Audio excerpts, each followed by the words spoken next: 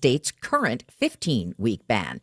It's also ruled voters will have the final say. Lauren Brenzel with Floridians Protecting Freedom. We are thrilled that Floridians will have the opportunity to reclaim their bodily autonomy and to gain freedom from this government interference by voting yes on Amendment 4 this November. Boats are passing through the Port of Baltimore for the first time since the deadly bridge collapse 1 week ago today.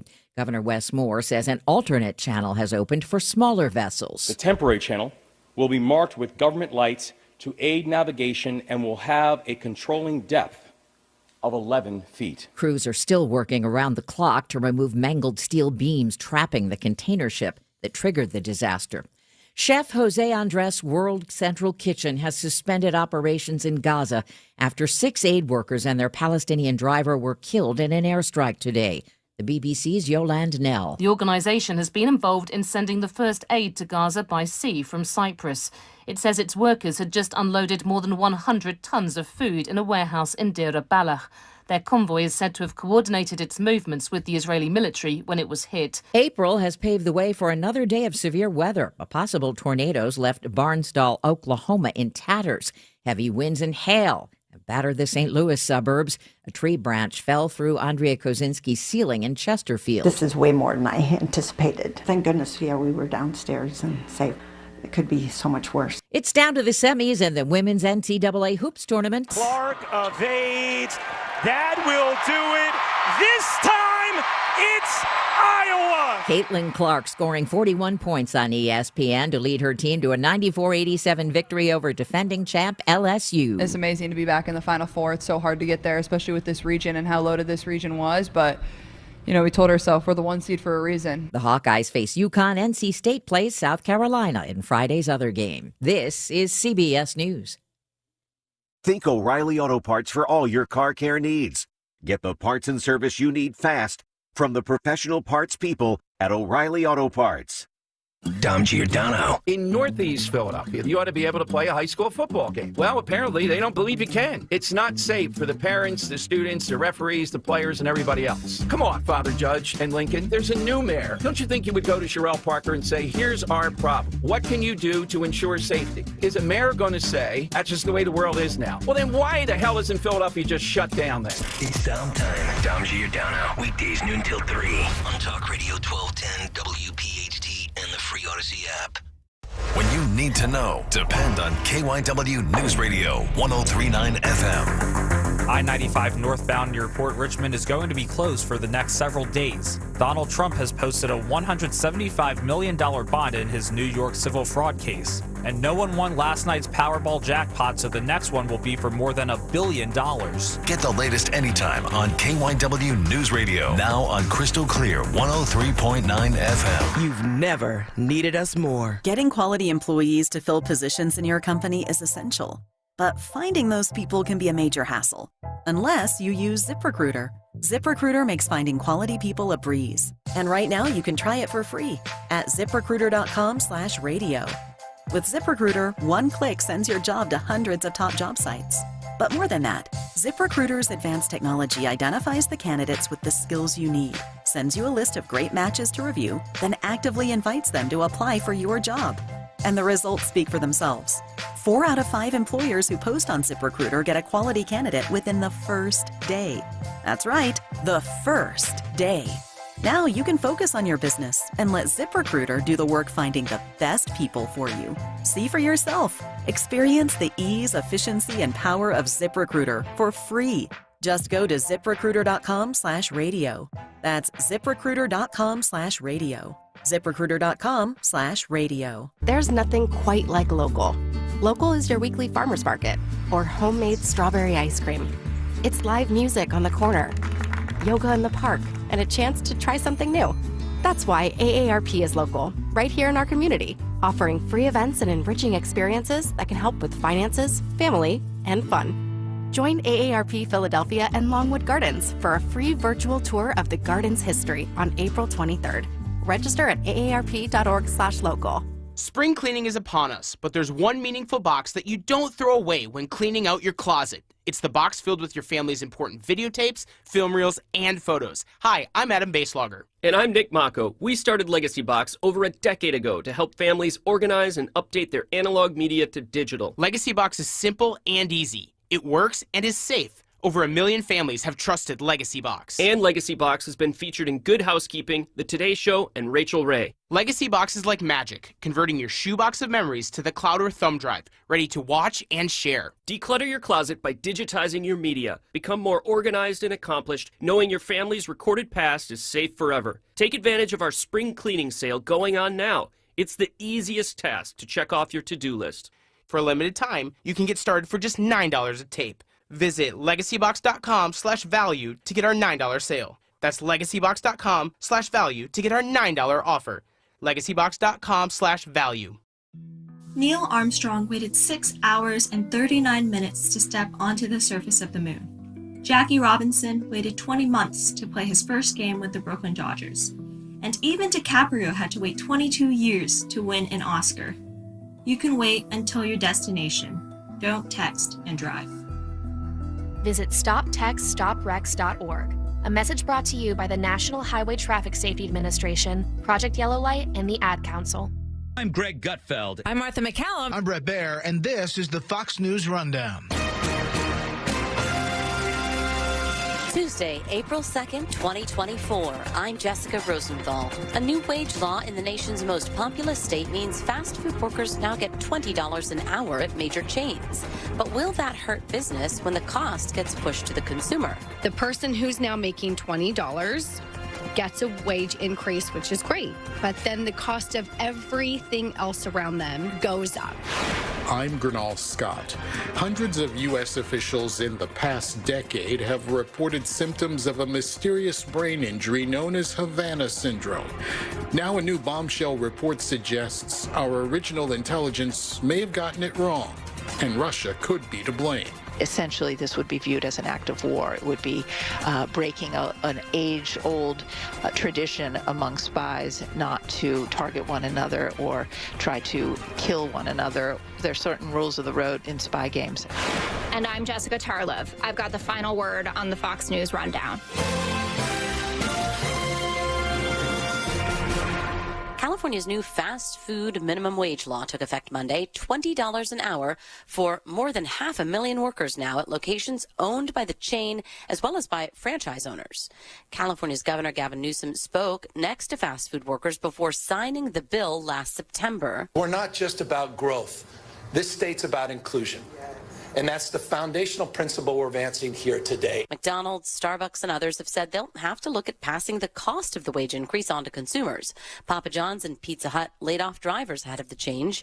Alex Johnson owns 10 Annie Ann's Pretzels and Cinnabon locations in the Bay Area. 2024 has been a tough year to date. We have soft sales, we have declining traffic counts. So for a business owner, I mean, that's the worst time to have to raise prices, but I see it as a necessity.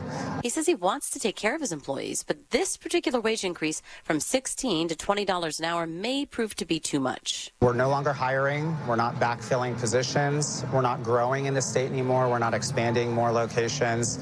And I'm ultimately thinking about selling or closing my business. While the law only applies to fast food chains of a certain size, small business owners in the food space worry they will have to pay similar wages to compete. Angela Marsden's the owner of Pineapple Hill and Saloon in Los Angeles. Those of us that are still here are lucky to even be alive from COVID. We are the ones that were strong enough to be the mom and pop shops that survived COVID. And now we're hit with this. And it directly impacts the small businesses. But last fall in signing the bill, Newsom said it was COVID that really relaunched the effort to get workers more money. Still, people like Marsden predict at least some fast food and other restaurant closures because of this. You know, here's the problem. I think every economist and every person believes that paying people a fair wage to live is necessary and good. Taylor Riggs is co-host of The Big Money Show on Fox Business. I don't think anyone will argue that people shouldn't be paid more. Here is the problem, though, with economics. When you raise a minimum wage from 16 to 20, and let's say I am McDonald's or Chipotle, and I now have to pay my worker $20 instead of $16, where am I going to come up with that extra $4? You, the consumer, is going to have to come up for it. So instead of charging, I'm making the number up here, $5 for my Big Mac, I'm now going to ask $6 or $7 because as an owner of that restaurant, I'm now going to have to increase my revenue because my costs just went up. So I don't think anyone believes that people shouldn't be making a fair wage. But the problem is then when you increase the wages, costs for every other consumer is going to go up because they have to be able to find a way to afford that labor. And it creates this cycle where the person who's now making $20 gets a wage increase, which is great. But then the cost of everything else around them goes up. And that's the way inflation works. So in the end, is it really helping them? When housing costs are going to go up, grocery costs are going up, the house of your Big Mac is going up, the price of your gas is going up. All of those sort of secondary and third issues that we don't really think about when we just blatantly across the board decide to raise minimum wage. So Taylor, to that point, there are studies, and I know you know some of them, regarding minimum wage hikes, and they run the gamut, right? Like some of them say it's negative, some of them say it's positive. One out of Berkeley, UC Berkeley, found even small businesses can weather a minimum wage hike by passing the cost on to the consumer, Correct. To your very point. But in an inflationary environment like the one we've had, where groceries are still really high, unlikely to decline, how much, and this is maybe a broader question, how much can the American economy take in passing costs along? So this is the big debate that's probably been going on for the last 3 years, is we're raising costs because these aren't corporations that are big, bad, evil corporations that are just raising the cost of your burrito. They're raising the cost of your burrito because all of their input costs have been going up. So when they do that, the consumer feels that, and that is the pressure on the consumer. Now, the only way that stops is when you have a Federal Reserve come in and they raise interest rates to cool down the economy, to get you as the consumer to stop buying burritos because we don't want you to, because you're fueling inflation. We'll raise rates high enough until we eventually usually tip into a recession. And then a few people have to lose their jobs and inflation has to come down a little bit. And then people say, okay, well, now I'm not buying my burrito because I've either lost my job or the price is too high. And that has been the big debate in the last few years, is where are we when the consumer has had enough? You could argue right now maybe the consumer is starting to feel like enough is enough. In the last inflation print that we got a few weeks ago, the cost of dining out grew 4.5%. The cost of groceries only grew 1%. So people know that now every time I go buy that burger or burrito, it's going up a lot faster than it is if I just go to the grocery store. So does that mean I change my behavior? Do I stop going out to that fast food? And again, these are sort of those unintended consequences of raising minimum wage, is then how does it impact consumer behavior? And with years of high inflation, I do wonder if consumers are getting to that point where they say enough is enough. Now, in the case of California, this wage hike is not applied to smaller businesses. It's to these large fast food chains. But many are owned by franchisees. Correct. You know? And so are we looking to see how they handle it? Or are we looking also to see how other businesses who are trying to compete with the big, so where are we looking to see success or failure here? I love that you just brought up competition because I have a great nugget for you. Panera, which I love a good Panera bread and salad, they were exempt from this law. There were some news stories that they were exempt because the owner of Panera is a Gavin Newsom donor. So they carved out an exemption in the law that said baked goods, bakeries, anyone who bakes bread does not have to pay $20 minimum wage. He got a lot of pushback because people discovered the connection. He said, though, Gavin Newsom said he wasn't influenced by his friend who's a big donor who owns Panera. The Panera guy said, I never spoke to Gavin Newsom about this law. But regardless, I think it made people question. Yeah. Everyone else around you is paying $20. So even though Panera was exempt, he came out after he was under pressure and said, well, we too are now going to raise up to $20. And I think a lot of people were questioning, is it because if you're paying $16 and the guy next to you is paying $20, how do you compete? You're going to have to raise your rates too. So again, he's raising them as well. And so that's sort of the big question is, if I want to compete, do I raise my prices because I need that fast food worker just as much as the guy next to me? Or do we then start to think about automating?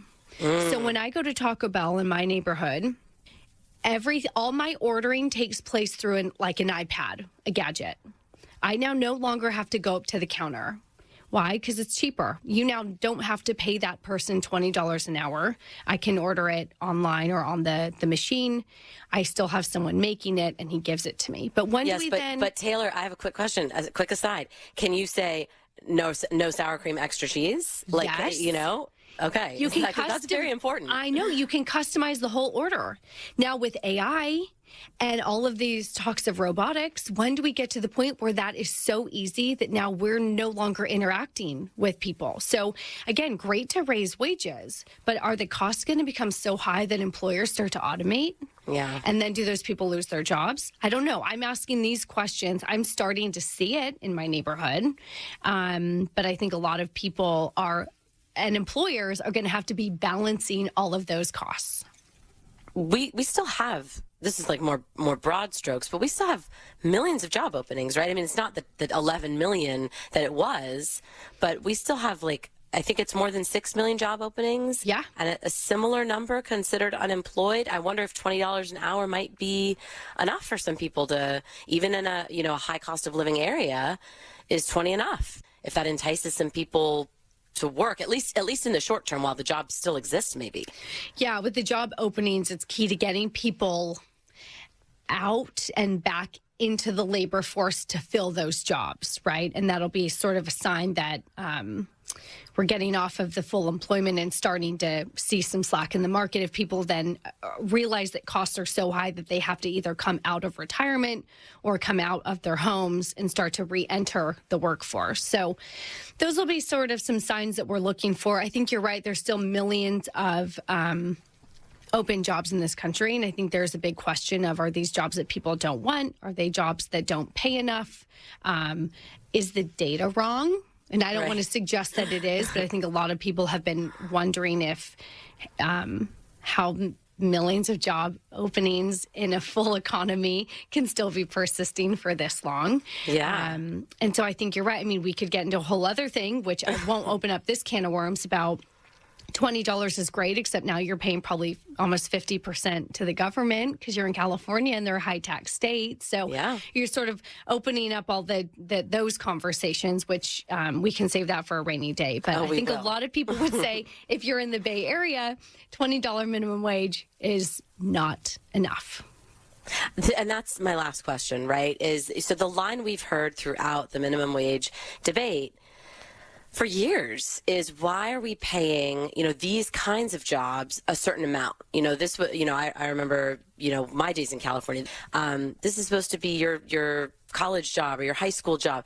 Well, even if it is your temporary job while you do something else, or maybe while you get educated at something else, you still have to eat. You still have to pay rent.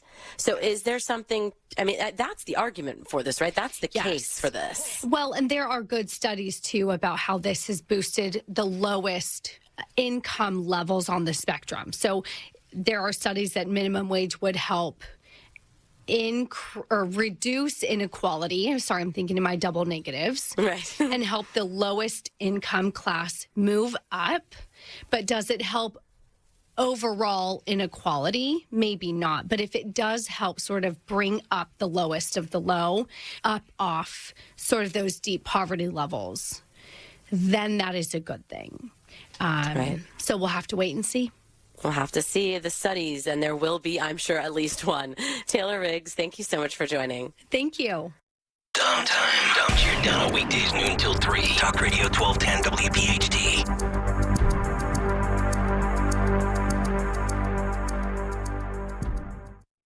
Attention business owners. Stop throwing your hard-earned money away on rent. Imagine owning your own building and saving thousands every year. Sound impossible? Not if you use General Steel. General Steel can help you save thousands by owning your own custom-designed building. Call 1-866-74-STEEL. That's 1-866-74-STEEL to see how much money you can save with General Steel. Our buildings come with a 50-year warranty, and thousands of companies from Fortune 500 corporations to startups have trusted the General with their building needs. If you need to expand or start a new business, you really need General Steel. I'm very impressed with General Steel. Everyone's been extremely helpful. I'd recommend General Steel to anyone looking to build a steel building. Call 1-866-74-STEEL to find out how quickly your business can move into one of our quick construction kits, like a 50 by 100 perfect for the small business owner, or a 200 by 450 favorite of the Fortune 500. Just call 1-866-74-STEEL. That's 1-866-74-STEEL. If spring allergies keep you trapped inside, then you need Navage Nasal Care to keep you breathing clearly and enjoying all the beauties of spring. Navage helps clear nasal passages that are often clogged because of seasonal allergies. Navage gently flushes a pure, refreshing saline solution through your nasal passages to clear out congestion, sucking out that springtime pollen and other irritants trapped in your nose. Navage is available online at Navage.com or in stores at Walmart, Walgreens, CVS, Rite Aid, and Target. Navage, Navage. You can host the best backyard barbecue when you find a professional on Angie to make your backyard the best around.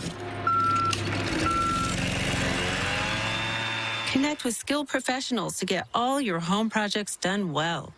Inside to outside, repairs to renovations. Get started on the Angie app or visit Angie.com today. You can do this when you Angie that. I'm Philomena, founder of Kin Apparel here in Philly. I love my natural hair, but not what hoodies and hats were doing to it. So I made my own satin-lined hoodies and created a business in the process. I've got big dreams, and Chase for Business in Philly was like, all right, how do we get you there? Get financial guidance from bankers in your community and convenient digital tools all in one place. Learn more at chaseforbusiness.com. Make more of what's yours. Real customers compensated. JPMorgan Chase Bank, N.A. member FDIC. Getting quality employees to fill positions in your company is essential, but finding those people can be a major hassle, unless you use ZipRecruiter. ZipRecruiter makes finding quality people a breeze. And right now you can try it for free at ZipRecruiter.com/free. With ZipRecruiter, one click sends your job to hundreds of top job sites. But more than that, ZipRecruiter's advanced technology identifies the candidates with the skills you need, sends you a list of great matches to review, then actively invites them to apply for your job. And the results speak for themselves. 4 out of 5 employers who post on ZipRecruiter get a quality candidate within the first day. That's right, the first day. Now you can focus on your business and let ZipRecruiter do the work finding the best people for you. See for yourself. Experience the ease, efficiency, and power of ZipRecruiter for free. Just go to ZipRecruiter.com/free. That's ZipRecruiter.com/free. ZipRecruiter.com/free. Children are the greatest joy and our best hope for a better future. Friends, they are the future. But did you know that millions of kids right here in our own backyard are facing hunger every day? Without healthy food, it's harder to grow, to thrive, to feel their best. The impact when children don't have enough to eat is tremendous because when you're hungry and your basic needs aren't being met, you cannot learn. Every child deserves to be fed. This is a problem we know how to solve. Food is not just food. It's energy, health, confidence, hope, and even love. Yes, love. Breakfast in the classroom contributes to kids being more focused, which leads to higher grades, and simply just their well-being. Thank you! Learn more about how No Kid Hungry is helping end child hunger in America at helpnokidhungry.org. What is dedication? My biggest fear in the middle of my addiction was that my kids wouldn't have a father. And I started thinking, you know what? This isn't my story. I definitely had to become a better man to be a better father. It's important to me that my kids are empowered and truly believe that if they can think it, they can do it. That's dedication. Visit fatherhood.gov to hear more. Brought to you by the U.S. Department of Health and Human Services and the Ad Council. Visit 1210WPHT.com/contests for your chance to win a family 4-pack of Fandango movie tickets to see Godzilla, Kong, The New Empire, and a gift pack that includes t-shirts and figurines. 1210WPHT.com/contests. Are all holding presidential primaries today. While Connecticut and New York have closed primaries, independent or unaffiliated voters can't participate in the primaries in Rhode Island and Wisconsin. Fox's Jessica Rosenthal. There's been no big winner of the Powerball jackpot since New Year's Day. There was no big winner Monday night. The jackpot now up to at least $1.09 billion for Wednesday night's drawing. I'm Ted Lindner on the Fox News Rundown. This is the Fox News Rundown.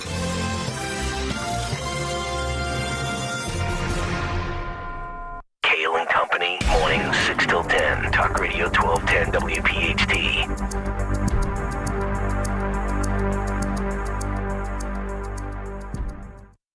Hey, it's Nick. Join me on the first Wednesday morning of every month for 1210 WPHT's Veteran Spotlight, a program where we shine a spotlight on one outstanding local veteran in partnership with the Travis Manion Foundation, celebrating their remarkable commitment to community service and their exceptional service in the military. This week, we are honoring Josh Jabin, United States Marine Corps vet, and his contribution to the veteran community. Presented by Window Nation. For all of your window and door needs, visit windownation.com.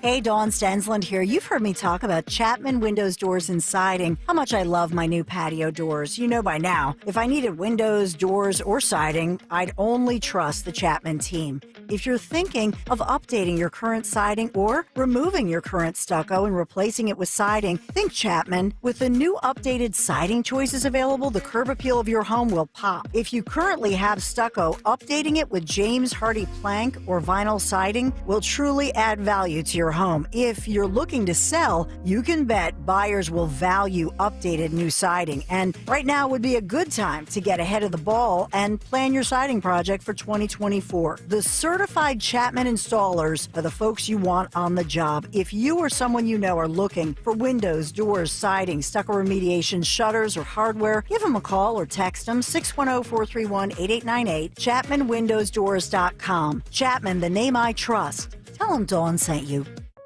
Urgent Camp Lejeune settlement message. The government will soon begin providing fast, guaranteed settlements to Camp Lejeune Marines, families, and civilians. Awards will range between $100,000 and $550,000 with an option for higher amounts. If you or a loved one spent time at Camp Lejeune and suffered cancers of the bladder, liver or kidneys, leukemia, non-Hodgkin's lymphoma, Parkinson's, or kidney issues, you may be entitled to a significant financial reward for your Camp Lejeune claim and could be paid within 60 days after accepting your settlement with your VA benefits fully protected. But the deadline for filing is fast approaching, so you need to act now. Call the James Harris Law Camp Lejeune helpline now to get the compensation you deserve. We're already fighting for thousands harmed by the water at Camp Lejeune, and with the deadline coming, you need to call now or you may forever lose your right to a settlement between $100,000 and $550,000. For your free evaluation, call 800-885-2277, 800-885-2277, 800-885-2277. Prescriptions require an online consultation with a healthcare provider who will determine if appropriate. Restrictions apply. See website for details and important safety information. Subscription required. Price varies based on product and subscription plan.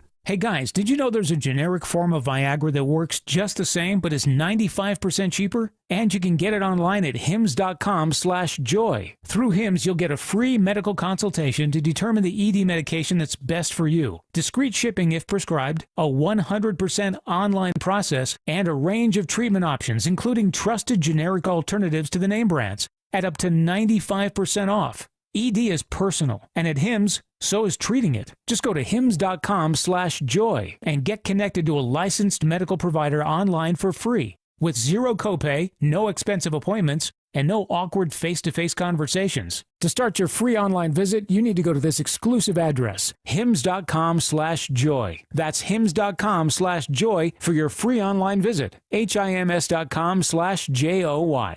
Standing at the edge of a rocky shore, you breathe in the cool, salty air, watching the sun disappear on the horizon. Across the globe, someone begins their day along a sandy beach, listening to the rhythm of the crashing waves. You each envision a world beneath the water, vibrant life in every imaginable form. Now, imagine it's all gone. What was once a place of wonder and beauty is now a dull, lifeless wasteland. Food, jobs, medicine, all gifts from the ocean, all gone. Time is running out to protect our oceans, and without our love, everything the oceans provide can and will disappear. It's our choice. Love it or lose it. Help protect our oceans. Visit World Wildlife Fund at wwf.org/love.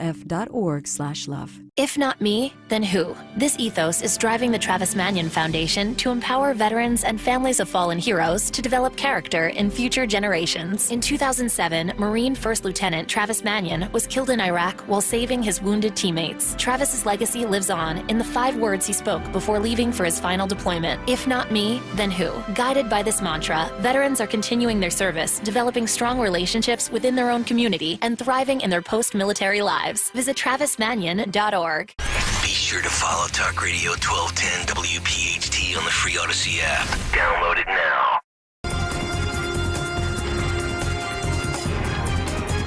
This is the Fox News Rundown. Now, the latest from Fox Business. I'm Maria Bartiromo, and this is the Fox Business Report. A mixed day on Wall Street Monday to start the new trading week, month-end quarter. The Dow fell more than 240 points. The S&P 500 off a little bit more than 10.5, but the Nasdaq finished up more than 17. Shares of former President Trump's media and technology group down over 21% after the social media company reported a net loss of $58 million last year and disclosed it nearly ran out of cash and wouldn't have survived without the recent deal that took it public. UPS has a deal to become the primary air cargo provider for the post office. Google has agreed to purge billions of records containing personal information from more than 136 million people who use the Chrome web browser. It's part of a settlement in a lawsuit accusing Google of illegal surveillance. And later this morning, we get the latest numbers on factory orders and job openings. That's your Fox Business Report. I'm Kevin Uretsky. Invested in you.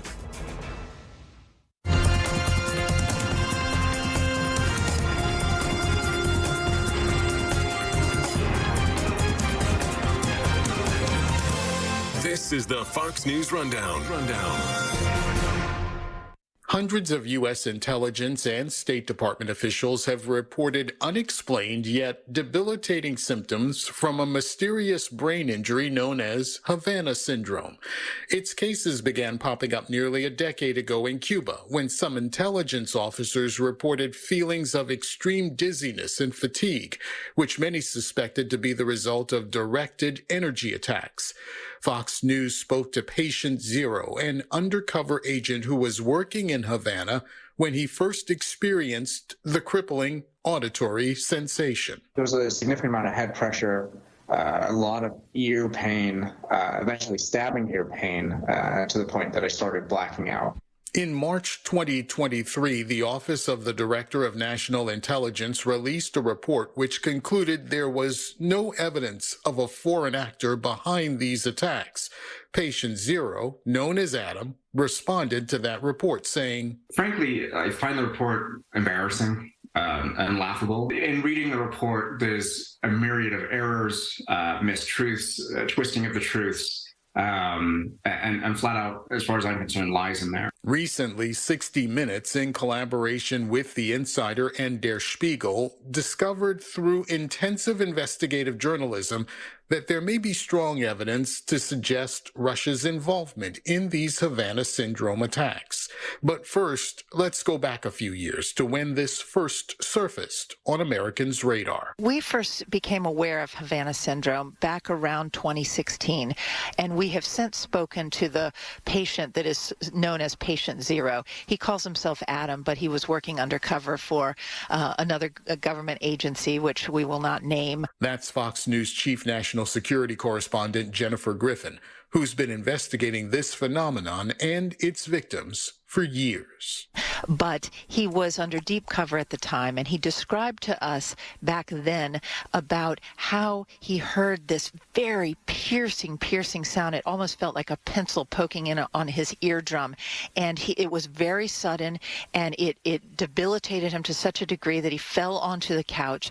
He couldn't walk, and he started he's blind in one eye now. He has balance issues. He began suffering from this what seemed like the effects of a traumatic brain injury.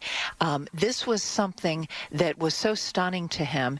And then there were other reports down, those associated with the U.S. Embassy in Havana at the time. It was so intense that at the time the State Department basically brought those officials home and basically closed down the embassy to an extent because they had these reports. Jennifer, bring us back to how the Biden administration and our intelligence agencies first addressed these strange anomalies. When the Biden administration came in, and with Director Burns over at the CIA, they launched an investigation into what could have caused not only these attacks in Havana, but you started having dozens of reports from undercover case officers and those working on, particularly on Russia issues around the world, who had some of these similar incidents. It was a piercing, high-pitched sound in some cases, and they started to believe and started investigating, thinking that this was some sort of directed energy weapon, or maybe a sound listening device that had been turned up too high and the electronics had somehow damaged, been so high that maybe it had created this kind of injury to the brain. But when the CIA and the rest of the intelligence community, it was an interagency investigation into this, they tried to reconstruct these incidents, tried to figure out what kind of weapon was used, and they could not pinpoint it on a foreign adversary. So this group of victims felt so, victimized again because they felt like they were being gaslit, that they were not being believed by the agencies that they used to work for. And so as a compromise, the U.S. government and the Biden administration decided to fund their treatment. That brings us to this latest report. What have we learned about this? This new report by 60 Minutes in conjunction with The Insider and Der Spiegel, some very good investigative journalists, and this new investigation basically shows new evidence that links this GRU, Russian Military Intelligence Unit 29155, to not only receipts for the kind of directed energy weapons that may have carried out some of these attacks, but also a lot of very suspicious activity by members of this unit who were found, whose identities were revealed and were found near the locations of where many of these victims claimed to have been attacked. So it's a bombshell report, and we started then following up, going back to Adam, who was patient zero and who we had talked to years ago. And, there's a great sense of relief by some of the victims that finally they're being believed. And they believed all along that it was likely the Russians who were behind this, because that was the common link that many of these people had. They had been high-level, undercover U.S.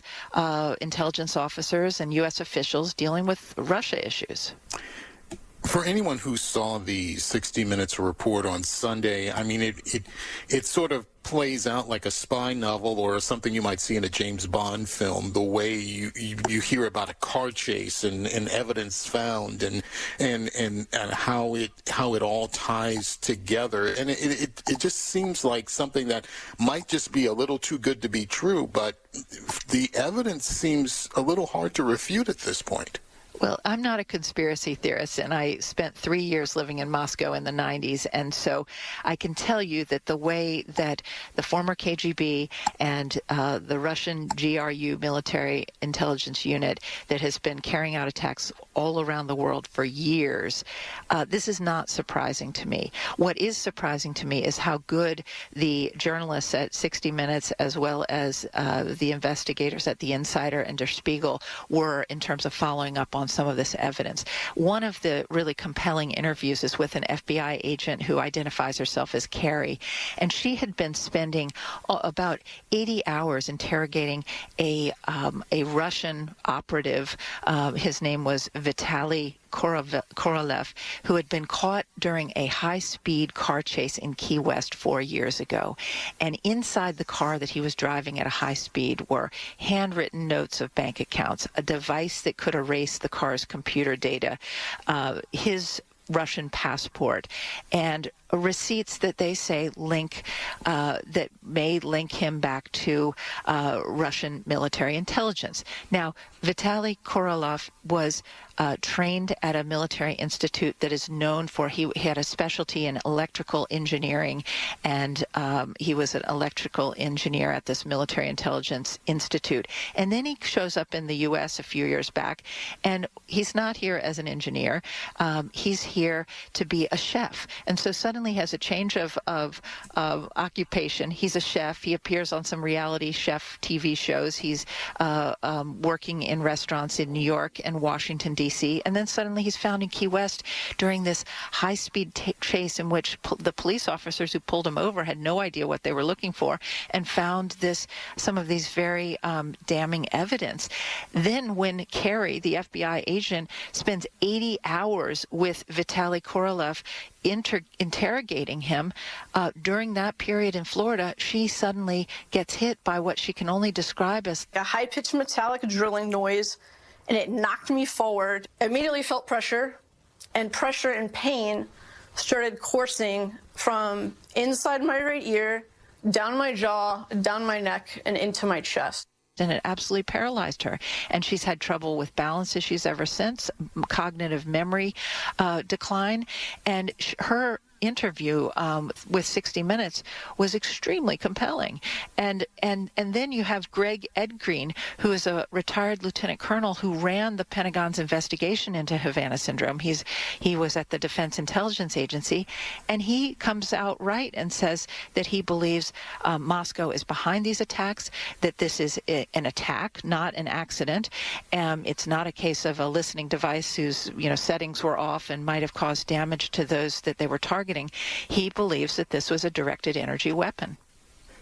I guess the next question would be the intelligence community. They said they didn't think this was a foreign adversary that was behind this. With this new report, are they at least thinking about looking into this again? Are they changing their tune? Where do they stand at this point? Well, we circled back with the Office of the Director of National Intelligence, Avril Haines, and also with the CIA. And so the State Department, the White House, they all say the same thing. They say they certainly care for those who claim to have been attacked. They just say that at this point they have no evidence of a foreign adversary being responsible.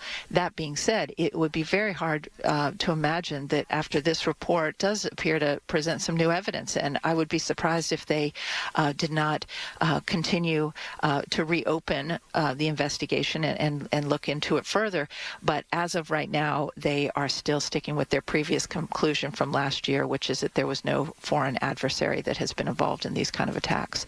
Now, the lawyer for dozens of these victims, Mark Zaid, who we spoke to, he believes that the reason the intelligence community does not want to pinpoint Russia or any foreign adversary is that essentially this would be viewed as an act of war. It would be breaking an age-old tradition among spies not to target one another or try to kill one another. There are certain rules of the road in spy games, and he thinks that this would force the U.S. to have to respond, and that may be why the intelligence community wants to keep this unattributable, if you will. But to go back to what you were alluding to earlier about the victims of this, they have to be saying, we knew it. We knew this was something nefarious in some form or fashion. Well, they do feel somewhat vindicated. They feel like finally they're being believed, and they feel like, they can come out of the shadows a bit, because they feel like, on the one hand, they feel like they were attacked by a foreign adversary. They've long suspected it was Russia. On the other hand, they trusted their former employer, the U.S. intelligence community, to look into this and to protect them. And so there's been a sense of feeling of betrayal at so many different levels. And then they felt somewhat gaslit by last year's conclusive investigation, the conclusions of that investigation. And now they feel like at least some sort of vindication that they're not, these are not psychosomatic illnesses. And so, I'm not sure where this will end up, but certainly it should reopen the case, and there needs to be a harder look at some of this new evidence, because, as Mark Zaid put it, a lot of the geotechnical information links members of this GRU unit 29155, a notorious hit squad for the Russian military intelligence. It links them to the exact locations of where these attacks took place. Well, if this does continue, and we think it should, and there should be a further look into this, we know you'll be all over this, Jennifer, and we'll be anxiously and eagerly awaiting what you're able to find out. Jennifer Griffin is the Chief National Security Correspondent for Fox News. Jennifer, thanks for joining us on the Fox News Rundown. Thank you so much. Free speech lives here. Talk Radio 1210 WPHT.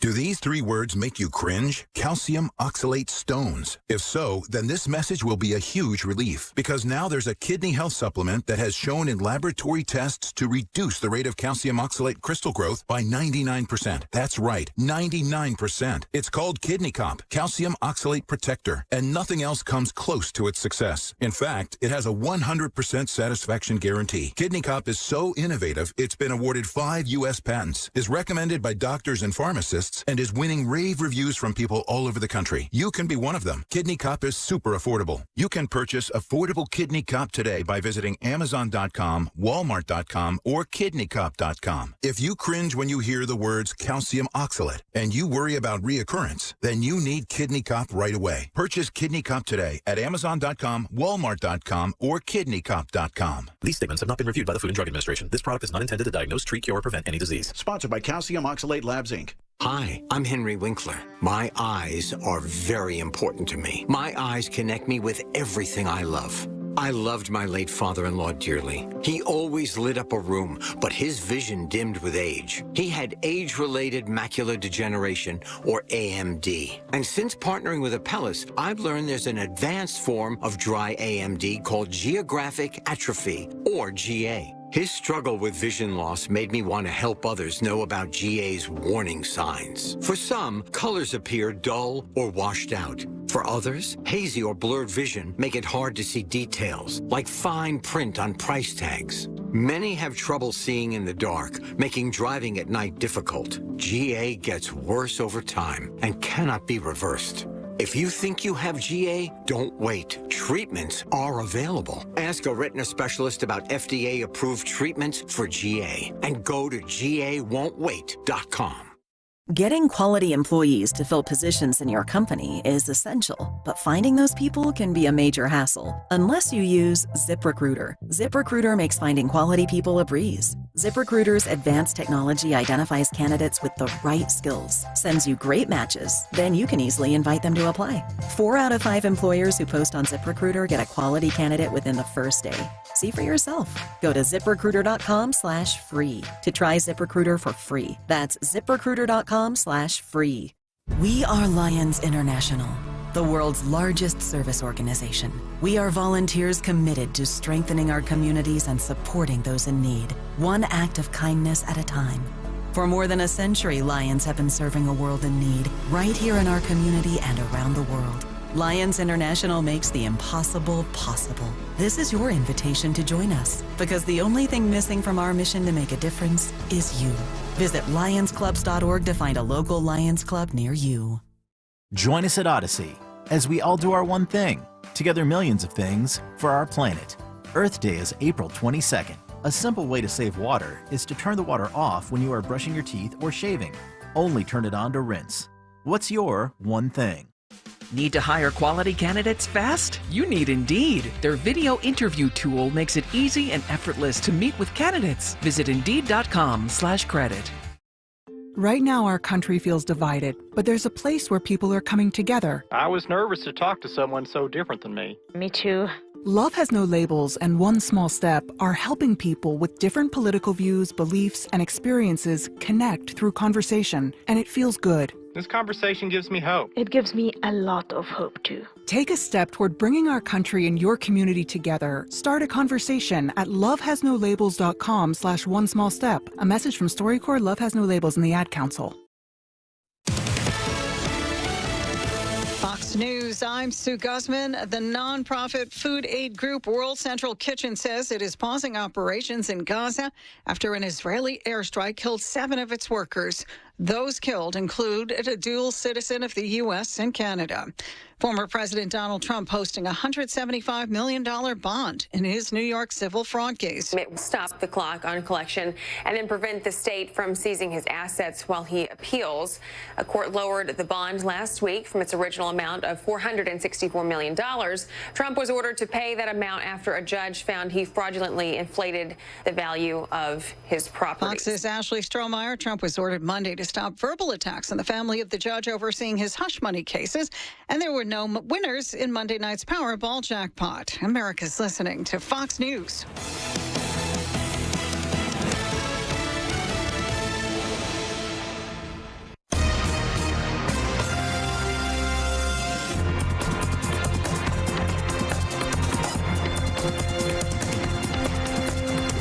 This is the Fox News Rundown. Now a look at sports. The Caitlin Clark Show continues. Iowa defeated LSU 94-87 on Monday in the Elite Eight as the Hawkeyes advanced to the Final Four for the second straight season. With the score tied at 45 heading into halftime, Clark got going in the second half, scoring 22 of her 41 points and knocking down 6 three-pointers in the third and fourth quarters. LSU star Angel Reese scored 17 points and grabbed 20 rebounds. However, she fouled out of the game late in the fourth quarter. The Hawkeyes return to the Final Four as Clark looks to cap off her incredible college career with a national championship. That's sports on the Fox News Rundown. I'm Joe Morgan, Fox News.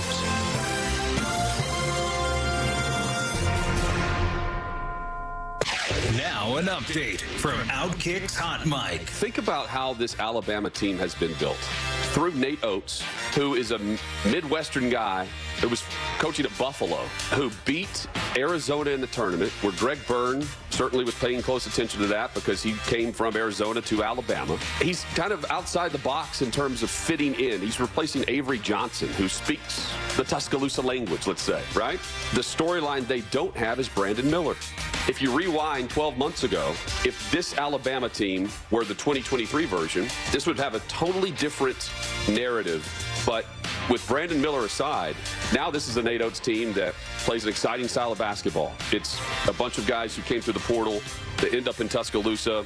It's a team that will go to the national stage and represent the university in a bright light, quite frankly. From Outkick.com, I'm Jonathan Hutton for the Fox News Rundown. This is a Bloomberg Money Minute. It could be a tough day for health insurance stocks. They tumbled in late trading after regulators didn't boost payments for private Medicare plans like the industry had expected. According to J.P. Morgan research, only once in the past 10 years have final rates for Medicare Advantage plans not improved from initial proposals. It's another hurdle for insurers that already face faster than expected increases in medical costs. When golf's best players hit the links at the Masters tournament next week, IBM's Watson X AI platform will play an expanded role. The company says several new features will be added to the Masters app and Masters.com. In addition to English language AI narration introduced last year, AI-enabled Spanish language narration will be added. Fans will also have access to shot-by-shot hole insights. Some insight on Wall Street after stocks were mostly lower yesterday on growing bets of delayed interest rate cuts this year. Stock futures are lower. Steve Potusk, Bloomberg Radio. Before I went to law school, I worked for the telephone company and was a card-carrying member of CWA and AFL-CIO. Unions play a powerful role in protecting workers' rights. I spent a lot of time in union halls building this firm 30 years ago. We represented many union members and workers, and I call many across the country my brothers and sisters. If you ever need our help, we're just a call away. There's only one Morgan & Morgan. Visit forthepeople.com for an office near you. Hey Philly, don't miss the Best Buddies Friendship Walk on Sunday, April 28th at the King of Prussia Mall. The Best Buddies Friendship Walk supports people with intellectual and developmental disabilities. And with your support, you'll be making the world more welcoming to people with IDD. Join 50,000 participants across the globe to support the Best Buddies programs in schools, workplaces, and communities. Register or donate today at bestbuddiesfriendshipwalk.org/Philadelphia. Hi, I'm Henry Winkler. My eyes are very important to me. My eyes connect me with everything I love. I loved my late father-in-law dearly. He always lit up a room, but his vision dimmed with age. He had age-related macular degeneration, or AMD. And since partnering with Apellis, I've learned there's an advanced form of dry AMD called geographic atrophy, or GA. His struggle with vision loss made me want to help others know about GA's warning signs. For some, colors appear dull or washed out. For others, hazy or blurred vision make it hard to see details, like fine print on price tags. Many have trouble seeing in the dark, making driving at night difficult. GA gets worse over time and cannot be reversed. If you think you have GA, don't wait. Treatments are available. Ask a retina specialist about FDA-approved treatments for GA and go to GAWon'tWait.com.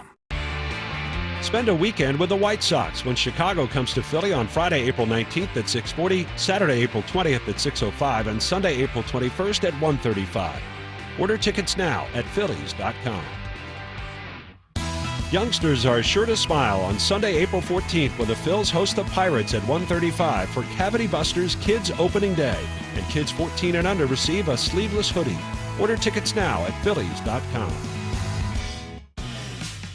For the ones who work hard to ensure their crew can always go the extra mile, and the ones who get in early so everyone can go home on time, there's Grainger, offering professional-grade supplies backed by product experts so you can quickly and easily find what you need. Plus, you can count on access to a committed team ready to go the extra mile for you. Call, click Grainger.com, or just stop by. Grainger, for the ones who get it done.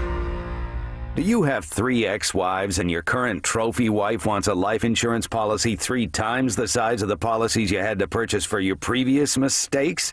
If so, you need to call Big Lou at Term Provider, 800-700-6898. Big Lou is intimately familiar with your problems, and if you're 50 or 60 years old and in reasonably good health, a $1 million policy should only cost about $100 to $200 per month. Big Lou may have a solution for your previous policies as well. You may even save enough money to lighten the load on your new $1 million policy. Remember, call Big Lou. He's like you, except he's only on number 2. Call Term Provider at 800-700-6898. That's 800-700-6898. For $1 million in term life insurance that you can live with. Call Big Lou at 800-700-6898. 800-700-6898. We all hear the radio ads about the IRS. They tell you to be afraid, to be scared, and they try to frighten you into calling. I'm not here to do that. Tax Relief Advocates is different. TRA is here to tell you that if you owe money to the IRS, whether it's $5,000, $50,000, or $500,000, we have a solution. It doesn't matter if you're sitting in your car, at work, or with your kids. No matter where you are, call now. 800-575-6986. Don't lose hope. TRA can eliminate or reduce what you owe to the IRS. There is zero risk to you. If we can't reduce your tax debt, then you pay nothing.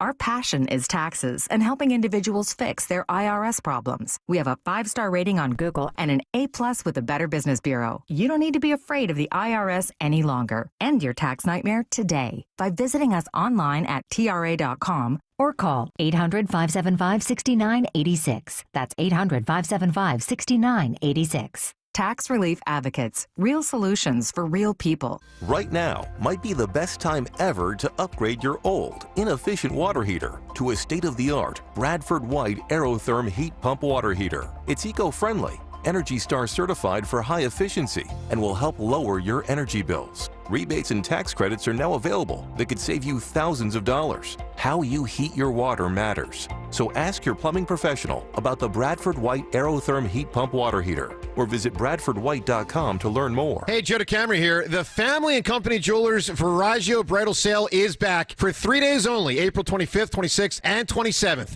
View brand new inventory and styles not yet available to the public. Save hundreds, possibly thousands, on the ring of her dreams. Head to Family & Company Jewelers on Route 70 in Marlton, New Jersey, April 25th, 26th, and 27th for the Viraggio Bridal Sale. Book your appointment today at FamilyJewelers.com. That's FamilyJewelers.com. WPHT, WPHT HD, WOGL HD3, Philadelphia. Always live on the free Odyssey app. From the Cherry Hill Volvo Studios, where relationships matter. Live and local from Philadelphia. Free speech lives here. It's Kayal and Company on Talk Radio 1210 WPHT.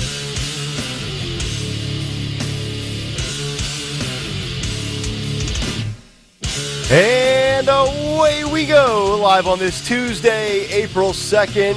It is indeed Kayal and Company, right here on Talk Radio 1210, WPHT. We are always live on the free Odyssey app, and of course streaming live for your video viewing pleasure on YouTube as we head until 10 o'clock this morning. 855-839-1210 is how you jump in.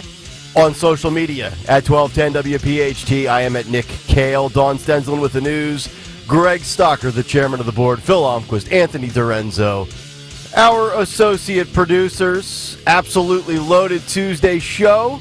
Dawn, good morning. How are you? Woo, doing great this Tuesday. We packed yet? We're jam-packed. You jam your luggage, your suitcase, everything ready to go? Oh, no. Oh, that's what I was talking about. Oh, no. No? News packed. News Kayal and packed. Company packed. Okay. But Clothes, not Italy packed. Not Italy packed. All right, fair enough. Gregory, how are you? When do you exactly pack? I'm just curious about this. Do you have, like, everything? Thursday at midnight. Do you have a list of stuff? Yeah. Okay.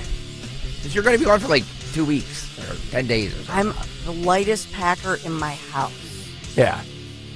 Just relax. She'll be fine. I didn't say she wouldn't. Heck, it's household full of boys and men. You think she can't handle a trip to Italy? Yeah. Layup city for her. Like a lot like Caitlin Clark last night. How'd that game turn out for all those LSU fans? We'll get to that a little bit later this morning. Very interesting identity politics twist to last night's women's Elite Eight basketball game that we'll get to. Also this morning, a big take on the epidemic of truancy in the United States. All these Utes that don't want to go to class. We'll get to that this morning. And whether or not the government should punish parents. That's coming up in the big take. Also, maybe the best article I've ever read from an entertainment standpoint from Politico on the No Labels Party and a different route that they should take, according to this writer. Stop. Well, stopping would be nice. Waving the white flag. We will make our decision by March. Yeah. We will make our decision by the end of March. But we will make our decision by the 1st of April. Here we are, April 2nd. Just give us till Memorial Day and we will have our guy or gal. What a fraud that whole organization is. We'll get to that. Peace. Also, have you ever wanted to block your boss from contacting you after work hours? Yes. What? Who said that? We'll get to this story. Also, a large amount of adults that are extremely lonely that go days on end without face-to-face human interaction. Oh, God, we are doomed as a society. We're going to fix society today, I think. I know I joke about that, but that is really, really, really unhealthy. Incredibly unhealthy. Incredibly unhealthy. I'm telling you, human beings do not do well in social isolation. I've believed that for a long time. We have the data to prove it. The cut sheet will be loaded, and also how a third party will factor into determining the state of Pennsylvania when it comes to the general election. All of that on tap this morning, and all sorts of other good tidbits along the way. But let's get to the news. Round number one, right out of the gate at 6:04. She's not packed for Italy, but she's packed to deliver the news. The great Dawn Stensland. Packed for you this Tuesday morning, April 2nd. 47 degrees, miserable, rainy, and the rain, well, there's no end in sight. It's just rainy and miserable, and it's only going to get worse. What can I say about the forecast? We are sponsored this morning by Best Work Industries for the Blind, and my condolences if you're a commuter who takes I-95. It's just the worst. Oh, I'm so sorry. I can't with this. I can't with never being able to take 95. What happened now? What with your commute coming in directly impacted? So yesterday in the afternoon, a big truck hit the overpass. Yeah, I saw that with something. Oh, that's your path too, huh? And it damaged the bridge. So now it's that portion of 95 is closed for days, weeks, whatever. Another bridge that has been struck. Yeah. Are we picking up on a pattern here? Are people having questions?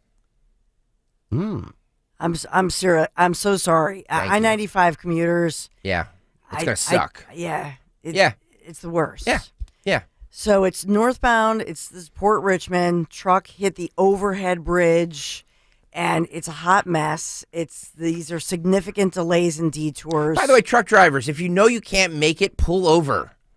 Do something. I don't know. Know your load while you're when you're seriously. My stepfather drove truck for 50 years. He never had an issue with this. He knew his load. Know your load. Boys, I need that on the board stat. Words of wisdom. I feel bad for you guys. I don't have to take 95 ever in my life unless I'm going something down this way. But I feel for all of you out there. I really do. It hit that over Conrail Bridge. This happened, by the way, 1:30 yesterday afternoon.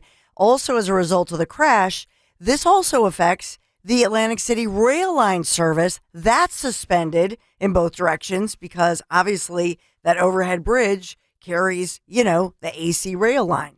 So you got those commuters impacted, and that's suspended in both directions between Philadelphia's 30th Street station and Cherry Hill, New Jersey. So they're trying to do shuttle buses to try to help folks out.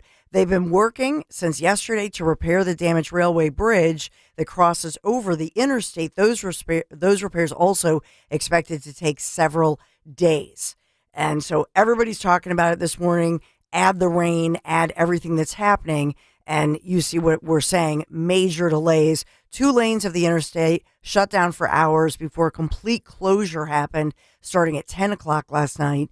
And according to PennDOT, these northbound I-95 lanes, they're going to be closed and detoured approaching the Betsy Ross Bridge, Aramango Avenue interchange while these repairs are made. And yes, folks, this is going to take days. Unfortunately, the ramp from Castor Ave to I-95 northbound is also closed and being detoured during other construction. Do you know what I'm saying? Yeah. So everybody's going to take 76. Yeah. And 76 is going to be a jam nightmare. Yes. Is this a case for Mayor Pete? And where's the governor, Josh Shapiro? Second time in less than a year, he's going to have to address infrastructure on 95. Well, engineers came out yesterday and looked at it, and they're like, no, this needs to be repaired. So I'm sure they'll work on it as quickly as they can, but I just in the pouring rain. Come on, I know. Sorry, what are we doing? Yes, I get it. Accidents happen, but Jesus, come on, stop. Yep. By the way, just an update. Temple University officials say the school is stepping up its police presence on campus even more after that group of up to 60 youths, the juveniles, gathered and shots were fired right near campus. It's the most recent large gathering sparking police activity near campus. Shots fired along the 1500 block of Seidemann Street in North Philadelphia. That happened on Sunday. Now, nobody was injured in that one, but, they put out all the alerts to students. And keep in mind right now, this is when high school seniors are finding out and making their decisions of where they're going to college. Mm-hmm. And so the timing of all of this matters. Oh, yes. The 18-year-olds opening up letters, anxiety at an all-time high. Did I get in? Did they reject me? Yes. I remember those days. Yeah, so they are, doing a lot of public relations, saying that they're beefing up police, etc. So that's it. Temple University campus. It seems like it's every week, unfortunately. We do have WrestleMania coming soon. Hey-o. I've Now, heard that. 2 issues. Events taking place. Today's April 2nd. This is April 4th through the 8th. Lincoln Financial Field and the Wells Fargo Center and the PA Convention Center. There are some looming issues because traveling to the South Philadelphia Sports Campus, how are we going to do that? Fans can take the Broad Street line to NRG Station for all events at the Lincoln Wells Fargo Center. And then there's a free transfer to the Broad Street line from the Market, Frankfurt line, and the city trolley routes. They're going too. The deal is that we have some looming strikes that we have to think about that we've talked about with the different workers who have threatened a strike. So we have to think about that, and hopefully they settle everything. And as well, the traffic situation. Yeah. Well, thankfully, the Phillies go on the road this Friday to Washington. Could you imagine 95 being the issue it is and having WrestleMania at the football stadium and the Phillies at the baseball stadium? That's so true. It would be a nightmare.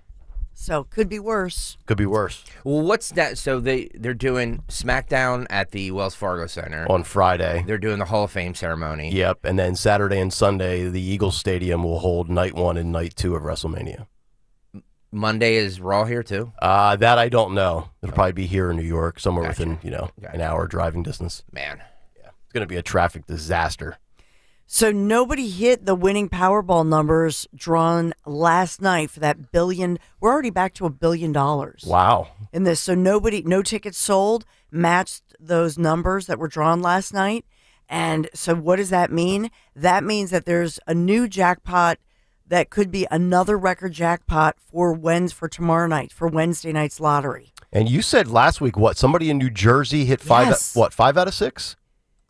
Well, somebody hit all 6. Oh, hit all 6. Okay. We haven't heard who that is. Okay. But then, there was somebody in New Jersey, at least one person in New Jersey, who hit 5. Yeah. Which is $1 million. It's a nice day. Yeah.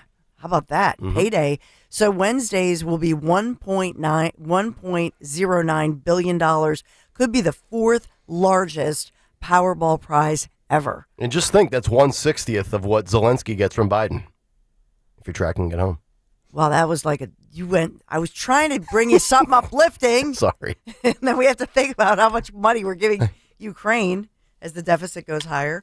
But the good news is we are sponsored by Best Work Industries for the Blind. Seriously, they're changing lives. Nonprofit organization located right in Cherry Hill, New Jersey. Best Work Industries for the Blind, providing training as well as employment for people who are blind or visually impaired. So for employment opportunities, or if you want to donate, bestworkindustries.org, bestworkindustries.org. I have no good news for you. The radar screen looks like a big green blob as far as this forecast, and it goes all the way up until Friday. So it's only going to get worse. It's like a green blob, and then yellow, and then red. It's ugly. It's just ugly. Blob. and we're actually a little cooler today and tomorrow. Yeah. We're not, so yesterday at least we were in the 50s. Right now we're 47. It'll never feel like we get out of 50 until Friday, and then the sun will come out Friday, Saturday, Sunday. Next week we could be up to the 70s. Yes. So hang on there because the nice weather's coming. Masters week. Ooh. Yep. Nick Kayal will be golfing by next Tuesday. You're darn right I am, Dawn. Take that to the bank. When you're in Italy sipping vino, I'm going to be putting up an 8 on the scorecard and getting drunk. Woo! Good times to come. Kayal and Company News Live. All right, Dawn, thank you very much. 6:13 on this Tuesday morning. Let's get to another Big Take. The Big Take on Kayal and Company. And it's brought to you by First Harvest Credit Union. The Big Take this morning, truancy and the epidemic in America. When it pertains to the education department, teachers union, and school districts overstepping their bounds with children and the parents who raise them, I have long had a major issue with that concept. Teachers are not meant to indoctrinate. Teachers are meant to educate. I also do not believe that the government should step in and remove a child from a home over a gender identity crisis. The government and schools are not raising my children. No matter how many times Kamala Harris wants to utter phrases like children of the community. My wife was a social worker for over 15 years, so I'm well aware of what caseworkers step into, and I'm all for them stepping in and protecting an abused or neglected child. No question about that. But there are times when it's necessary for a third party to intervene, and there are times when it's not their right, in my viewpoint. I think it's a case-by-case situation. I'm also against the government banning social media apps to protect children. We need less government and better parents, as I said last week. That being said, a very interesting story is developing and coming out of Washington, D.C., where chronic absenteeism and truancy are out of control. According to data for the 2022-2023 school year, D.C. high school students were absent 60% of the time last year. I want you to think about that for a moment. High school students missing on average 6 out of every 10 days of class. Washington, D.C. schools are considering parent punishment if this continues. Here's Mike Emanuel of Fox News with the following report. Listen and watch this. Bill, good morning. The Washington, D.C. mayor says she wants to hold parents accountable if their children are skipping school on a regular basis. Mayor Muriel Bowser says that does not mean throwing parents in jail, suggesting there's a way of tightening up the system. This after 3 girls between 12 and 13 years old allegedly beat a disabled 64-year-old man to death after chasing him down an alley. Investigators say the girls allegedly stomped Reggie Brown to death, and all 3 have long-standing truancy issues. The judge in the case noting one of the suspects had not attended a single day of class this year. This morning, the D.C. mayor insisted some of the action taken by city leadership on overall crime is having an impact. We moved an emergency piece of legislation last summer when we recognized some pretty disturbing crime trends. Making those actions permanent with Secure DC is driving down crime in DC. Violent crime is down, robbery and carjacking is down, use of a gun is down. Violent crime in our nation's capital has gotten the attention of Congress, with some lawmakers calling for city leaders to do more. What we have seen is a lack of enforcement of the laws that are already on the books. We've seen the police demoralized as a result of that. We need to make sure that they have the resources they need in Washington, D.C., and then the political leaders here need to have the political courage to actually be tough on crime. Regarding the new chronic skipping school issue here in Washington, D.C., it's not clear if this new proposal will have actual teeth. There is no doubt that we have a problem with kids and the notion of school somehow becoming optional post-pandemic. And according to the American Enterprise Institute, here was the percentage of truancy and chronic absences in America's classrooms pre- and post-pandemic. In 2016/2017, during that school year, 13% truancy. In 2017-2018, it climbed to 15%. In 2018-2019, it stayed flat at 15%. In 2019-2020, it dipped back down to 13%. In the year of the pandemic, 2020/2021, there was no reliable data. But the last 2 years have been alarming. In 2021-2022, nationwide absenteeism rose to 28%. And just last year for 2022-2023, it was at 26%. Essentially, we have seen absences double from the pre-COVID days to the post-COVID days. And there is this creation, and I believe that this is the exact result of our academic leaders who made the impression that school became optional. Remote learning was the equivalent of in-person learning, which we realized quickly it was not.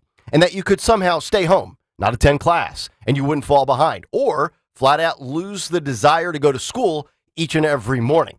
This concept of punishing parents for truancy isn't new. Washington, D.C. considered this just 11 years ago. Per the Washington Examiner in 2013, 5 D.C. lawmakers introduced a measure to punish parents of public school students who skip 10 or more times a year. Fewer than half of D.C. public school students were rated proficient in either math or reading on their D.C. Comprehensive Assessment System standardized test last year, and only 56% graduated high school within 4 years. Under the current law, a parent whose child has 2 or more unexcused absences a month can be found guilty of a misdemeanor and be forced to pay a fine of up to $500 or spend 2 days in jail. Now, that story is from 2013. Now, let's fast forward 11 years later to 2024 and think about that 60% absent rate in D.C. high schools. Maybe it's time to enforce the law since, I don't know, you already have the law on the books. I know that's a wild concept and shocking to say. Blue cities actually enforcing laws that have been enacted, but it's happening in 2024 in other places throughout America. Let me take you to the Washington Post. This story from January of this year. Quote, some parents are prosecuted or fined when children miss school. A judge in Missouri sentenced a single mother to jail when her kindergartner missed school. Student truancy can still go to court, read the headline, and here are some details of this story. The 5-year-old missed school for a doctor's appointment. The next day, he had a fever. Once his mother had car trouble, and the boy had missed a day. Another time, his family fell sick with COVID-19. And then there was the day he missed school when his mother brought him to his brother's medical appointment, knowing she would not make it to school pickup on time. The kindergartner racked up 14 absences in 5 or so months, half of them without explanation, according to his Missouri school district, which steered the case to prosecutors. His mother, Tamara LaRue, was convicted of violating the state's compulsory attendance law, a verdict that the state Supreme Court upheld several months ago. The episode ultimately sent LaRue to jail for 15 days. Her case showing some of the more punitive stakes as chronic student absenteeism remains at near record highs, and many areas around the country seek to combat the problem. Based on the details of that specific case, I'm not overly in love with the punishment, as this case seems to have many shortcomings of a family with a single mother struggling to run a household. But the Supreme Court ruled in favor of the school and the laws being enforced, so I certainly respect that decision. Where I would love to see schools and prosecutors get tough on truancy is with middle schoolers, junior high schoolers, and high school students missing school, then committing crimes because they're roaming the streets from 8 a.m. until 8 p.m. or later. But herein lies, I think, the catch-22.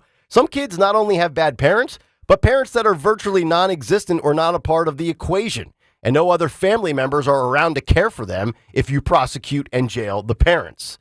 Then the cold, hard truth of life hits you right in the face. You can pick your friends, but you can't pick your family. You get what you're dealt in this lifetime when it comes to that regard. But if we are to save an entire generation from skipping school, zoning out on social media, and failing to gain the education and social skills necessary that provide you with a foundation for life, then we're failing an entire generation. I think each case is case-by-case specific, but I am not against intervention if it means getting kids back on track before they become useless adults and a drain and a burden to society. And that's the big take. The Big Take on Kayal and Company. And it's brought to you by First Harvest Credit Union. You can build stronger financial roots with First Harvest Credit Union. Open a growth savings account and earn as high as 3.5% annual percentage yield while having flexible access to your funds. Visit firstharvestcu.com for details. Membership restrictions apply. Insured by NCUA. If you want to jump in, 855-839-1210, the Kayal and Company comment community on YouTube, or of course on social media at 1210 WPHT. We'll continue with this conversation on the other side. And just how bad is it in Pennsylvania specifically? That's coming up next. Nick, Dawn, and Greg on a Tuesday morning. It's Kayal and Company on Talk Radio 1210 WPHT. You've heard me talk about my friends from Piazza Premium Automobiles and Piazza Auto Group for years now. Well, at Piazza Premium Automobiles, they continue to grow their luxury collection of brands. And now, Piazza welcoming in their two newest members to their family of dealerships, Infiniti Ardmore and Maserati of the Mainline, both located right there on Lancaster Avenue. You're going to receive the same first-class customer experience you've come to expect from Piazza. Find your new or certified pre-owned Infiniti, Maserati, or other Piazza luxury brands like Jaguar, Land Rover, Mercedes-Benz, BMW, and so much more. Plan that summer road trip with a little help from my friends at Piazza. PiazzaPremiumAutos.com, Piazza, PiazzaPremiumAutos.com. Make sure you tell them Dawn sent you. Window Nation presents the 1210 WPHT Veteran Spotlight in partnership with the Travis Manion Foundation. Listen the first Wednesday of every month as Kayal and Company shines a spotlight on a local veteran, highlighting their remarkable commitment to the community and their exceptional service in the military. Presented by Window Nation. At Window Nation, there's nothing more important than giving back to the communities we serve. For all of your window and door needs, visit windownation.com. That's windownation.com. Texting privacy policy and terms and conditions posted at renofy.com/notices. Texting enrolls for recurring automated text marketing messages. Message and data rates may apply. Reply stop, opt out. John, I'm putting my foot down. We can't put off renovating this house any longer. Our kitchen is so small. We need to finish the basement for the kids, and don't even get me started on the bathrooms. Honey, renovating is so expensive. We can't do all those projects. With Renofy, we can. What's Renofy? Renofy loans are a new type of home equity loan only for homeowners doing renovations. We can get up to $500,000 and keep our existing low mortgage rate locked in. With Renofy, we can do everything on our renovation list and we don't have to refinance? That's right. Renofy loans are the only home equity loan that use the after renovation value. Just what we need. How do we get started with Renofy? Just send them a text. Text BASEMENT to 323232 and see if you qualify for up to $500,000 to renovate your home with Renofy. Unlock the future value of your home right now to get the money you need without refinancing. Text the word BASEMENT to 323232 to get started today. Text BASEMENT to 323232. NMLS number 1802847. Not all borrowers or properties qualify. Loan terms apply. This is Jonathan Cans, third-generation owner of Marvin E. Cans Heating and Air Conditioning. Are you sick and tired of giant HVAC companies coming into your home and telling you about all the things that need to be fixed or replaced? You do realize that these clowns are just salespeople trying to hit a quota, right? Sales guys disguised in a service truck. Look, if you want an honest company that will fix what needs to be fixed and not try to sell you a bunch of things you don't want or need, then we're your people. Marvin E. Cans Heating and Air Conditioning. Visit us at marvinecans.com. That's marvinekanze.com. Odyssey salutes Philly radio legend Bob Pantano as he receives the ultimate honor from the city of Philadelphia. On April 9th, the intersection of 7th and Federal in South Philly, where Bob grew up, will be named Bob Pantano Way. All of Bob's fans are invited to celebrate at the Street Naming Concert and Festival on Tuesday, April 9th, starting at 4 p.m. Seating for this event will be on a first-come, first-served basis. Congratulations, Bob, from your Odyssey family. Don't miss Dr. Marianne Ritchie, your radio doctor, Saturday afternoons at 5. Tune in for accurate information so you can make the right medical decisions. Your radio doctor, Dr. Marianne Ritchie, Saturday afternoons at 5 on Talk Radio 1210 WPHT. Hi, this is Joe Mederchik, PNC Bank Regional President. Down the corner, around the block, and maybe even in your parking lot, PNC continues to bring banking services closer to your door. Greater Philadelphia is now one of 10 regions where we've permanently introduced the PNC Bank mobile branch. This bank on wheels can be seen rolling up to community organizations across the Delaware Valley. On site and by your side, the PNC Mobile Branch is part of our commitment to supporting communities that need it most. PNC Bank, National Association, member FDIC.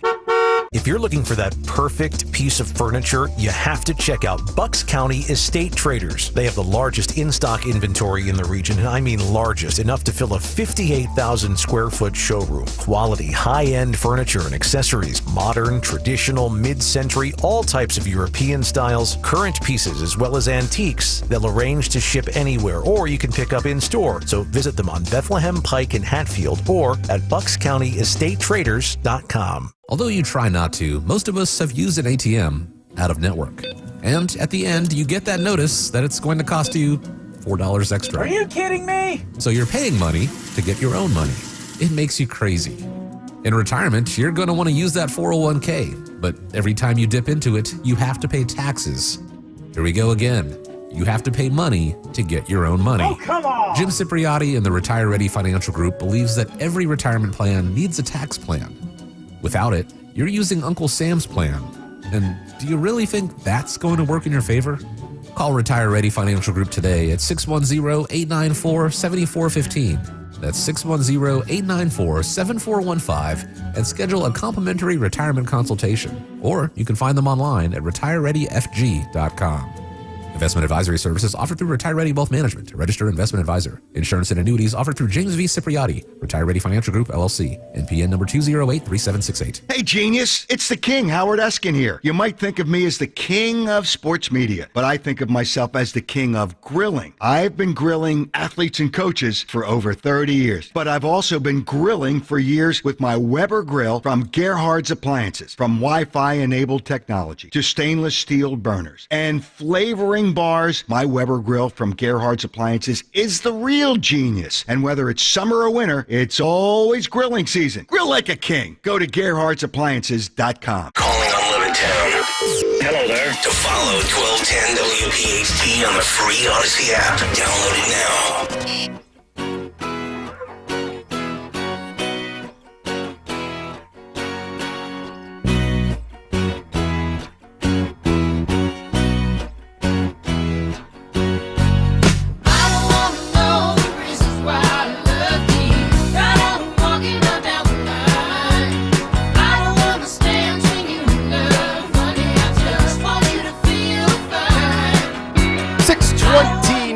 9. It is Kayal and Company. It is a Tuesday morning, April 2nd, as we continue. Nick, Dawn, and Greg, Talk Radio 1210 WPHT. Get us on the free Odyssey app. Watch us live on YouTube. Cut sheet coming up 7:45. Took a little gander. You will hear from and see RFK Jr., Hillary Clinton, and many others. Hillary Clinton also saying, oh, just get over yourselves already, people. These are your options, and you will like it, and you will take it. It's an easy choice. For as much as the country tells her and the Clintons that we do not like you, we fundamentally reject you. She still trots out on these. They still bring her out on these Tonight shows. Oh yeah, and she still talks like she's some authority. Treated like she's the Queen of England, even though she's won absolutely nothing. That's literally correct. nothing. Literally. I mean, well, she was a senator. I know she was a senator, but never president, never vice president. Yeah, I know she was Secretary of State, but you're not elected for that. That's true. So, you're appointed. Yeah. All right, we'll get to that. Also, no labels. What route will they take? Yeah, exactly. Exactly. I'm sorry. That was a good impersonation. He hates her. And even Bill Clinton knows that you have to know your load, as Greg Stocker said in the opening segment. I was talking about the trucks. That's correct. I was talking about the trucks. A lot of trucks in Arkansas. Yeah. All right, so I got to get to this story, and this is obviously a follow-up to the big take, because I found this just to be so fascinating. I just remember as a kid, I mean, my parents did not let me get away with. I mean, I legitimately needed to have a fever or the runs. I mean, like I legitimately, like there was none of these. I'm just a little run down. I'm tired. I don't want to go. Like that didn't fly in my household growing up. And Kristen and I pretty much make sure that doesn't fly with our girls today. But some of these numbers are just alarming. A little follow-up to that story in Missouri with the kindergartner and the mom that got sent to jail for 15 days. According to the Washington Post, the kindergartner racked up 14 absences in 5 or so months, half of them without explanation. I don't know how they do it anymore, but you used to have to like call a phone number and say, hey, little Johnny's going to be out today. I don't know if they do it like through an app or a portal these days, but they also point out some of the numbers across the country that prove that this is an epidemic. More than 14.7 million students across the country were considered chronically absent in 2021/2022, and it's 80% higher than before the pandemic. Chronic absenteeism typically means missing at least 18 days of school a year, or 10%, whether it's excused or unexcused absences. Quote, there is a crazy number of kids that still end up in the juvenile justice system because of truancy, said Robert Balfons, a professor at Johns Hopkins University School of Education. Now, when they talk about the differences in a state-by-state basis, they actually give you the definition of what is acceptable in Pennsylvania compared to one of our counter states in Maryland. 3 missed school days with no excuse can make a student truant in Pennsylvania. Just 3 days of unexcused absences. But it can take 15 days within a semester in the state of Maryland.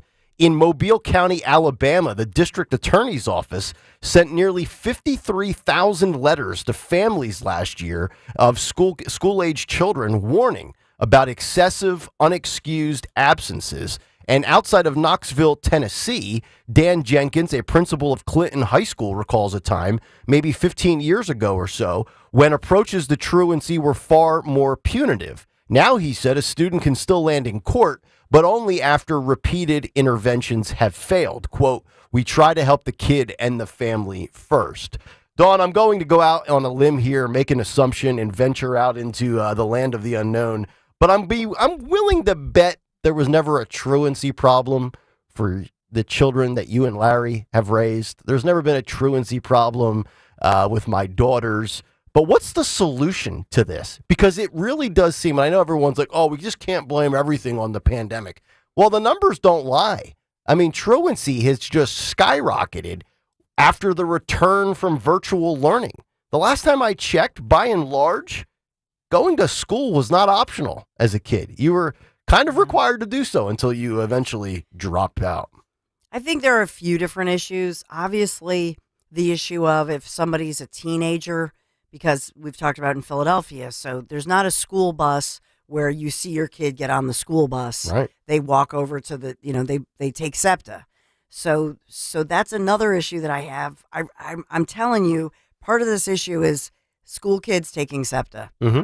And I know that they save money on it, but I don't really think they do. Right. Quite frankly. Well, So and imagine if you skip school if you say you don't have a school bus, you're a parent, you see your kid, he's walking down the street to get to, the public transportation. You just assume that the destination is school. Yep. But once he gets on that transit, you have no idea really where the kid's going. Yeah. Because they could be going anywhere in the Sure. city. Be going to the mall, Yeah. graffiti some walls like Stocker used to do in 94. So the one issue I will have is that, in suburban schools and private schools, if your kid is not in homeroom, buzzers and sounders are going, your phone is lighting up. So you're notified pretty quickly. You are notified immediately because they're thinking, did the kid fall asleep on the school bus? Where is the kid? They're thinking something bad happened. Mm-hmm. Why isn't this kid here? And the parent hasn't already called the school or emailed or something to give a heads up that they're sick today. Yep. And so just the difference in that situation, that it's an emergency. It's, well, where are they? What? Mm-hmm. And I actually had a situation where David, when he was like 7 years old, he fell asleep on the school bus. That does happen. He ended up back in the school bus parking lot? So not quite. They Okay. caught it. But that's what I'm saying. Yeah. It's that fast. Yeah, it is. And so that's the difference. In the public schools, the law, as you were reading the law, if they're truant, you have to notify the parent in writing within 10 days. Mm-hmm. It's like, are you kidding me? Right. And so right there's a disconnect. And so that's for the older kids I'm talking about. Yeah. For younger kids, it's on the parents. For anybody under 14, I would say it's really it's all on the parents. Yeah. And so in some states, they will say if the parent is on any kind of aid, and this is controversial, Mhm. they're going to threaten To any strip kind them. of aid. Yeah. We need to work together. You're not following the law. We need you to get your kid to school. I like the difference in the age breakdown, younger versus older, the way you laid out. But I feel like, not everybody's household is the same. Mm-hmm. So, like that kindergartner where the mom had to take the other kid to the doctor's appointment. And then I'm assuming, they say in the article that, she wasn't going to make it back in time for pickup. So you just took the kid out of school for the day. Maybe the mom doesn't have a grandmother or somebody else or a babysitter, whatever it might be. But I feel like there's a difference between maybe a single mom or a single dad that is struggling, maybe works 2 or 3 jobs and is just trying to make ends meet and get to the end of each and every day as whole as possible, versus the neglectful, delinquent, just piece of garbage parent that might be like coked up and passed out on the couch that has no idea where their kid is. So Yeah. I think it depends on the intention and what also is going on in the parent's life, like deadbeat versus parent grinding it out and just can't always be there 24/7. Yeah, the mom you described, that to me was ridiculous. That was with a kindergartner. That was insane. And because if you have little kids and maybe she has one with asthma, something chronic, she's got to get to the doctor, and I don't know if she has a car. Is she taking public transit? All of that matters to me. And so that one seemed ridiculous. Yeah. And they should be working with a mom like that who's not a truant person. She's a good mom. She wants her kids to go to school. Maybe she made a poor decision by just not communicating. Mm-hmm. But that seemed over the top to me. Yeah. I'm surprised at how long it takes to notify some parents as well, because you get notified right away. Stalker will deal with this when his kid gets to school eventually. With the Nashville public schools, we get an automated voicemail, and it somehow just automatically goes to my voicemail on my phone. It rings once I see the school, and it just stops, and they leave you like this computer-generated, Mia has an absence for October 5th, 2023. And we get like a text message alert. And there actually has been a time or two where they've both been in class, and it was like a computer glitch where we got the notification of your daughter has an absence today, and we're like, No, Kristen was like, no, she got on the bus, or I dropped her off today, because sometimes my wife will drive them and do the Your drop heart off thing. takes a beat. Yeah, you're what? like, what happened? Did the bus crash? Did my daughter get abducted getting off the, like, what are we doing here? Did she just not go to homeroom? Is she smoking cigarettes out in the parking lot? What are we doing here? So Some of these messages that get totally screwed up by, automated electronics. Yeah, and for us, we went to the little school, Norwood Fontbonne Academy. Sister Mary Helen would call you. The first thing they would say, nothing's wrong. David and Michael are fine. Or for you, it would be, Olivia's fine. But it was very personal, very, it was immediate. And that's just it. I think part of it, Nick, is that we've gotten away from these small community schools where the kids can walk to a school. And to me, everything's institutionalized, whether this is suburban or city, quite frankly. But it used to be, and in many areas still, the kids walk to a local community school. Everybody knows each other, the parents, the community. There's a real sense of community. Yep. And I think we need to evaluate that as well. I agree. We've institutionalized schools. They look like prisons, quite frankly, sometimes. And the kids are a number. That's well said. 855-839-1210 is how you jump in on the conversation. All right, coming up next as we wrap up the 6 o'clock, I want to break just a little early here so we can get plenty of time to talk about this story. I found this to be fascinating. A very entertaining read from Politico on here's who No Labels should actually nominate. The centrist group should be recruiting who? We'll tell you on the other side. And it's not career politicians that look like and sound like the same old thing. Why this will not work, in my opinion, when we continue. Kayal and Company, Talk Radio 1210, WPHT. The sports calendar is loaded, and FanDuel, in partnership with Valley Forge Casino, is making it even more exciting to get in on the action. Right now, new customers can get $200 in bonus bets with any winning $5 bet. That's $200 you can use to bet on the tournament, Major League Baseball, the NBA, NHL, and so much more. So much to choose from this time of year. Looking ahead to Saturday night, Final Four. NC State at Purdue. I'm taking Purdue minus 9.5. And Alabama at UConn. I'm taking Alabama plus 11.5. All you have to do is go to FanDuel.com/Greg. FanDuel.com/Greg to make your first bet a big win. Remember, $200 you can use to bet on anything in bonus bets with any winning $5 bet. FanDuel Sportsbook is the official partner of 1210 WPHT, and it's America's #1 sportsbook. 21 and over, President PA. First online real money wager only. $10 first deposit required. Bonus issue does not withdrawable bonus bets that expire 7 days after receipt. See terms at sportsbook.fanduel.com. Gambling problem? Call 1-800-GAMBLER. Catch all the hoops tourney action at McGurk's Pub and Grill. Fuel up on favorites like their ribeye cheesesteak or the firecracker nachos. And wash it all down with a huge local craft beer selection, fresh squeezed crushed cocktails, and more. Plus, with tons of TVs, every seat at McGurk's is the best seat in the house. And during all tourney games, enjoy a $3.75 Miller Lite draft and bottle special. Don't miss out at McGurk's all tournament long in Fort Washington, Horsham, and Lineville. Online at McGurk'sPub.com. Take me out to... kids game, we have to go. Take me out to the... Honey, please, just grab the cooler and his bat. We're late. Root for the all-new Chevy lineup of SUVs at Hester Chevrolet. Big enough for the family and all the stuff this baseball season. Hester Chevy is your local home team with the largest availability of new Chevrolets in Philadelphia. Plus the largest selection of Silverados and Trax. No dealer will beat their price. More at HesterChevy.com. See dealer for details. Your way or no way at Hester Chevrolet. La la la la la la la la la la la la la la la. Oops. Ever had your singing lessons cut short by icy water? Oh, I'm sorry, honey. Say goodbye to those cold notes with Navien tankless water heaters. With Navien, you'll hit all the right notes without the surprise chill. So keep singing and let Navien keep the hot water flowing. And get ready for the encore when you get your utility bill. La la la la. Navien tankless water heaters. Visit tanklessmadesimple.com. As an educator, Mr. Nelson's teachings are still being quoted in schools. Education is the most powerful weapon you can use to change the world. Mr. Nelson taught hope. Everyone can rise above their circumstances if they are dedicated and passionate. And giving our best efforts. It's always impossible until it's done. Mr. Nelson Mandela's teachings not only united a nation, they inspire us today.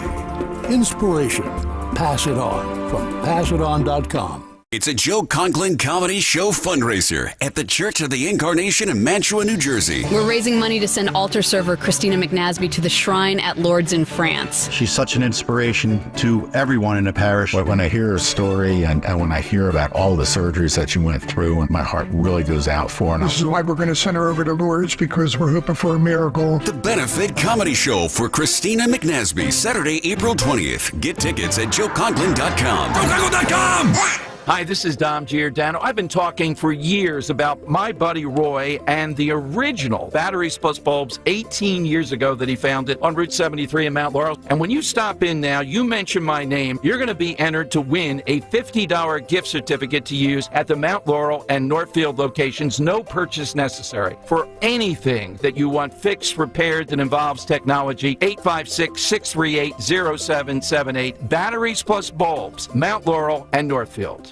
Tune in to Crash Proof Retirement Show, Saturdays at 11 a.m. to hear Phil Cannella and Joanne Small. The Crash Proof Retirement Show, Saturday mornings at 11 on Talk Radio 1210. Chronic pain, cancer, fatigue. Find out about the benefits of medical hydration therapy on Health Watch with Dr. Molly Fantasia every Sunday morning at 8 on Talk Radio 1210 WPHT. Lose 20 to 40 plus pounds guaranteed with NJ Diet. NJ Diet uses DNA and blood work to help you lose weight and keep it off. Tune into their radio show Sundays at 2 or visit NJDiet.com. Don't let them silence you.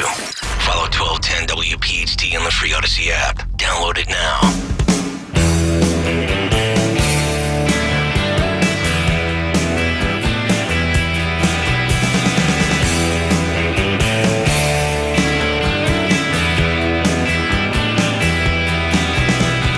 This one goes out to the one I love. 646. This one goes out to the one I've left behind. Kayal and Company as we continue. Nick, Dawn, and Greg. Dawn will have some news to kick off hour number 2. Cut sheet about an hour from now. Tony Bruno tomorrow at 8:30. Dawn will be taking her trip to Italy after Thursday's show. Sean Farish, the great Trump impersonator, will be in for Dawn, co-hosting on Friday on Kayal and Company. And then Kathy Barnett yes. at 10 with Vivek Ramaswamy taking your phone calls. No! Yeah, Vivek is, they're going to open the phone lines. It's going to be interesting. Ramaswamy. Yeah. How about that?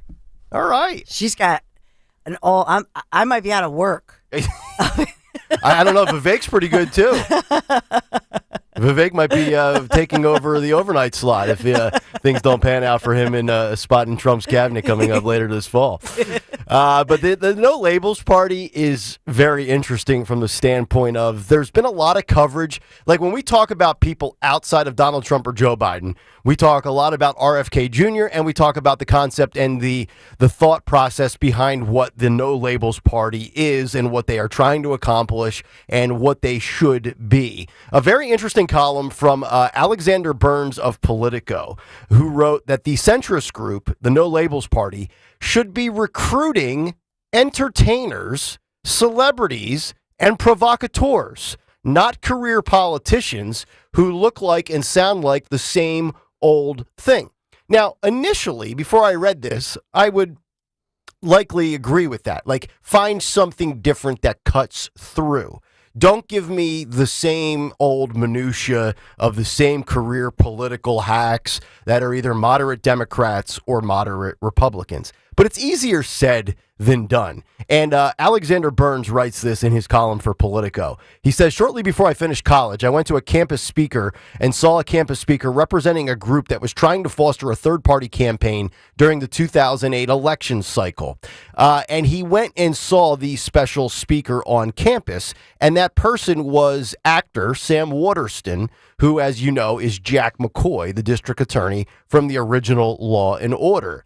And he goes on to say that he was not expecting Jack McCoy or somebody specific like that to run, but he says there is a lesson here for No Labels. The heavily promoted centrist group has been trying for many months to concoct a third-party ticket for the White House. It's gathered up funding, hired consultants, and secured ballot access in a number of swing states, and it has driven Democrats mad with anxiety about the potential of an independent centrist who could draw votes away from the incumbent Joe Biden. What No Labels doesn't have is a presidential nominee, and it's running out of time to find a willing figurehead before the key state filing deadlines pass. And he goes on to talk about how they're looking in all the wrong places.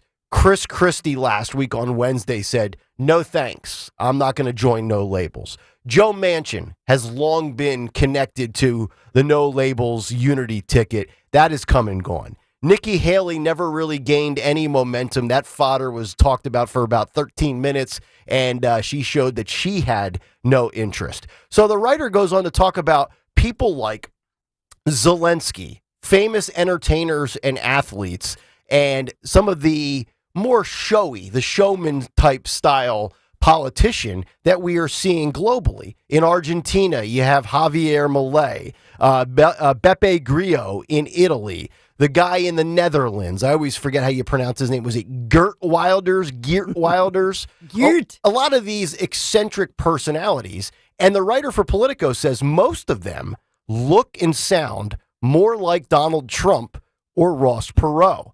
So the writer says, and he's dead serious when he writes this, there's three people that he would consider. First of all, he throws out Dave Chappelle. Secondly, he throws out Julia Louis-Dreyfus. Julia Louis-Dreyfus. Okay. It says Louis here, Louis. Yeah, it's pronounced. Have you never heard of her name? Yes, have you I never? She was on Seinfeld, for Christ's sake. Yes, I know who she is. Oh, my Lord. I'm reading the name that's written here. I know, but you should know who she is. I do know who she is. I'm sorry I didn't use the nickname. We're not besties. We don't text. But it's how she pronounces her name. Elaine. Okay. Just say Elaine. I'm trying to squeeze in an 8-minute article here into a 6-minute segment and get my opinion in and get Dawn's thoughts and Greg's thoughts. Bear with me here, folks. I don't have 14,000 producers that hand me note cards. So, you got all these people. And then this guy throws in Bill Hilsman, a veteran political strategist that helped Jesse the Body Ventura, the independent governor of Minnesota, about 25 years ago.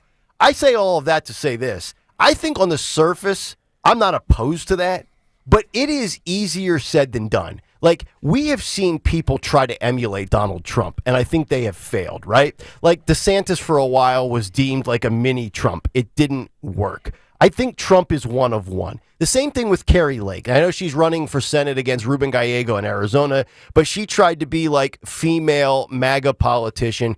It did not work. I think Trump is so unique. I think he is such one of one. He is such an iconic, cutthroat, cutting through figure.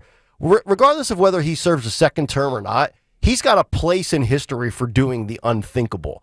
And I don't think it's easily replicated to find another Trump guy. And oh, by the way, his platform, his message, his bombasticness, unless you're going to find that person that is a moderate that's willing to go after the establishment, this whole endeavor, it sounds easy, but it's easier said than done.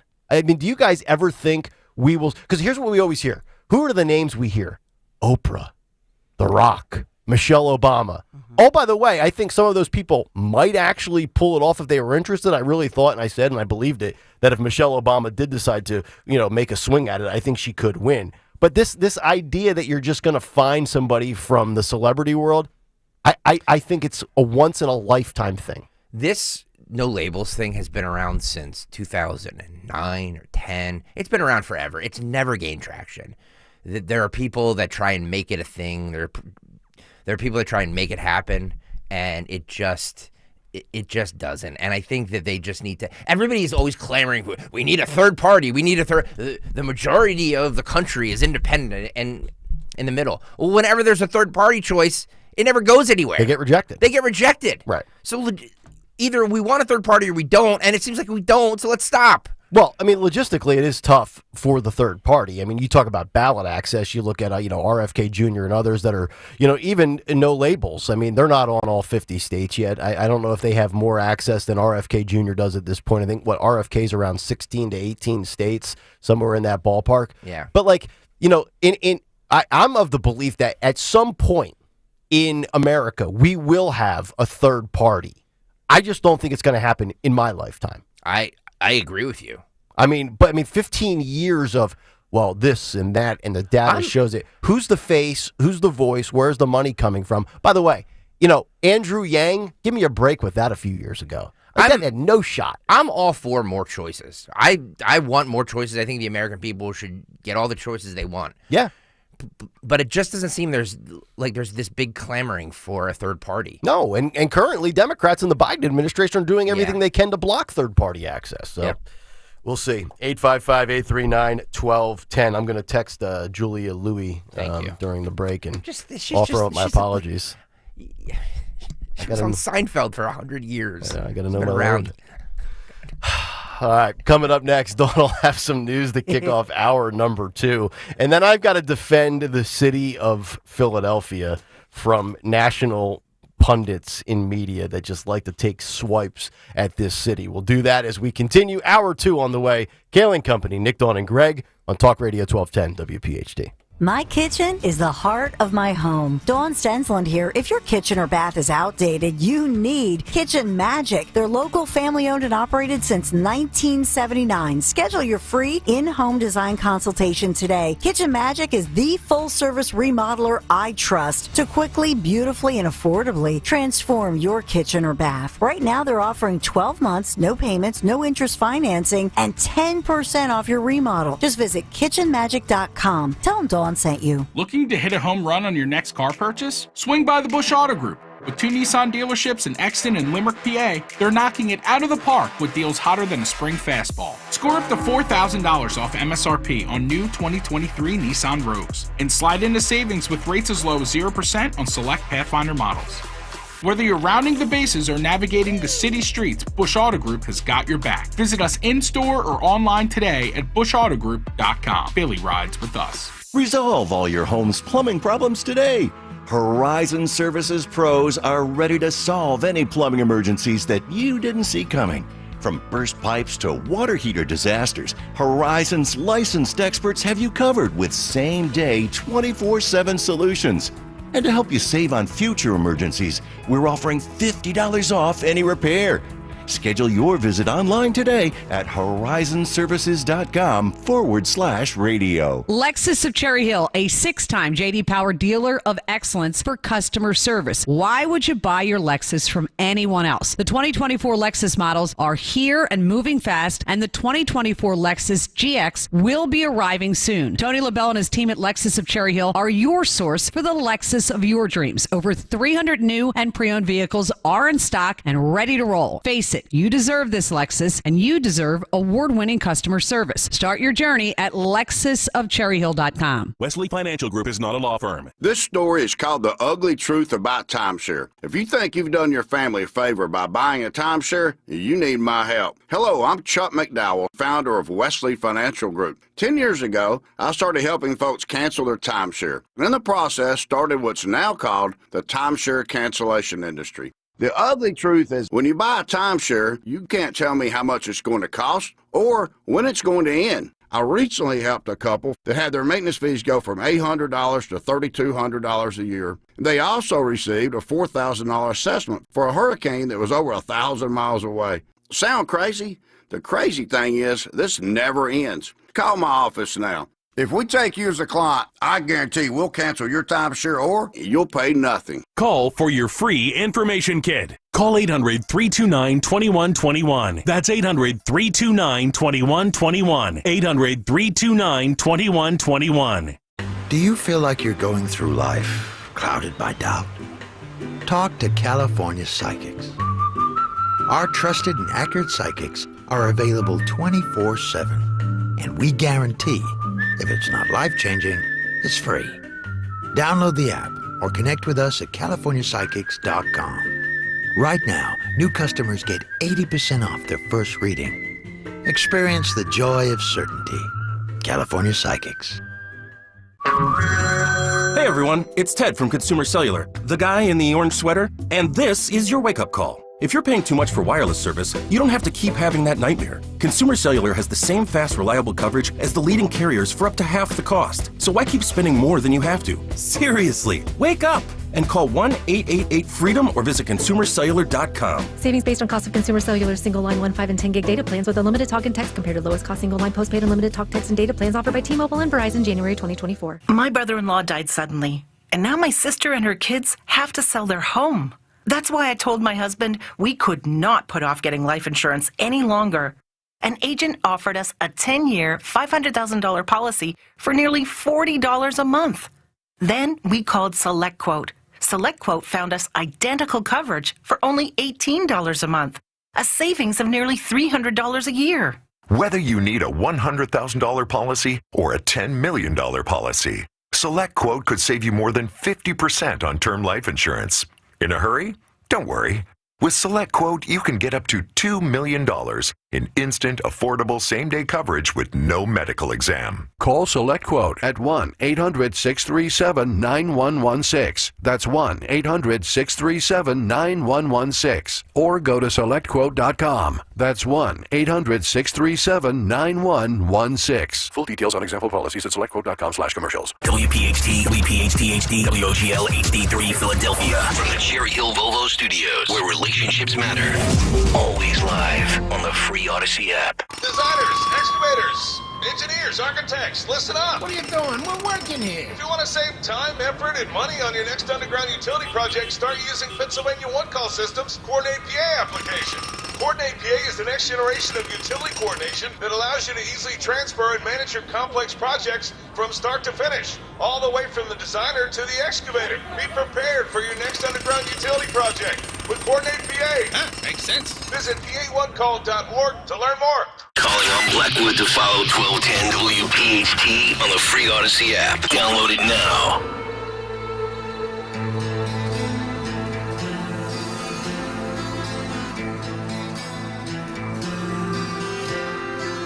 Lady love never smiles, so lend your love to me a while. Do with me what you will. Break the spell, take your fill. On and on we rode the storm. Flames die. 7:01. It is Kayal and Company as we continue hour number 2 here on this Tuesday morning. What's on the cut sheet coming up 7:45. Also, last night, very, very interesting political and social blend of sports from some of the usual suspects over the Caitlin Clark Iowa basketball game, and also a national anthem controversy that we will get to coming up in just a little bit. Also still ahead this morning, very interesting study on whether or not you are a lonely adult and how long you go without face-to-face human interaction. How many days between said occurrences. We'll get to that story and that study. And then also third parties in Pennsylvania and how they could impact the general election here in the Keystone State. So that's still on the docket for this morning. But before we get to all of that, let's get to the news. 7:02, the great Dawn Stensland. And good morning, Kayal and Company News Live on this raw, rainy morning, 47 degrees, light rain. We are sponsored this morning in Kayal and Company News Live by Anderson Mechanical Corporation. April 2nd, here we go with the news. So we have no injuries reported after the wing of an American, this is a fender bender, but with airplanes. So the wing of an American Airlines plane struck a parked aircraft at Philadelphia International Airport. This is being reported because it's quite rare. And so it was a flight that was actually bound for Charlotte, North Carolina, being moved from the gate when that plane's wingtip, they say, made contact, fender bender, with the other plane, American Airlines. This report is from American Airlines. So the passengers and the crew had to get off the plane. They have to get everybody off for the protocol. Big pain in the you-know-what. And both aircraft were then taken out of service. They had to be inspected by maintenance crews. I don't know if somebody, as Greg Socker keeps saying, you know, you got to know your load, check your load. Pilots, be alert. Come on. Yep. Come on. Jeez. What, like... How clueless do you have to be to hit a parked vehicle? Do they... Do they not have backup cameras? Yeah, like, my God. I've been in a car accident once in my life when I was 16. I went through a four-way intersection at a stop sign and I T-boned somebody. I was 16. I wasn't paying attention. Nobody was hurt, but I've only been in one accident in 24 years of driving. I just can never understand like how anybody could hit a parked vehicle. Yeah. Whether it's a plane hitting a parked plane, a car hitting a car in a parking lot, you're pulling out of Walmart. How do you bang into something that's not moving? Pay attention. Pay attention. So the passengers, they had to board, then they have to wait all day, did a replacement flight. What a hot mess. And so it's still everything's being looked at, investigated, etc. And that brings us to, unfortunately, this portion of I-95 northbound Philadelphia's Port Richmond section shut down for days. We don't have an exact timeline here after that truck, huge tractor trailer with that huge load, hit the overhead Conrail bridge, railroad bridge, and that happened yesterday afternoon, 1:30 in the afternoon. So initially it was one lane closed. Then they realized how much, the extent of the damage. And so because of this, the Atlantic City rail line service, that's suspended in both directions between Philadelphia's 30th Street Station and Cherry Hill, New Jersey. And they're trying to do all kinds of shuttles to help commuters out with that one. Crews working. They shut everything down last night, and this is just going to take days. So 95, it's going to be backed up. There's no good news here. So how much longer was your commute in this morning, Greg, compared to normal? Well, it was going home yesterday. It was going northbound. Okay. So I didn't hit it this morning. Going home, I will, and I missed it yesterday. Okay. So because it happened at 1:30. Yeah. So I missed it, but yeah, So you're gonna have to take an alternative route going home today. Yeah. Oh boy. Just like everybody else. Yeah. I mean, you can go around it, right? But I'm sure that's gonna back up. Yep. Something fierce. Yeah, and with all the rain and everything, and then, like I said earlier this morning, you have multiple exits that are shut down, and for even before that. So it's just, follow your ways. Listen to our sister station on the traffic on the twos. Honestly, I'm sorry. Mm-hmm. Yeah. So we got that going on as well. We're talking about WrestleMania. This is incredible, with 200,000 people from across the nation and perhaps the world who are planning to spend several days here in Philadelphia. Mm-hmm. So this is starting, today's the 2nd, this starts the 4th. I suspect people are already probably arriving here maybe today, especially tomorrow. Oh, yeah. Getting here. So hopefully we get it together with some of these, traffic issues. But a lot of excitement for the Convention and Visitors Bureau. Everybody's talking about it. And to get the, you got to get the T-shirts, you got to get the special belts. It's very exciting. It's a major revenue boost for the city, too, with all the tourism. Wonderful. Nick, I know you're a wrestling fan. Do you have a belt? No, I do not. Oh, you don't? No, like one of those real authentic $300 ones? No. So cool. No, I grew up. But 200,000 individuals. 200,000. So you're going to have night 1 and night 2 at Lincoln Financial Field, which holds, 65, 70,000. That's 130, 140 just on raw seats. I'm imagining they'll have seats on the ground where the football field is. So between that plus the Wells Fargo on Friday, it'll probably be close to 200,000 people. And the surrounding areas, like I don't know, like I imagine like places like parks, the Excite Center. You know what I mean? Sure. You start getting involved, and so expanding out to the suburban areas, I just think it's terrific. Mm-hmm. It's just an infusion of positivity and outside money into our region. Well, they were saying here the two biggest events or the two biggest things that we've been asked tickets for: Taylor Swift and WrestleMania. Yep. And I've ended up with tickets to neither of them. One I'm very happy about. It's going to be cold. Yeah. The weather's going to stink, right, Dawn? Yeah. Or no, it's away. Well, it's going to be dry, right? It's for starting Friday. So today and tomorrow, 48 degrees, rain. Thursday, warming up to 54. We start out rainy Thursday, but it'll clear. The showers should. Well, I don't know. It's a 50-50 chance of rain for Thursday. Mm-hmm. Just stay home and watch it on 4th. Peacock.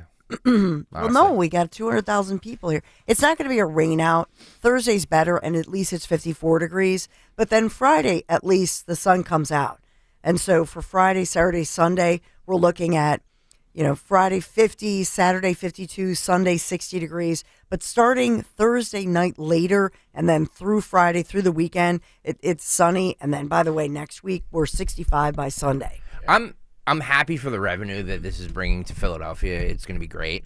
But honestly, if you're going to do it, if you're going to insist on doing it in a football stadium, which is fine, go to either a place where it's warm or a place that has a dome. Yeah. I've said that for many years. It's ridiculous that they're having it here in April. Well, they only come here for WrestleMania or for New York for WrestleMania is because of, the market and how big it is. And, no, I get it. But it's, it's hit or miss. I went to the WrestleMania in 2013 at the new MetLife Stadium where the Giants and Jets play. It was 54 degrees, a drizzle. I had a poncho on. I was miserable. Yeah. It sucked. I was like, I'd rather stay at home. Yep. Okay, it will be like that. You just described Thursday's weather for the first day.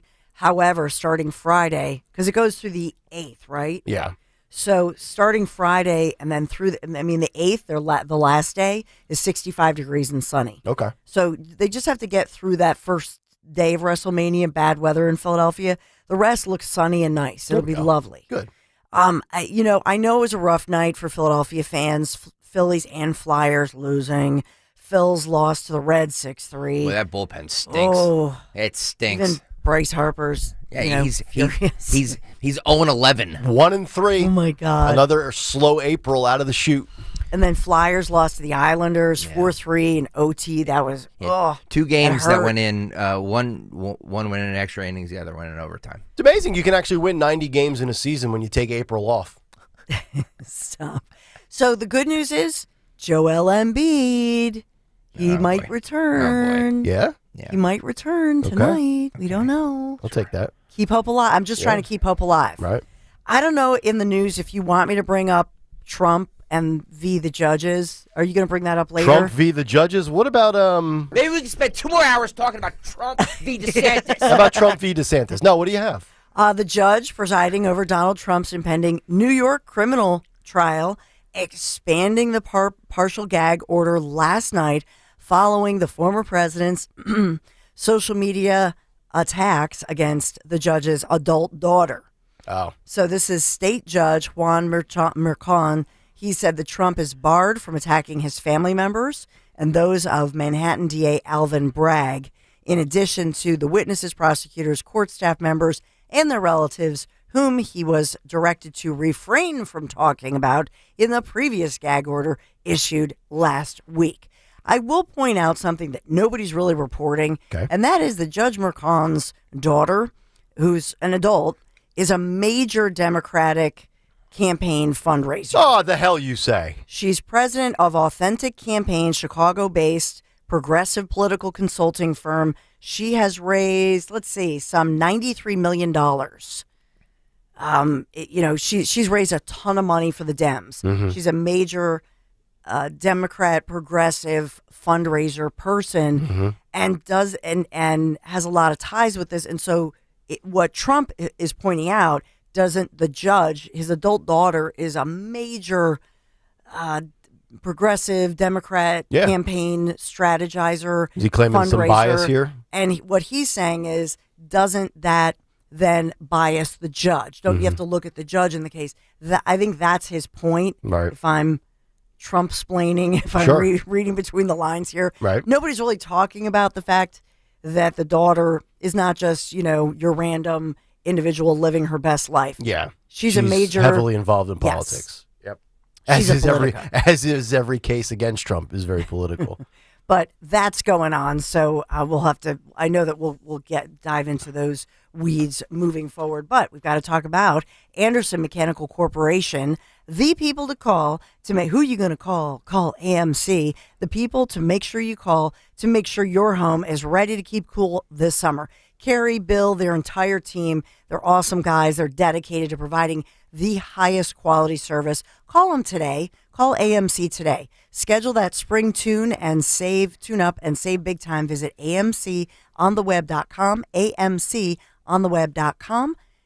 This is Kayal and Company News Live. All right, Dawn, thank you very much. Coming up in about 15 minutes, a California lawmaker has introduced a bill that would prevent and block your boss from contacting you after work hours. So whether it's those text messages that you don't want to see at 6:35 p.m. or perhaps an email at 7:15 as you're starting to unwind for the night, we'll get into that story because I think that's very fascinating. And I can't imagine somebody being opposed to this bill, but we'll kick around that conversation. But just a couple of minutes here as we wrap up, I want to play you this audio. This is something, and we're going to get to what happened with the LSU-Iowa basketball game last night. There's a national anthem controversy. There's all sorts of political and social commentaries coming out of the game because, of course, we have to make everything about race because the star players, one is African-American and one is white. And, of course, the usual race hustlers were out in full effect last night. But I do want to wrap up the segment with this. I did not hear this, and I watched the Phillies Braves on Friday and Saturday, but I did not watch the game on Sunday. And I guess this was either from a local Braves radio announcer or TV announcer, or this was from one of the national guys, because I know one of the games was on Fox Sports 1, so it was not like your local TV commentators of Tom McCarthy and John Kruk. But I've just, usually I try not to take the bait anymore because I'm not in sports, and when I was in sports, this would lose my mind. But I've got to play you this. This is one of the commentators. His name is Brandon Gaudin. And he decided to take a swipe at the city of Philadelphia as being unruly savages. Take a listen to this video clip. I really do enjoy the booze. It just makes it fun. This place more than any other, one way or another. It's either against your team, for your team, for the opponent. Just boo everybody. Just a lot of booze. You can't get through an inning without somebody getting booed in either uniform. 2 balls and no strikes. Orlando grounded out back in the second inning. He's 0 for 1. Even on Easter. Yeah, right. No let up. Doesn't matter.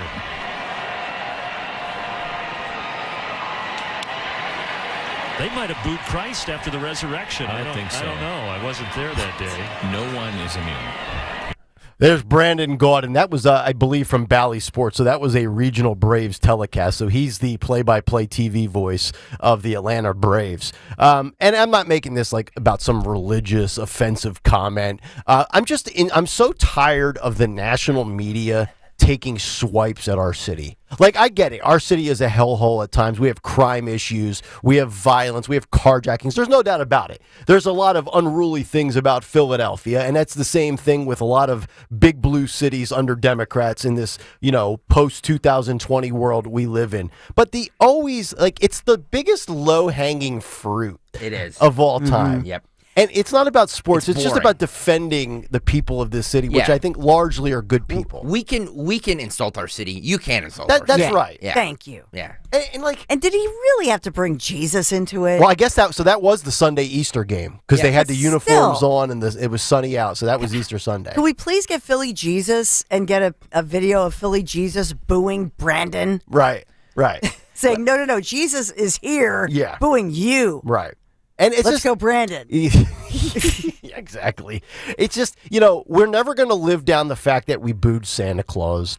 We're never going to live down that just one knucklehead threw batteries on the field. Like, can we stop drudging up things that are 30 and 45 years old? Like, do you never live down? It's like being in a large family, and you made one mistake in your life, and like somebody always wants to bring it up and rub your face in it. You're like, haven't I moved on past that? Like, haven't I redeemed myself, so forth and so on? Like, the media just loves to pound on Philadelphia. And I'm going beyond sports, too. I mean, like, the bias in the media for New York versus Philadelphia, you would think it's like market 1 to market 58. Mm-hmm. Like, Philadelphia is a top 7, top 8 market based on population, based on sports franchises, based on television and radio markets. If you're in media and that's your career, like we're not Allentown, Pennsylvania. With all due respect to Allentown, as a Lehigh Valley native, I think I've earned the right to rip the Lehigh Valley as what it is. But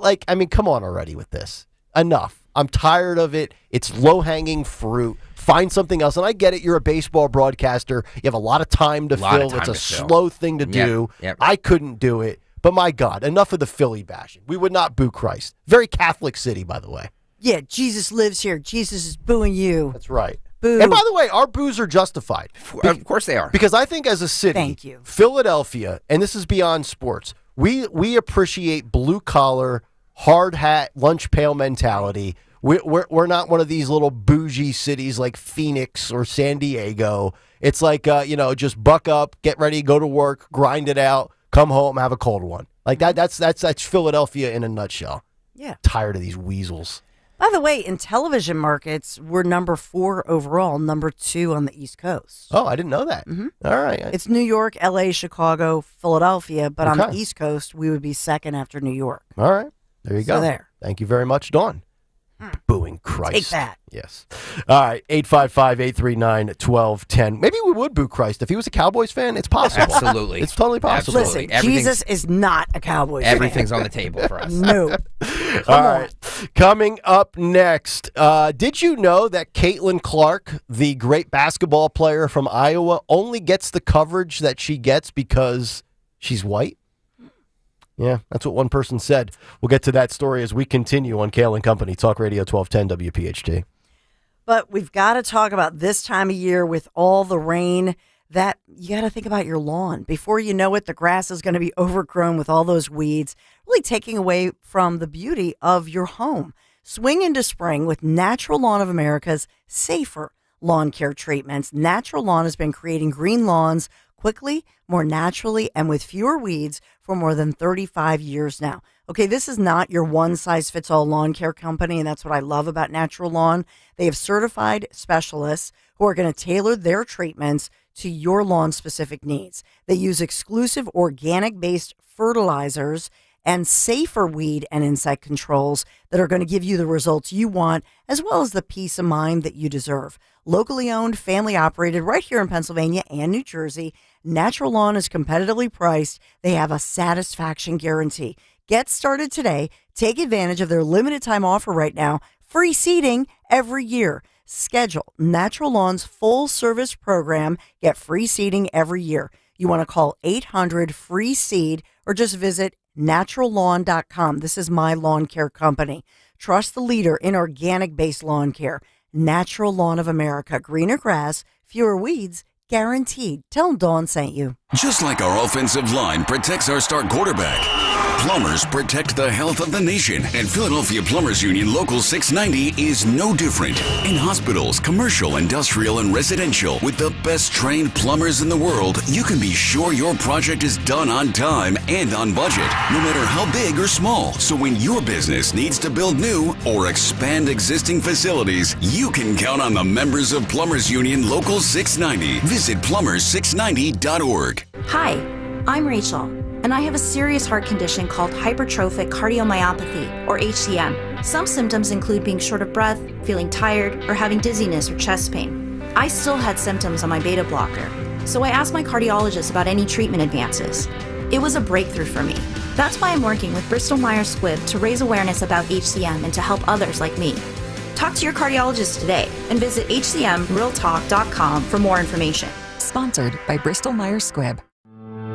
Am I going to be okay? It's the most important question you should ask yourself when approaching retirement. A financial advisor will probably answer that question by looking at just one thing: how much you've saved. At Spectrum Wealth Partners, we believe that's only half the story. The stock market will continue to go up and down, but at Spectrum Wealth, we can help you build guaranteed lifetime income that's not affected by any of it. Let's sit down together and help you answer the question, am I going to be okay? Call 856-322-8686 or online at spectrumwp.com. And tune into the Retirement Spectrum with Alan Cohen Saturdays at 3 here on Talk Radio 1210 WPHT. Advisory services offered through Concurrent Investment Advisors, LLC, an SEC-registered investment advisor. Concurrent Investment Advisors, LLC, and Spectrum Wealth Partners are not affiliated companies.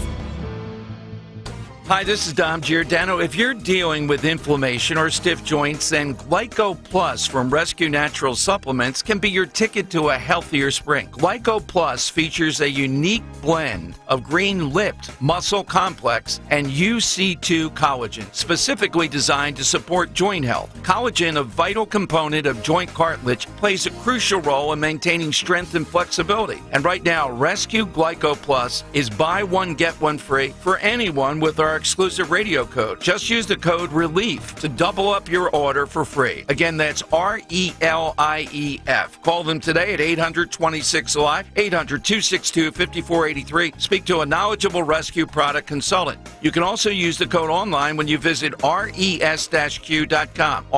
res-q.com. Get back into action with less pain and more comfort. Again, use the code RELIEF. Buy one, get one free on Rescue Glyco Plus.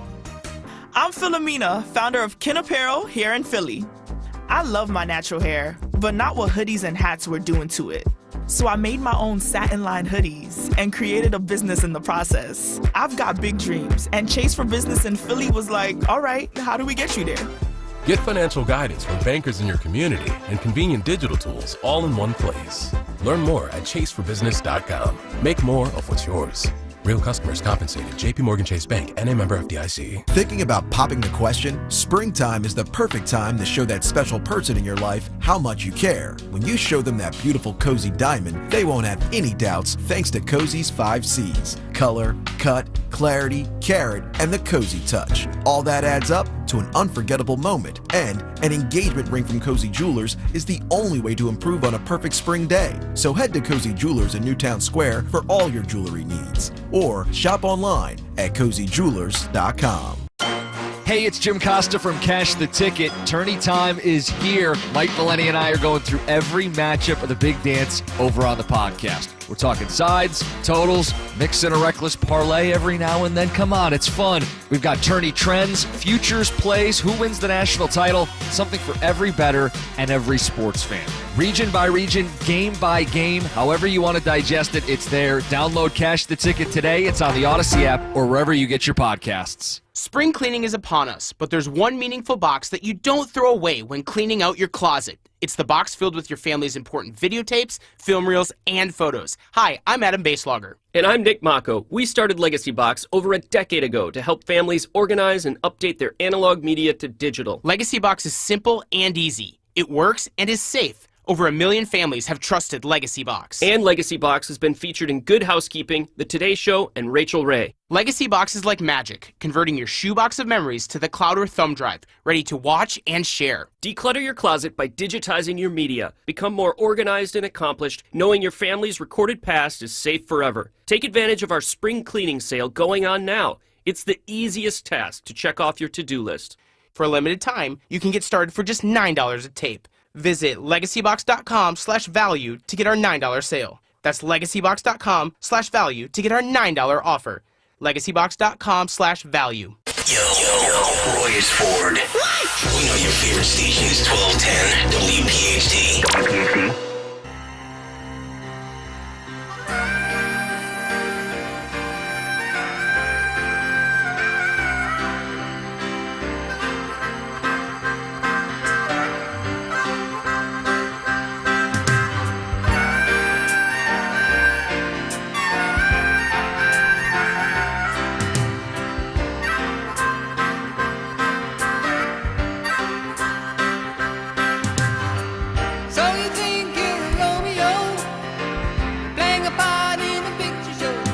Kayal and Company, as we continue working our way towards what's on the cut sheet, which will come your way in just about 17 minutes. Nick, Dawn, and Greg, 855-839-1210 is how you climb in. Social media at 1210 WPHT, or of course in the YouTube Kayal and Company comment community. Just go to youtube.com/@1210 WPHT.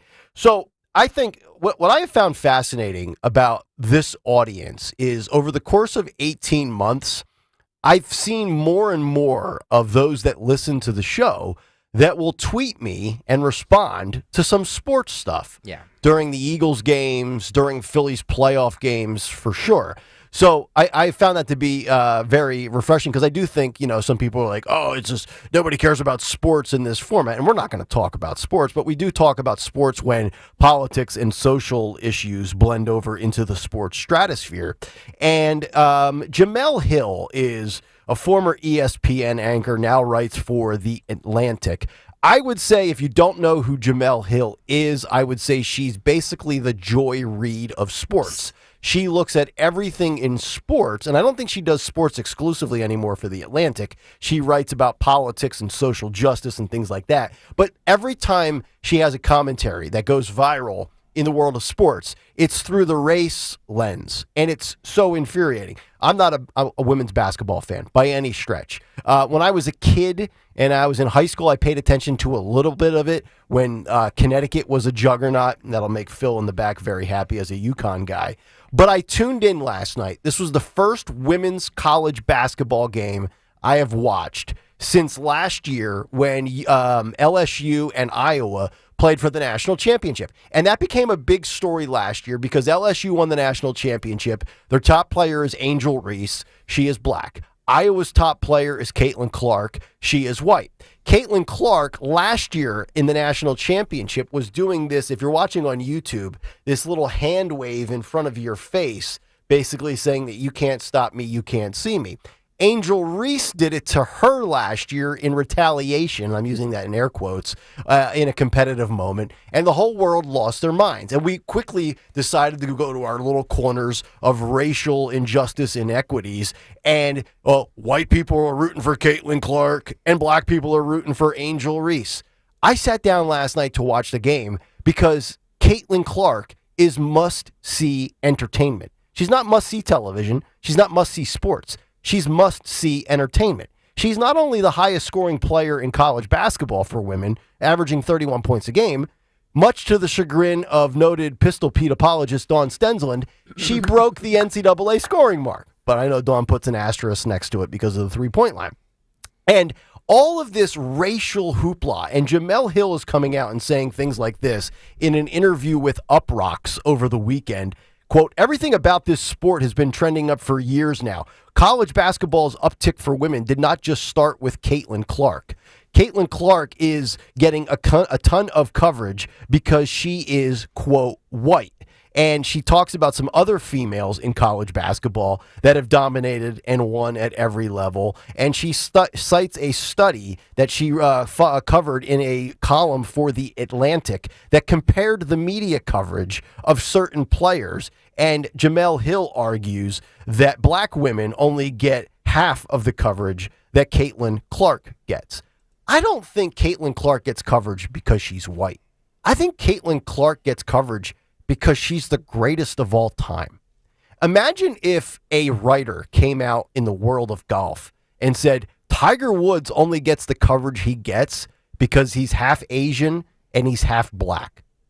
That person would be fired if they wrote that column.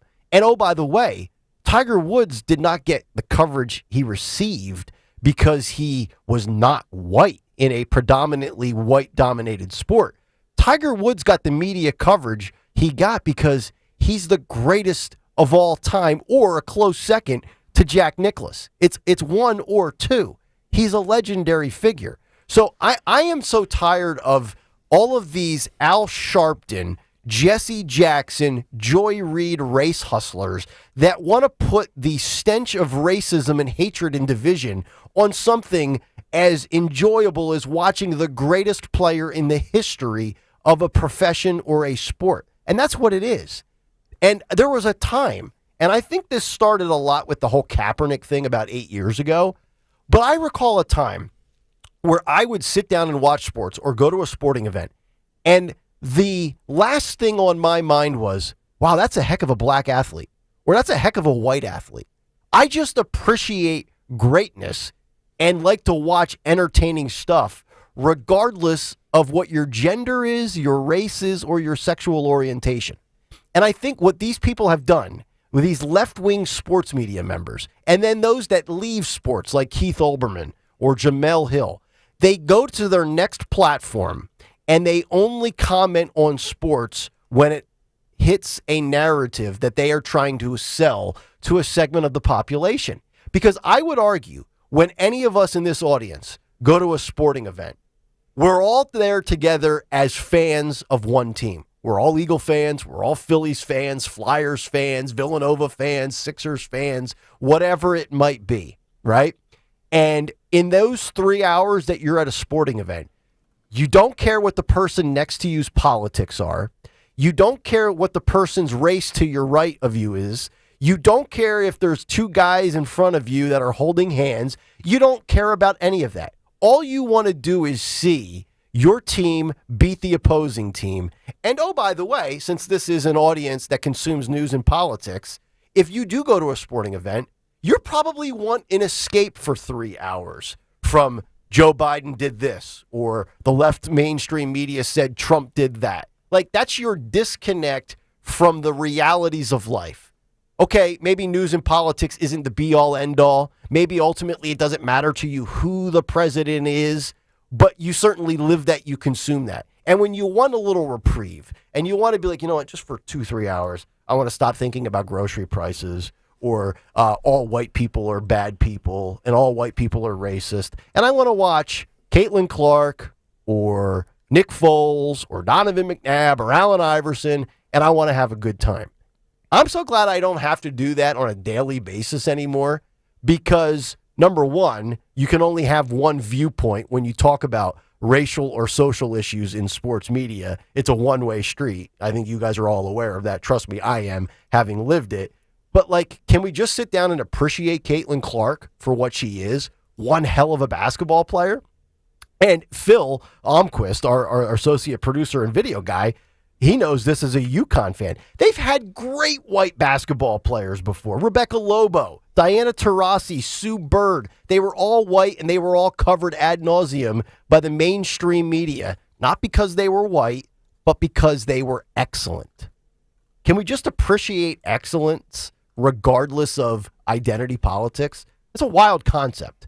I know that's like a foreign thing to say in this day and age, but it'd be a very interesting thing to maybe just get back to doing and enjoying. Dawn, I'm not sure if you watched any of that last night because you're a Pistol Pete fan, but there was a lot of social and political overtones to that game, and a lot of it generated from left-wing media, to be honest.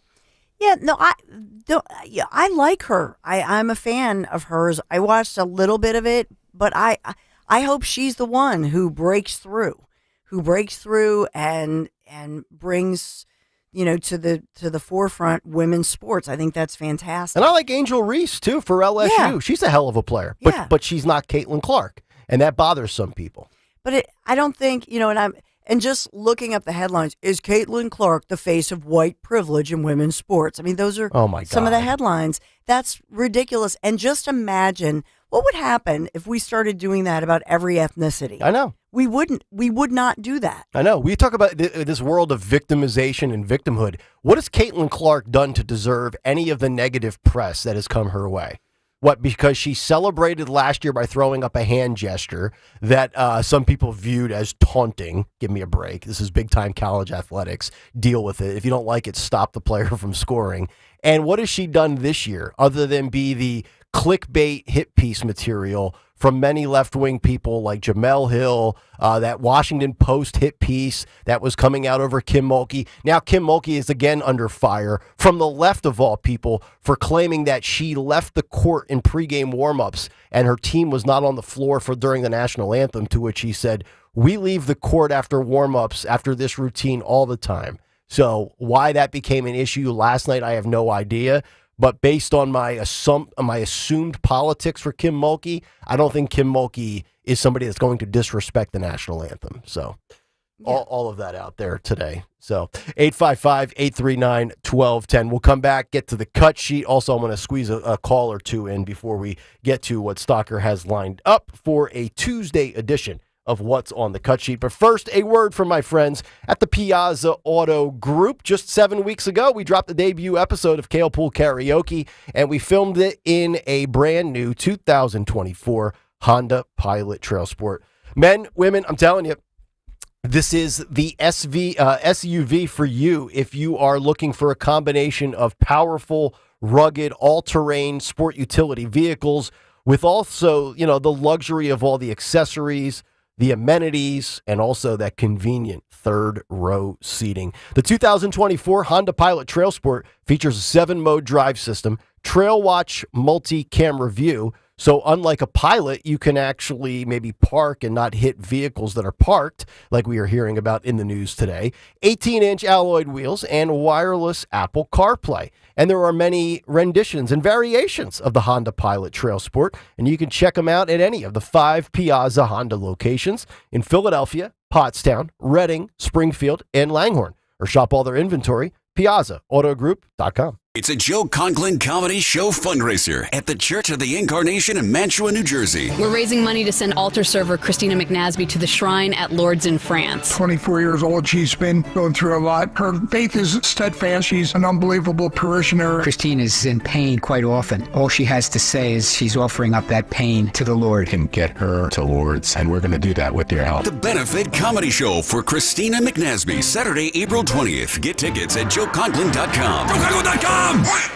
Don't miss the Labor and Energy Show with J-Doc and Krause, brought to you by Advocacy United, this Saturday night at 6. Find out about the important issues that'll affect you. The Labor and Energy Show, Saturday night at 6 on Talk Radio 1210 WPHT. Hey, genius, it's the King, Howard Eskin here. You might think of me as the king of sports media, but I think of myself as the king of grilling. I've been grilling athletes and coaches for over 30 years, but I've also been grilling for years with my Weber grill from Gerhard's Appliances. From Wi-Fi enabled technology to stainless steel burners and flavoring bars, my Weber grill from Gerhard's Appliances is the real genius. And whether it's summer or winter, it's always grilling season. Grill like a king. Go to GerhardsAppliances.com. For over a decade, NJ Diet has helped thousands of people lose a contractually guaranteed 20 to 40 plus pounds in only 40 days. That's nearly twice as fast as weight loss injections and without any of those nasty side effects. NJ Diet uses your hair and saliva along with scans to personalize natural solutions and supplements to get you to shed that fat quickly. Then, NJ Diet uses your DNA info to help you keep the weight off. Call 855-5NJ-DIET or go to NJDiet.com. Get slimmer before the summer with NJDiet.com. QC Kinetics announces the arrival of National Medical Director Dr. Mitchell Scheinkup, an acclaimed orthopedic surgeon with 2 decades of experience and extensive research in regenerative medicine. But I was one of the first orthopedic surgeons to do it, and at the same time I integrated clinical research that's resulted in several publications that are really directing the future of regenerative medicine. I was drawn to QC Kinetics after I reviewed their protocols, and everything they were doing is consistent with my own approach. Today, Dr. Scheinkup leads the entire team of medical professionals at QC Kinetics, taking this exciting medical breakthrough to a whole new level. What we are doing at QC Kinetics is transforming lives. Get lasting joint pain relief. Call QC Kinetics now for your free consultation. This is the future of medicine. Call QC Kinetics, 215-999-3000. That's 215-999-3000. 215-999-3000. Here's retirement phase expert Phil Cannella with today's report. Social Security is a complimentary breadbasket of retirement income, and yet 25% of Americans treat Social Security like an entire meal. Now, doing so reduces the amount of income that a retiree will receive from Social Security. So this week's report highlights how investors can use principal-protected guaranteed fixed annuities to increase their total benefit, opposed to risk-infected variable annuities. Now, 35% of men and nearly 40% of women activate their Social Security benefits immediately at age 62. And according to the Bipartisan Policy Center, this results in an average lifetime loss of nearly $100,000 per retirement household. Now, on average, Social Security replaces 40% of pre-retirement income, but activating the income before full retirement age of 67 forces investors to find other avenues to make up for that lost income. Now, as an alternative, retirees can activate a guaranteed stream of income from a principal-protected fixed annuity to invigorate their early retirement years while allowing their Social Security benefits to expand until they reach the full retirement age of 67. This strategy can help seniors who are forced into early retirement avoid the risk of reducing their retirement income and provide a larger benefit for their spouse in the event of an untimely death. Now, digging into the Social Security breadbasket as soon as you reach retirement can be tempting, But filling up too early can upset your retirement income for a lifetime. By meeting with a licensed retirement phase expert, you can establish what options are available for your retirement and determine the best time to activate your Social Security benefits. To hear more reports that will impact your financial future, join Phil Cannella and Joanne Small this Saturday at 11 a.m. and Sunday at 1 p.m. on the Crash Proof Retirement Show, only on Talk Radio 1210 WPHT. Talk Radio 1210 WPHT. Free speech lives here.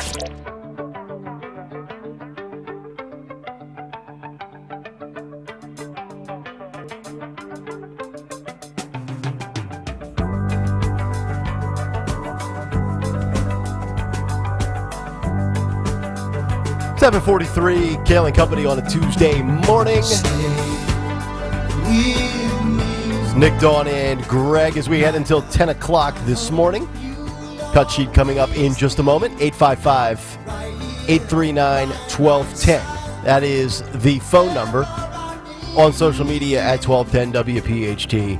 And of course, have your comments seen and read in the YouTube chat. YouTube.com/at1210WPHT. Yeah, I just had to set a commenter straight on something. Oh, beautiful. Kevin Smith. I don't think it's the Kevin Smith from... It's a different Kevin Smith. Yeah. The Fugazi Kevin Smith. Yeah. You challenging something Oh. that I don't want to get into here, but it's just challenging something. So I had to set him straight because he's a dummy who doesn't know what he's talking about. Beautiful. Thank you. Let's go to Craig in Delco. He's got some thoughts on the last segment, and then we'll get to the cut sheet. Craig, good morning. How are you, sir? I'm doing well. Good morning, everyone. Nick, I just wanted to piggyback off the what you were saying in reference to, Philly being a sports town, and when you're at the game, whether it be the Sixers, Eagles, Flyers, whatever, no one cares about political affiliation, sexual orientation, none of that. I used to work at the Bellevue, the Hyatt, a long time ago, and Ed Rendell used to have an office there. Mm-hmm. And he would always drive through with the driver, park his car in the little driveway there, and we would stay out there, we would speak to him. And he always made the same point that you made. In this city, sports trumps everything. It doesn't matter where you are, in your socioeconomic class, any of that. Yep. If you're at an Eagles game, it's you and you and the fans against everybody else. Yep. So, and he said that almost 20 years ago, and that's always been in my mind, and it's just a great point. And I think that's where sports has kind of gotten muddy. We've allowed too much politics. And I also want to say to Greg, The Wire is the greatest show ever created. I love you guys. Have a good day. Oh, Craig in Delco. Love you, Craig, but there you go. You're wrong, my friend. Well, you're getting triggered by a lot of people today. A lot of different angles. It's all good. I did not I-95, I did not like The Wire. I didn't see the hype in it. I mean, I liked it. I wouldn't put it in my top 3 or 4. I don't put it up there with The Sopranos. No, I mean, Breaking Bad or Walking Dead. A lot of these guys think it's literally the greatest show that was ever created. Yeah. So look, it's like music. Everybody has tastes are so personal to everybody. Right. Some people think Elvis sucks. Oh, please. Oh, man. Not again. You just need to just poking the bear. You are. It's fine. It's all right. I called you out for Julia Louis-Dreyfus. So yes, you. And by the way, too, you can take the shots at me. It's fine. And I'm aware she was on SNL prior to Seinfeld as well. When she was Elaine, that was early to late '90s. She had like a 6-7 year run on that show, and she was an SNL cast member, I think, with the Murray Ackroyd Belushi days, if I recall. Was she? Yeah.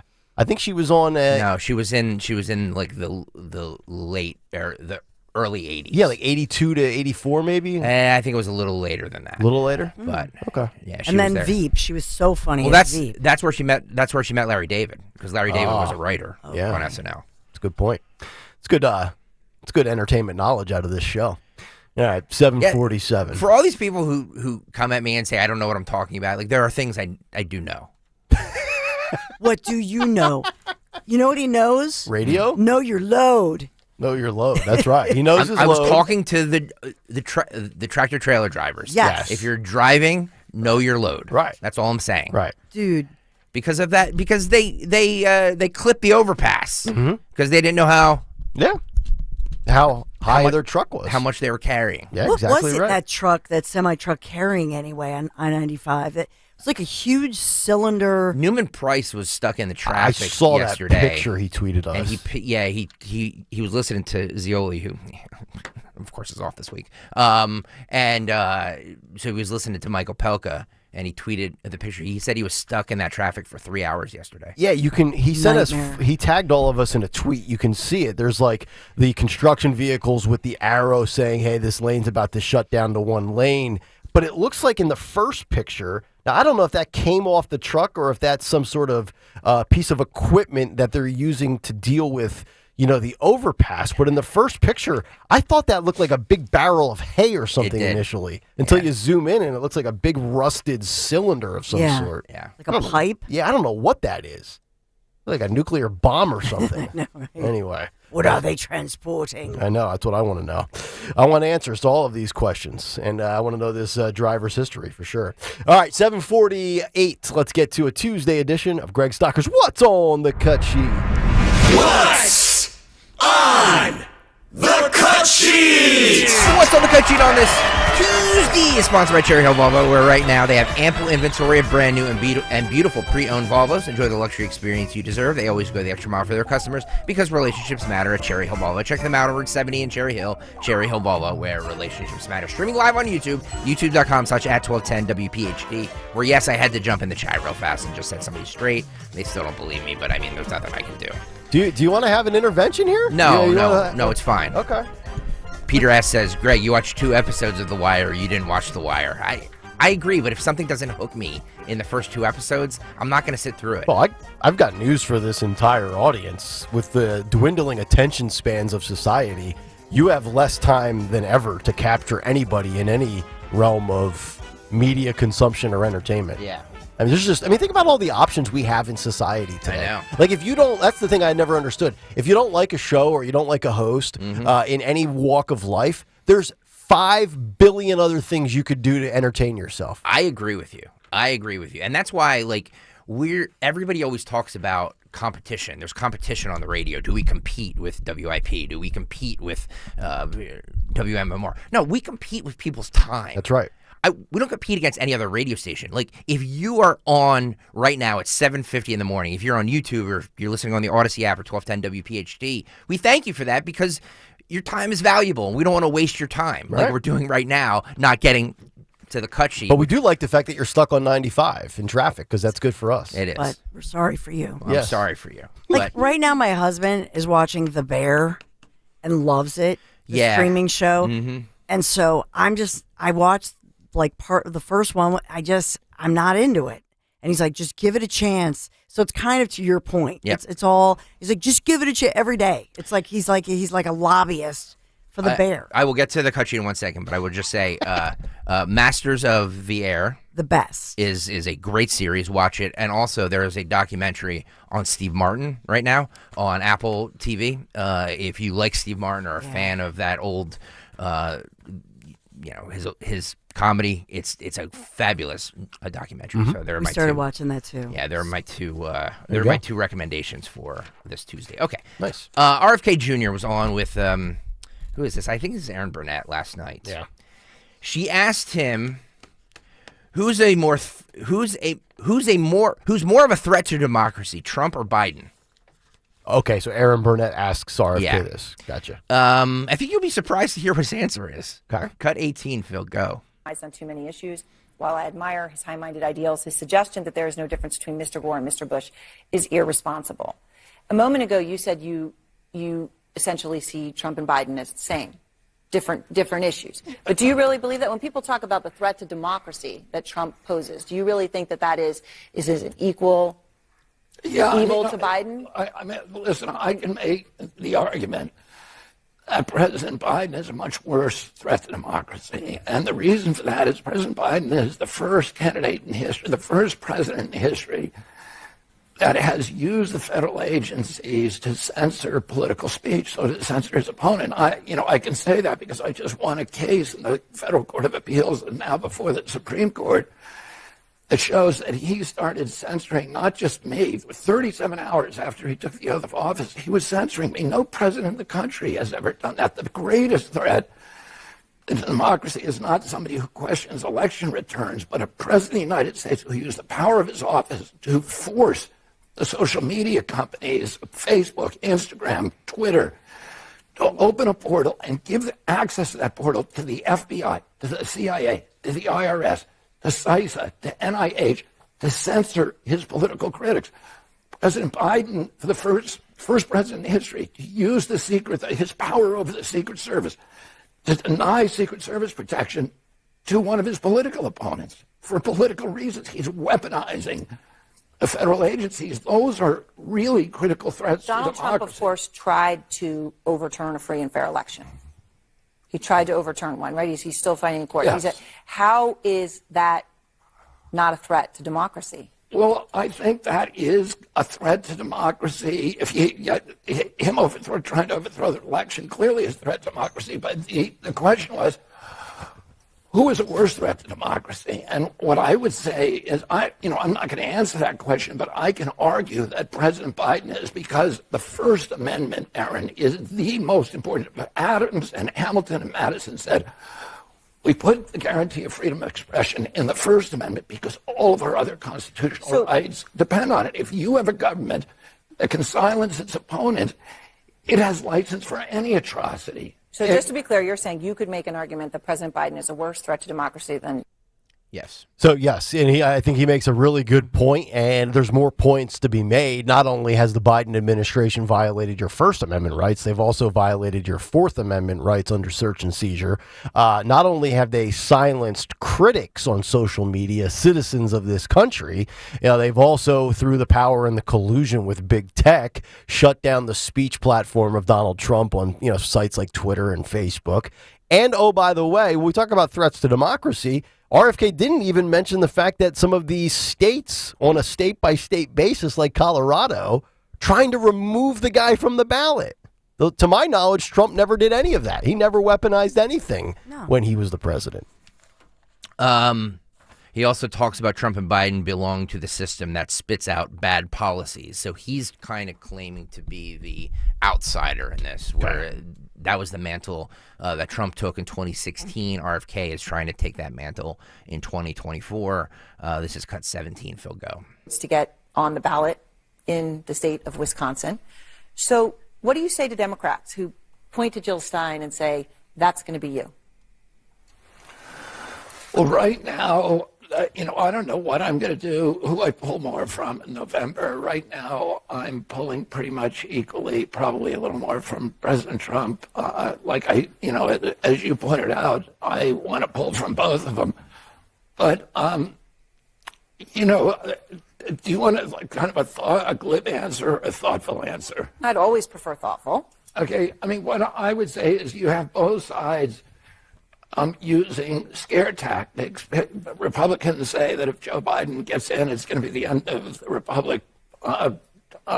Democrats say if Donald Trump gets in, it's going to be the end of democracy. And I don't think either of them are actually going to destroy democracy. We have institutions in this country that are pretty enduring.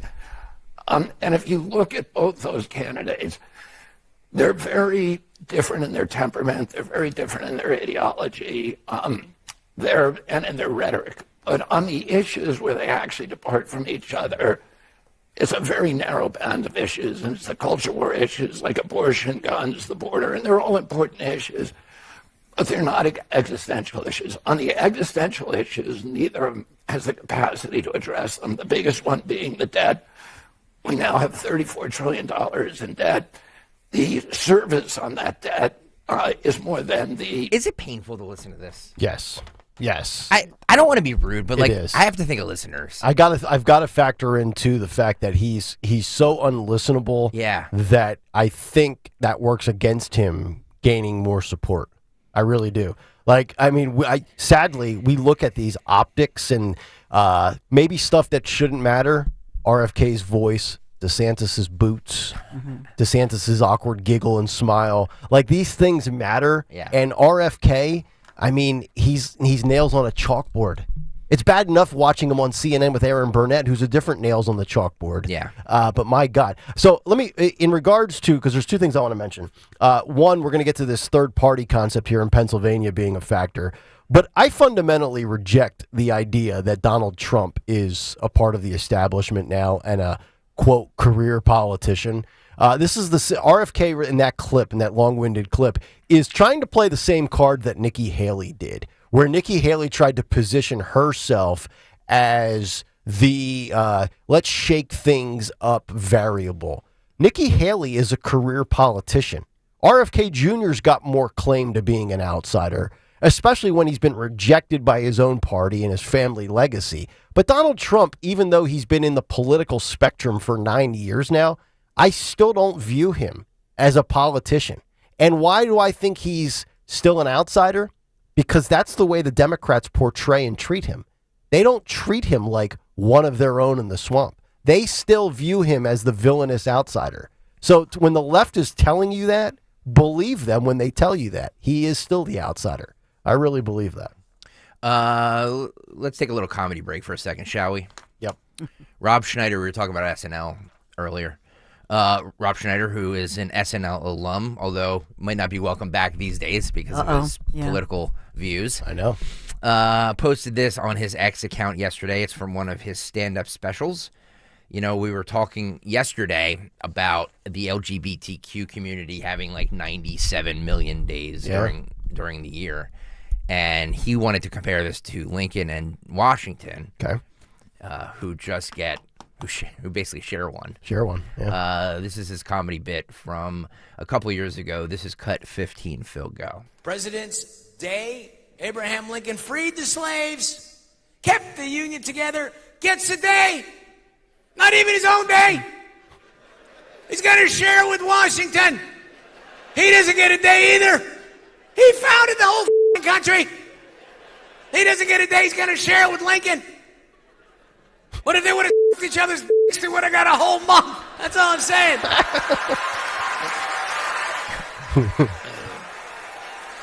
Like I know it's not possible because, you know, Lincoln was so tall. So funny, that face. Still looks like it's 1995.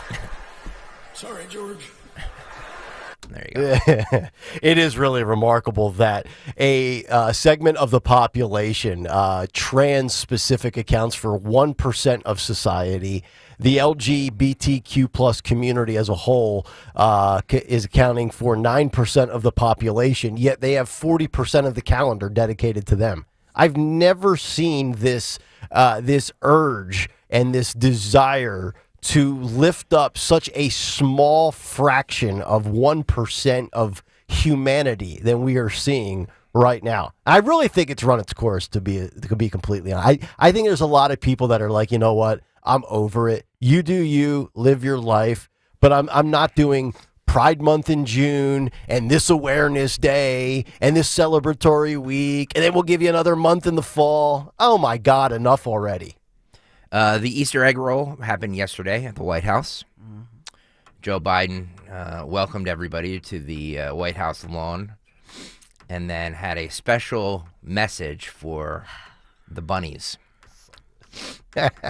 Cut six, Phil, go. More optimistic about America than I am today. We have enormous opportunities. We just have to remember who we are. We're the United States of America, and there's nothing beyond our capacity. God bless you all. Enjoy the day, and I'm coming down to do that Easter egg roll in just a minute. Thank you all so very, very much. Thanks, everybody. And by the way, say hello to oyster bunnies. Come on up, bunnies. Oh, yes. Get up here so they can see you.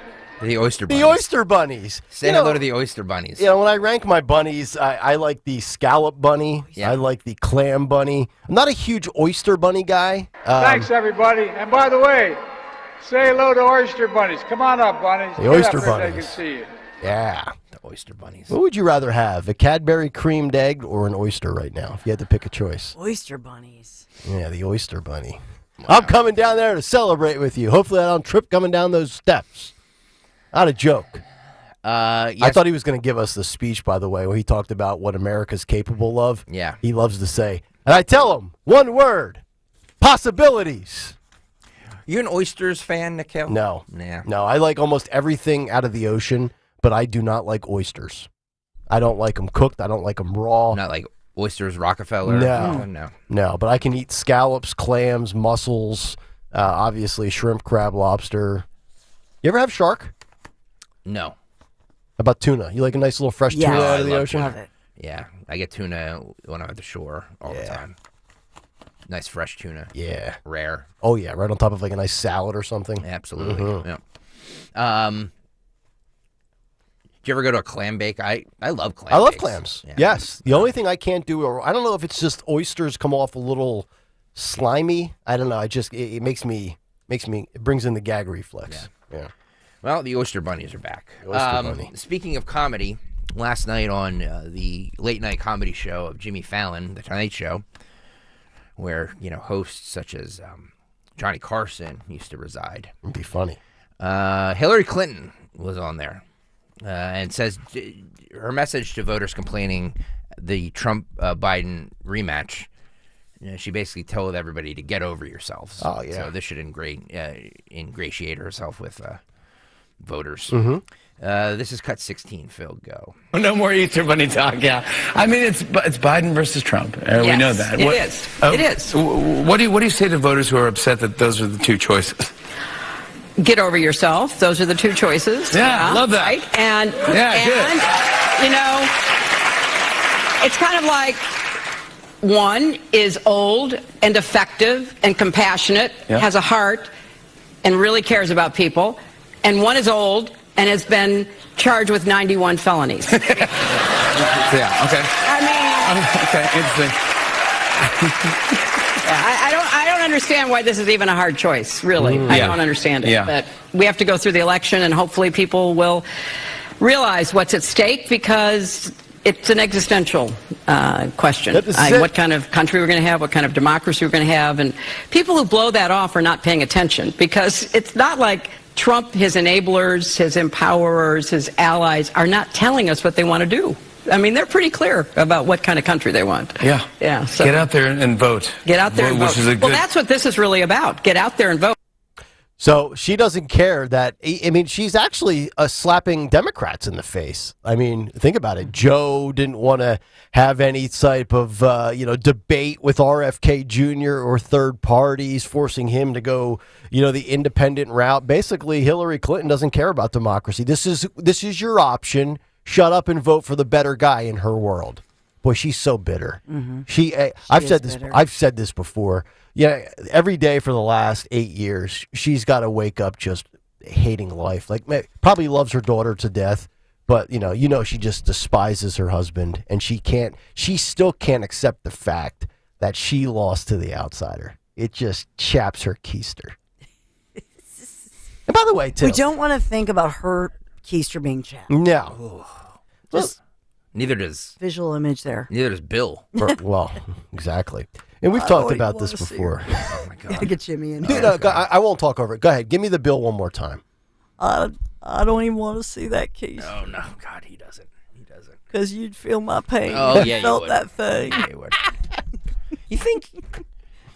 Cottage cheese in a sack. Oh God! I think they both hate each other. You think Bill is still landing 20-year-olds, 20-something-year-olds? Dude, I don't know, man. I mean, maybe he's using Blue Chew. Promo code 1210, by the way. Well, he's in his dreams. He's dreaming about him. Right. I mean, what he has in the past.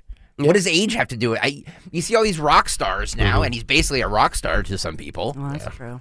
And the audacity of that lady to sit there and talk about one man with 91 charges when we know darn well that there's been so many times that family should have been charged with something and they get off scot-free with everything. But I'm going to take this, let's just go to the Jimmy Fallon and the Jimmy Fallon producer ensemble that's say, hey, what we got coming up April 1st for April Fool's Day, about 6 weeks out. Let's start booking some guests for those shows ahead.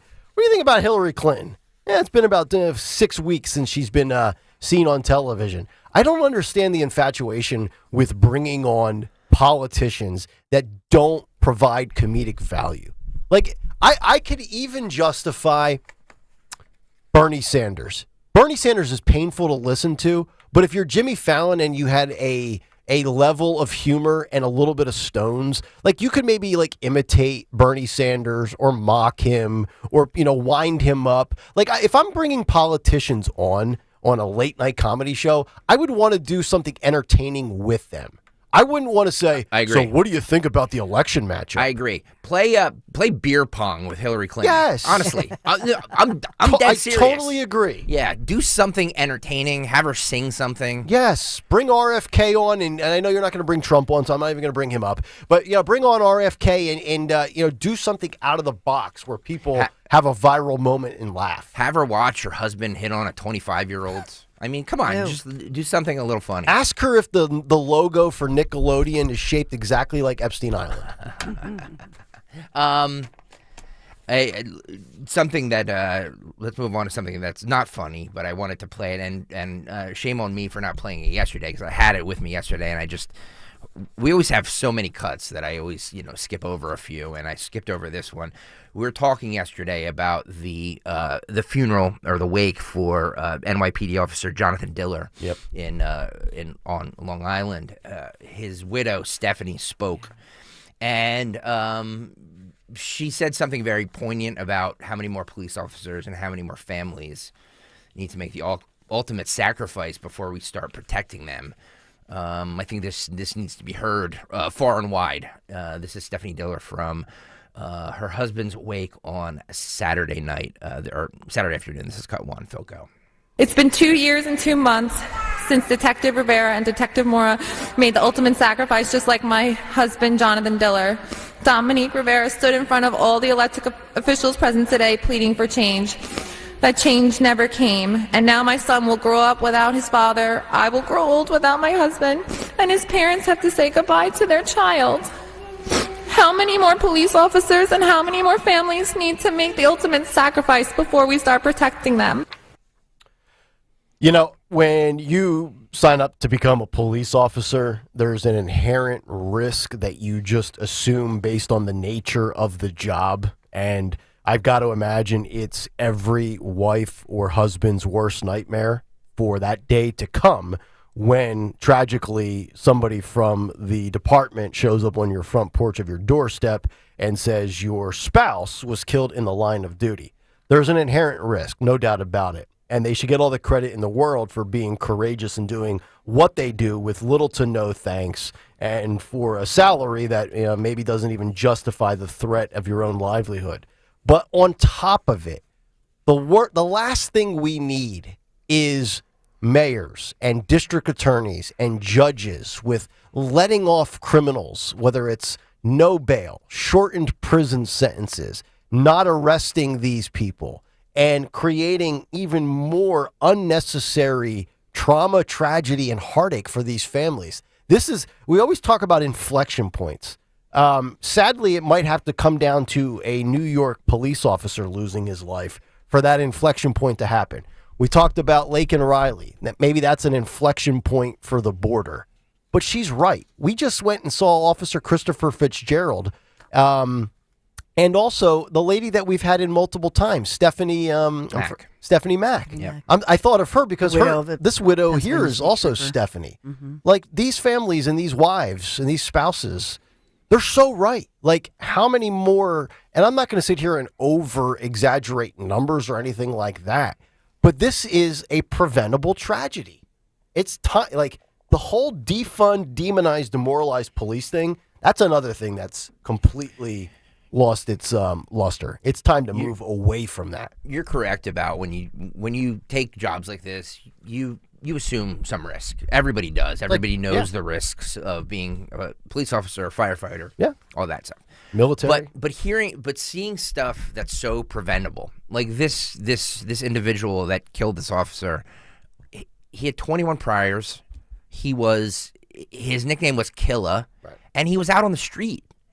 And if we just had district attorneys that would prosecute these and throw the book at them and throw away the key, her husband would be alive. And it's that type of stuff that's infuriating. And if you're willing to shoot or stab or physically go after a police officer, there's nobody else in society that's off limits in that criminal's mind. No. Because nobody with a functional brain or an ounce of respect for people in a profession that are there to protect you and respond to crime would attack and kill a police officer. They need to take that, kill a guy, and put a bullet in his head. Because you're right. There's no redeeming. You can't bring that back. You know what I mean? And he's just going to do it more. So I don't know what to say, but we need to get these cities need to get tough on crime, or this stuff is just going to keep happening, and we're going to get less and less cops. Because who the hell wants to do that? Nobody does. You couldn't pay me enough to be a police officer. You really couldn't. On the same day that President Trump, former President Trump, was at the wake of Officer Diller, Joe Biden was yucking it up on at Radio City Music Hall with Joe Biden, or with Barack Obama and Bill Clinton. Speaking of Bill Clinton, Kristen Welker on Sunday, the Meet the Press, said that it was clear that this is now going to be an all-hands-on-deck effort by the Dems to get Biden reelected. This is from Sunday. This is cut 9. Phil, go. Kristen, good morning. It's great to see you. So, as Ali just said, both campaigns raising a ton of money. President Biden had that event at Radio City Music Hall with Presidents Obama and Clinton that raised a bucket full of money. Donald Trump doing the same later, also selling sneakers, now selling Bibles, and as Ali also said, using some of the money to pay his legal bills. So who has the fundraising advantage at this early stage? Well, Willie, happy Easter. At this point in time, look, President Biden has the fundraising advantage. He also has more money in his war chest, but we know that money doesn't always translate into victory. What was significant about what we saw this week is it was clear that this is now going to be an all-hands-on-deck effort by Democrats to try to get President Biden reelected. The fact that you had former Presidents Obama and Clinton joining him for that fundraising event clearly aimed at energizing the base. And I go back to 2012 when then President Obama was in the political fight of his life, and former President Clinton came out on the campaign trail to make the case for him. That made a difference. My question, Willie, how frequently will we see these presidents out on the campaign trail? Can they help to energize moderates and independent voters? I think that's where the difference could be made, Willie. So there's no doubt about it, and we've seen this, and this has been happening for months and months now. We've seen Barack Obama. He's been lingering and hanging around. You heard the Michelle Obama rumors for many, many months. Hillary Clinton, Kamala's now doing the abortion tour. They've brought out Bill Clinton. But let me ask you this, and you know, you're looking at a former two-term president in Barack Obama, African-American man. You're looking at Hillary, who did not win in 2016, female. And then you're looking at a two-term white male from 1993 to 2000 in Bill Clinton. I think Obama still has a massive, massive following within the Democratic Party. I understand why he's bringing out Obama, because he is losing, and we're referring to Biden here. He's lost a lot of support over the last 4 years in the black community. Trump's support has gone from about 8 or 9% to about 22 or 23%, if you believe the polls. I don't know that Hillary Clinton resonates and helps Joe's bottom line. If you're talking about bringing out Hillary for abortion, well, you have Kamala to do that. And let me ask you this. As popular as Clinton might have been or might not have been, it's been a long time since Bill Clinton was in office. Yeah, I mean, to the younger demo, to the Gen Zer out there, do you really know much about Bill Clinton? No, but with the older Democrats, he's still beloved. He's still beloved, and they need, because let's face it, 18 to 34-year-olds ain't coming out to vote. Right. They're just not. But America rejected Hillary Clinton. So I'm just looking at it from, okay, you can bring out all these big names and all the big guns for the Democrats, but does each one carry a distinct value? I would argue that there's diminishing value with all three of them, but I think Obama carries the most weight moving forward. That would be my guess. I agree with you. I just think that using Bill Clinton for a certain segment of the Democratic base, I think, is very smart. Okay. Even with all the stuff out there with Epstein, even with all the stuff out there with P. Diddy. We're talking about, whether it's Clinton, whether it's Epstein, or the Hollywood celebrity elites.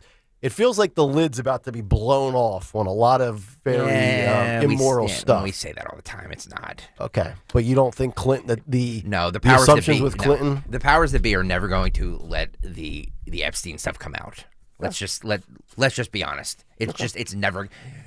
Remember, like, there was all that hubbub. In a few days, this is going to be released. This is going to be released. And then we've heard nothing since then. So nothing will happen to any of them. Well, that's the question. Supposedly, there were all kinds of cameras and all kinds of individuals captured doing, creepy things on camera.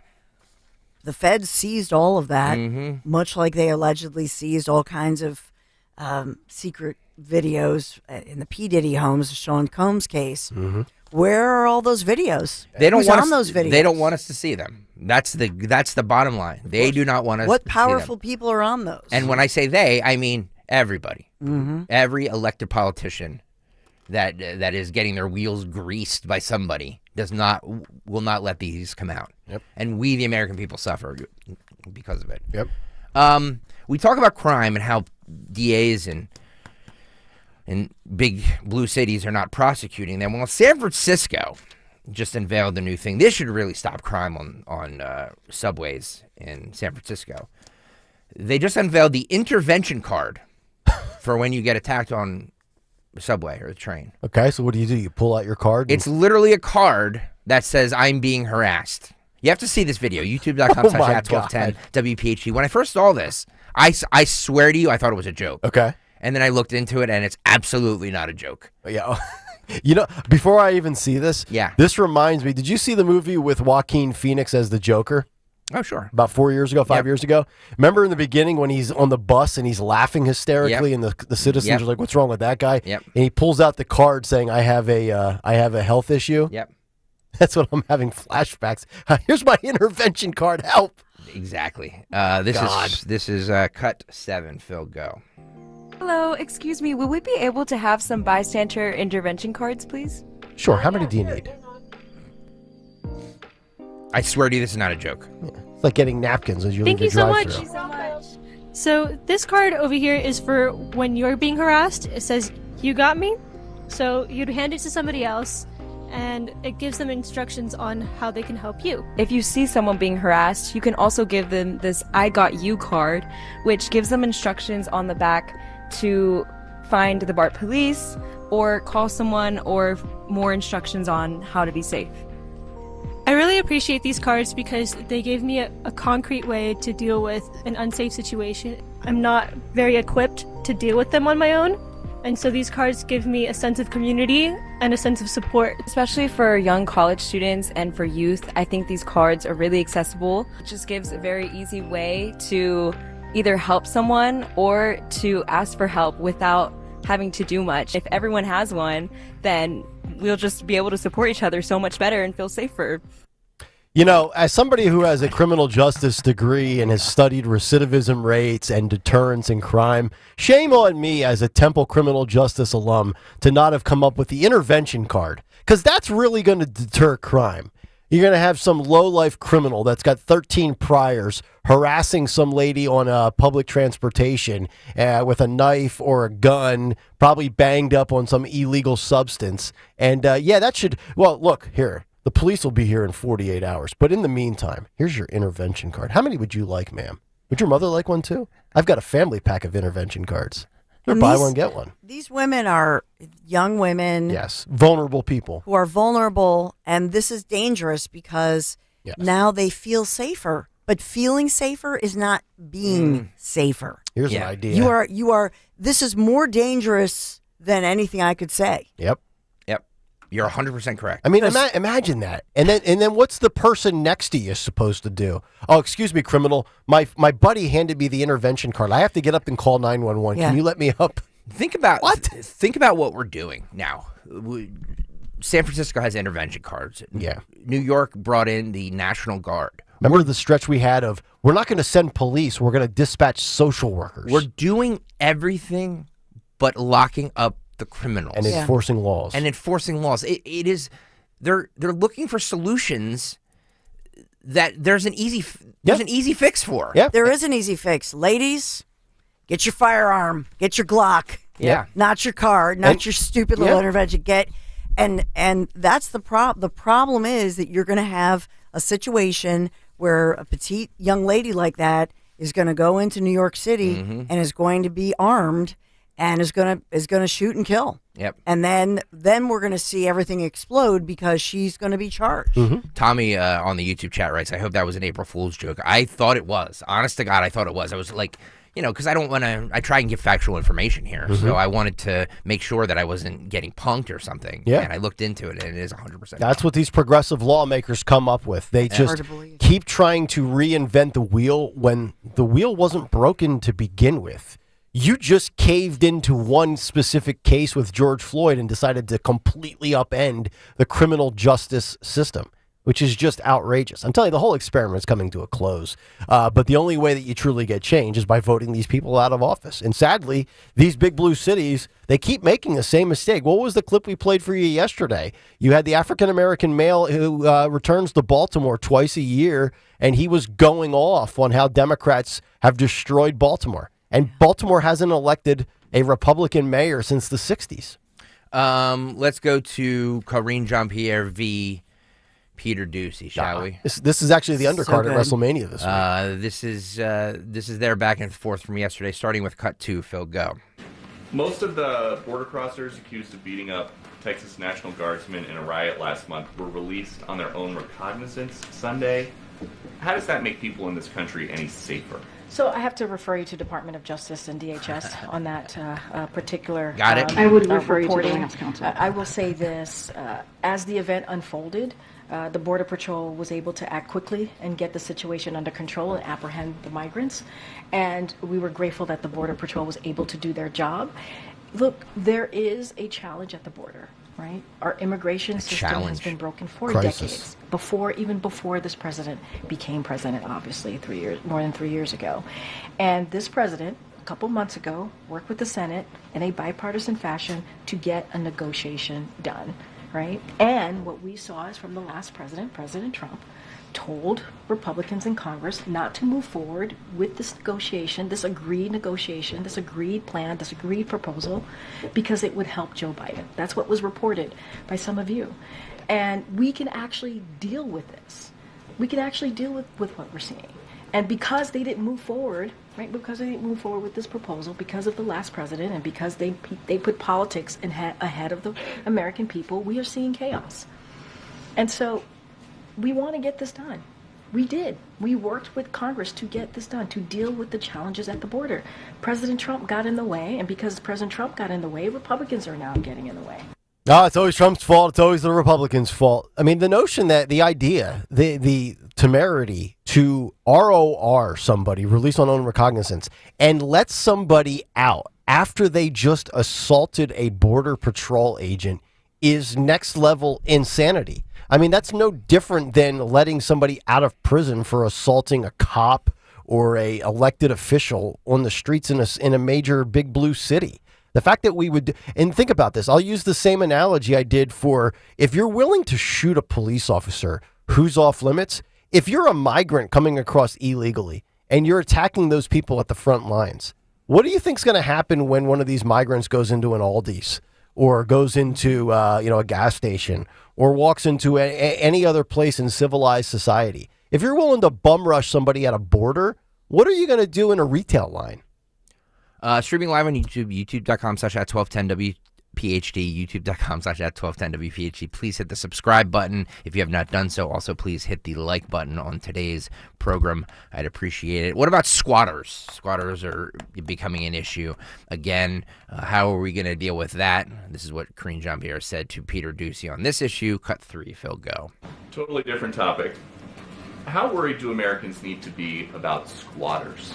About squatters? About squatters. There's a lot of stories out there. Homeowners are showing up at places that they own where the locks have been changed. Some squatter has moved in and the homeowner has no rights. Does President Biden think that is right? So if my understanding is that this is obviously a local issue. We are certainly tracking that issue. The rights of property owners and renters must be protected. And we believe that, ultimately, what needs to happen is the local government needs to make sure that they address this and they take action.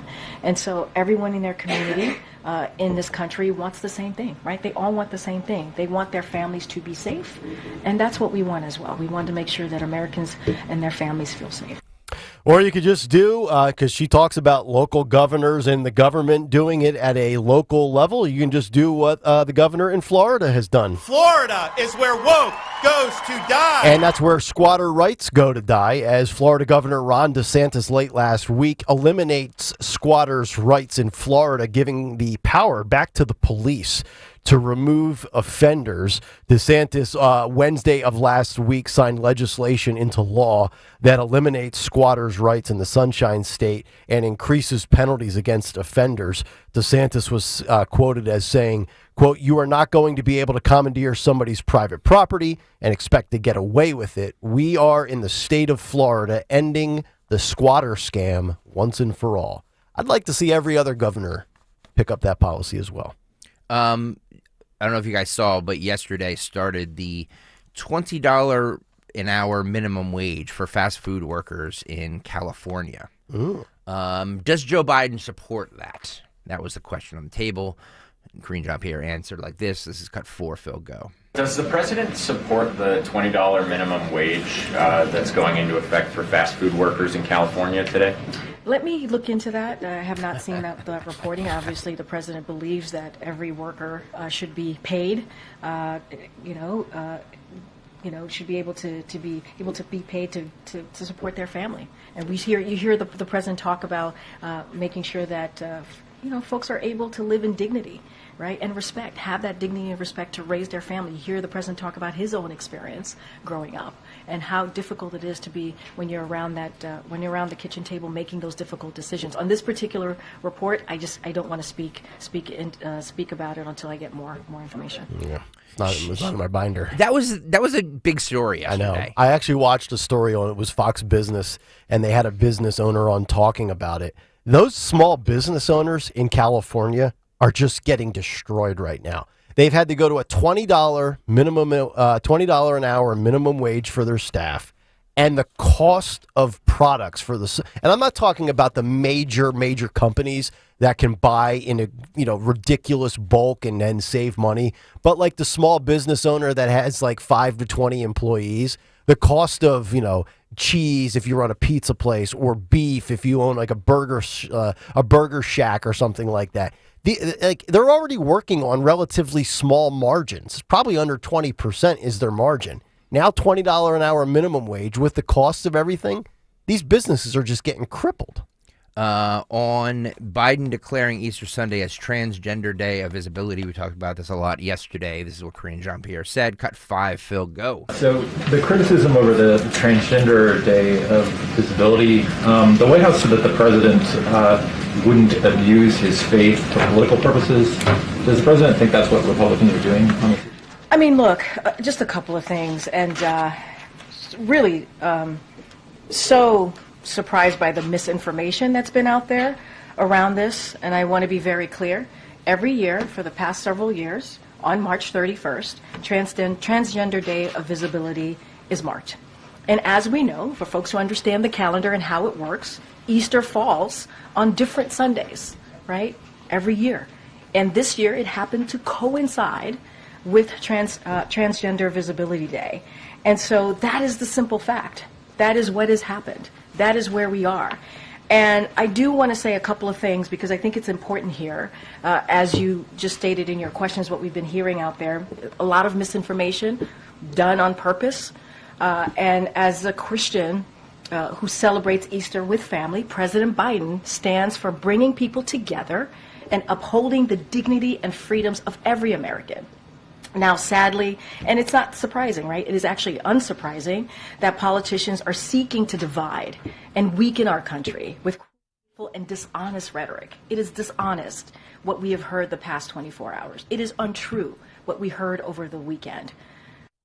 Okay, well, let's, on the subject and the topic of dishonesty and who said what or who didn't do what, there's a major conflict here coming out of this state of the weekend little press release that Biden put out. I read this for you yesterday, and this came from his administration, and he says, now, therefore, I, Joseph R. Biden Jr., President of the United States of America, by virtue of the authority vested in me by the Constitution and the laws of the United States, do hereby proclaim March 31st, 2024, as Transgender Day of Visibility. Although, coming out of yesterday with the Oyster Bunny, Biden said in regards to who designated Easter Sunday as Transgender Day of Visibility, he said, quote, I didn't do that. So this, I would think, the logical conclusion is further proof that Joe Biden's not running this administration. I know that Joe didn't, and you, Phil, if you can put it back up, the Biden thing, I know it's up there. I know that Biden didn't type that up. We all know that, right? That's obvious. But then when Joe comes out and the headline for the Daily Mail is, quote, I didn't do that. Biden says it wasn't him who designated Easter Sunday as Transgender Day of Visibility and calls Speaker Mike Johnson thoroughly uninformed for his furious response. Well, then who's calling the shots here, Joe? Because my assumption is it's the progressive squad Dems that are running this administration, not the big guy. That's what I got. That's what I got, too. We're both shot at the same point. Beautiful. Good timing. 8:34. All right, we'll come back. We've got a couple of good stories to get to. I want to get to this third-party story in Pennsylvania. Very interesting column from the Pittsburgh Post-Gazette. And they actually reference some individuals in the Lehigh Valley when it comes to the third-party factor. We'll get to that. Also, if you've ever wanted to ignore your boss after work hours, a California lawmaker is going to try to make that happen. And then also lonely adults. 40% of adults go multiple days without face-to-face interaction. A lot of interesting stories as we continue. Dawn's Big Three coming up next as we continue. Kayal and Company on a Tuesday morning. Talk Radio 1210 WPHT. First, got to talk about my kitchen. My kitchen is the heart of my home. If your kitchen or bath is outdated, you need Kitchen Magic. They're local. Yeah, Pennsylvania, family-owned and operated since 1979. Just schedule your free in-home design consultation. Do this today and bring your kitchen or bath back to life. Kitchen Magic is the full-service remodeler I trust to quickly, beautifully, and affordably transform your kitchen or bath. And right now they're offering 12 months, no payments, no interest financing, plus 10% off your remodel. Just visit them at kitchenmagic.com. Kitchenmagic.com. Make sure you tell them Dawn sent you. Dingers, blasts, moonshots, whatever you call them, everyone loves home runs. And with FanDuel Dinger Tuesdays, you can love them even more. That's right, Dinger Tuesdays are back for another season on America's #1 sportsbook. Just bet on a player to home run, and FanDuel will give you $5 in bonus bets for every home run hit during that game. As if you needed another reason to love long ball, visit FanDuel.com/Greg, FanDuel.com/Greg to get in on the Dinger Tuesday action. FanDuel.com/Greg. Do it now. What are you waiting for? Make every moment more with FanDuel in partnership with Valley Forge Casino. It's official sports betting partner of Major League Baseball and the official partner of 1210 WPHT, 21 and over. President PA, bonus issued as non-withdrawable bonus bets that expire 7 days after receipt. Max bonus $25 per game. Restrictions apply. See terms at sportsbook.fanduel.com. Gambling problem? Call 1-800-GAMBLER. Are you tired of dealing with those old, inefficient windows in your house? Well, maybe it's time to go Guida. How about that drafty, beat-up-looking entry door you've painted over more times than you can count? Well, go Guida. Need added protection from the elements with a new storm door? Go Guida. And what about that sliding patio door or garage door you've been meaning to replace? Go Guida. Whatever your home improvement needs are, I suggest you go Guida with the great people at Guida Door and Window. To help you get your project started, Guida is offering 20% off all windows and doors while allowing you to start your project with no money down and up to 3 full years to pay it off interest-free. That's right. Receive 20% instant savings with the luxury of paying off your project interest-free for up to 36 months. Restrictions apply, offers for a limited time, so what are you waiting for? It's time you finally go Guida. Call today to schedule a free in-home estimate at 1-877-GO-GUIDA or visit them at GoGuida.com. That's go, GUIDA.com. And paid for by AG Marketing Group.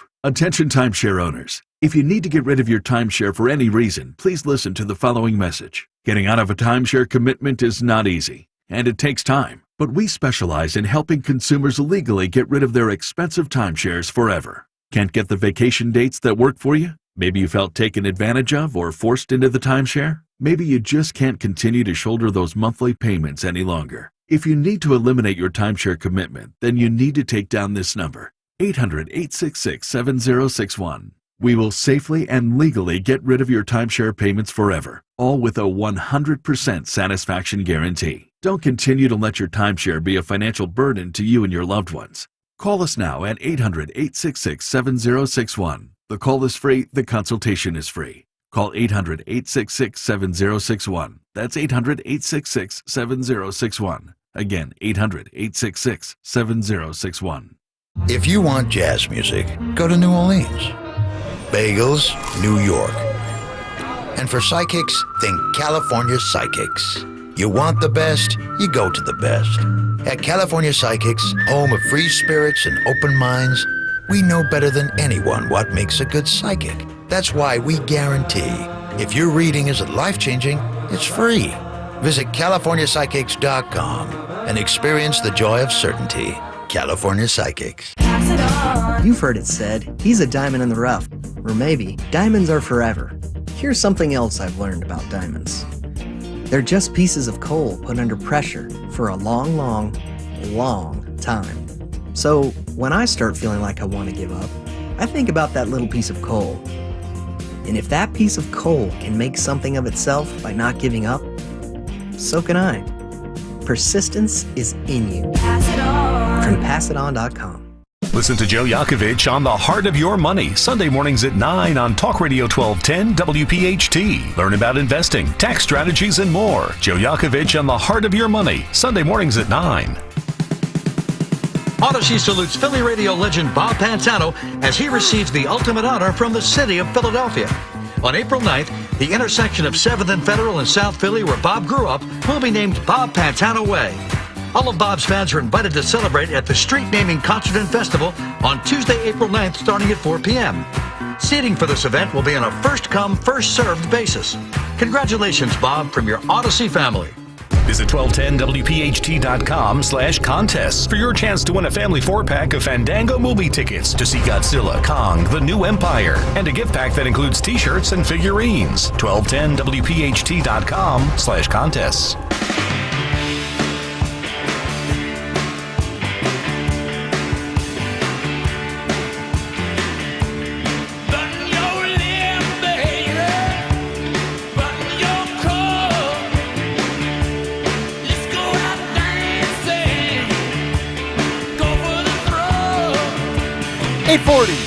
Kayal and Company. It's a Tuesday morning. Hopefully all of you having a good start to your work day or your school day, on your way to work, on your way to school. If people still go to work and school anymore, I don't know. Seems like everybody just doesn't go to do anything anymore. Truancy numbers off the charts. If you missed the big take this morning, go back and get that. Our truancy epidemic in the United States. Also, a very interesting story that we discussed on the No Labels Party. We had that early for you this morning. And also still ahead, how a third-party candidate could impact the state of Pennsylvania. We'll get to that coming up in a little bit. And also some stories when it comes to the workplace and the problem with adults that just don't want to interact with other human beings anymore. We'll get to all of that as we continue. But right now, let's get to some of the news. 8:41. It's time for a Dawn Stenzel with Big 3 at 8. It's the Big 3 at 8 on Kayal and Company. Big 3 at 8 this morning, sponsored by the Arden Theater. So, number one, as we look at the news, let's talk about a little weed or a lot of weed. Legal recreational marijuana in Pennsylvania. There's a real push for this. Obviously, Governor Josh Shapiro is backing it, and it's integral to making his budget plan work. So they say that in Pennsylvania, legal pot, legal recreational weed, not medical marijuana we're talking about here, but the recreational type, the type for fun, could net up to $41 million in tax revenue, and that would be in its first full year of sales if implemented as proposed by Governor Shapiro. You know, I am old enough to remember a time when everybody said legalize sports gambling and legalize marijuana and let the state make a ton of money off of tax revenue. Well, one has been legalized and one's certainly on the way. I got to tell you, and I would love to throw up a poll question in the YouTube chat or on Twitter. I would love to know from this audience if you are okay with the legalization of recreational marijuana. I'm not a marijuana person, so I have no skin in the game, so to speak. Mm-hmm. But I'm at the point now where as long as you don't get behind a vehicle impaired, and I think there's a difference between selling it and not paying taxes versus buying it. I have no problem if somebody buys recreational marijuana for their own home. I really don't. And I say that as somebody who doesn't consume the product. But I don't know how this audience would feel about that. Well, weed on the ballot. Look what's happening in, hopefully you're going to get to it at some point, Florida. Weed and abortion on the ballot. It's going to get people out to vote. Mm-hmm. Yes. The end. Yep. Yep. Do you think more people in Pennsylvania would be okay with it than not? Yes. Okay. I'm talking about conservatives and Republicans. Yes, times have changed with pot. I agree. Yeah. But to Greg's point, and what's happening with Florida with the abortion issue on the ballot, very bad for Republicans. Weed, it really depends on what the candidates say about it. But as far as what our Pennsylvania chiefs of police, they've put out a statement as, saying that they're very concerned about this, the legalization of marijuana and the effects on public safety. And they believe that marijuana legalization poses significant challenges for law enforcement. And so that these are the unintended consequences, if you will, for public safety. And they're pointing to this, thinking about, this is in the wake of the defund the police movement. Mm-hmm. So we're down across the ranks. And look at what you just reported at Gate 36 on the border in El Paso. I mean, National Guardsmen needed treatment for medical treatment after being charged at the border, mm-hmm. and the release of those. And what's the difference between that and J6? If you're going to talk about people surging, police, etc., right? Nobody talks about it. They're let go again. That hurts recruitment. Mm-hmm. At all levels. And so that's what this is at a time when we're down in the ranks, and this is a bad policy. Well, and to my knowledge, and correct me if I'm wrong, there's no way if you are a police officer, and this is where I feel for cops, and you pull over a suspect and they take a sobriety test for alcohol and they're not drunk and they haven't had any alcoholic beverages, but they've consumed marijuana, there's no test for that, correct?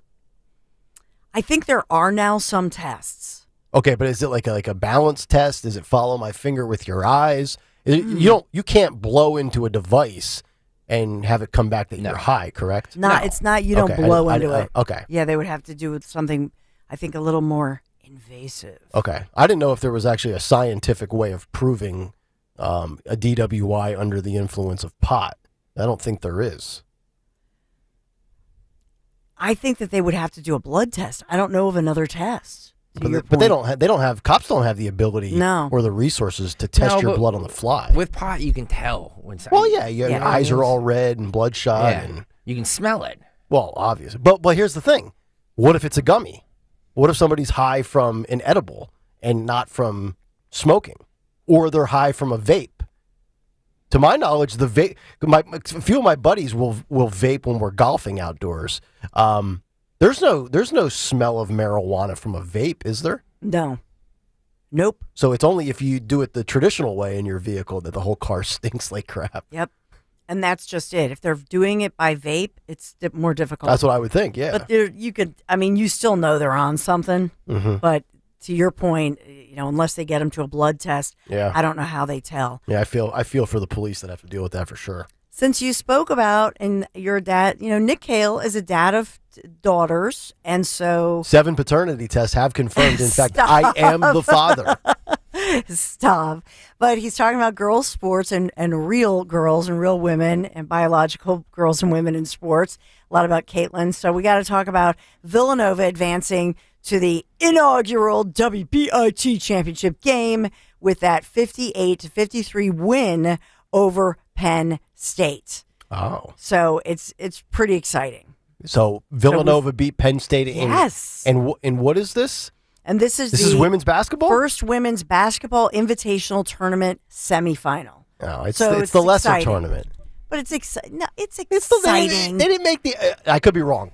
This sounds like for the team that don't make the NCAA tournament. This is like the JV tournament. It's exciting.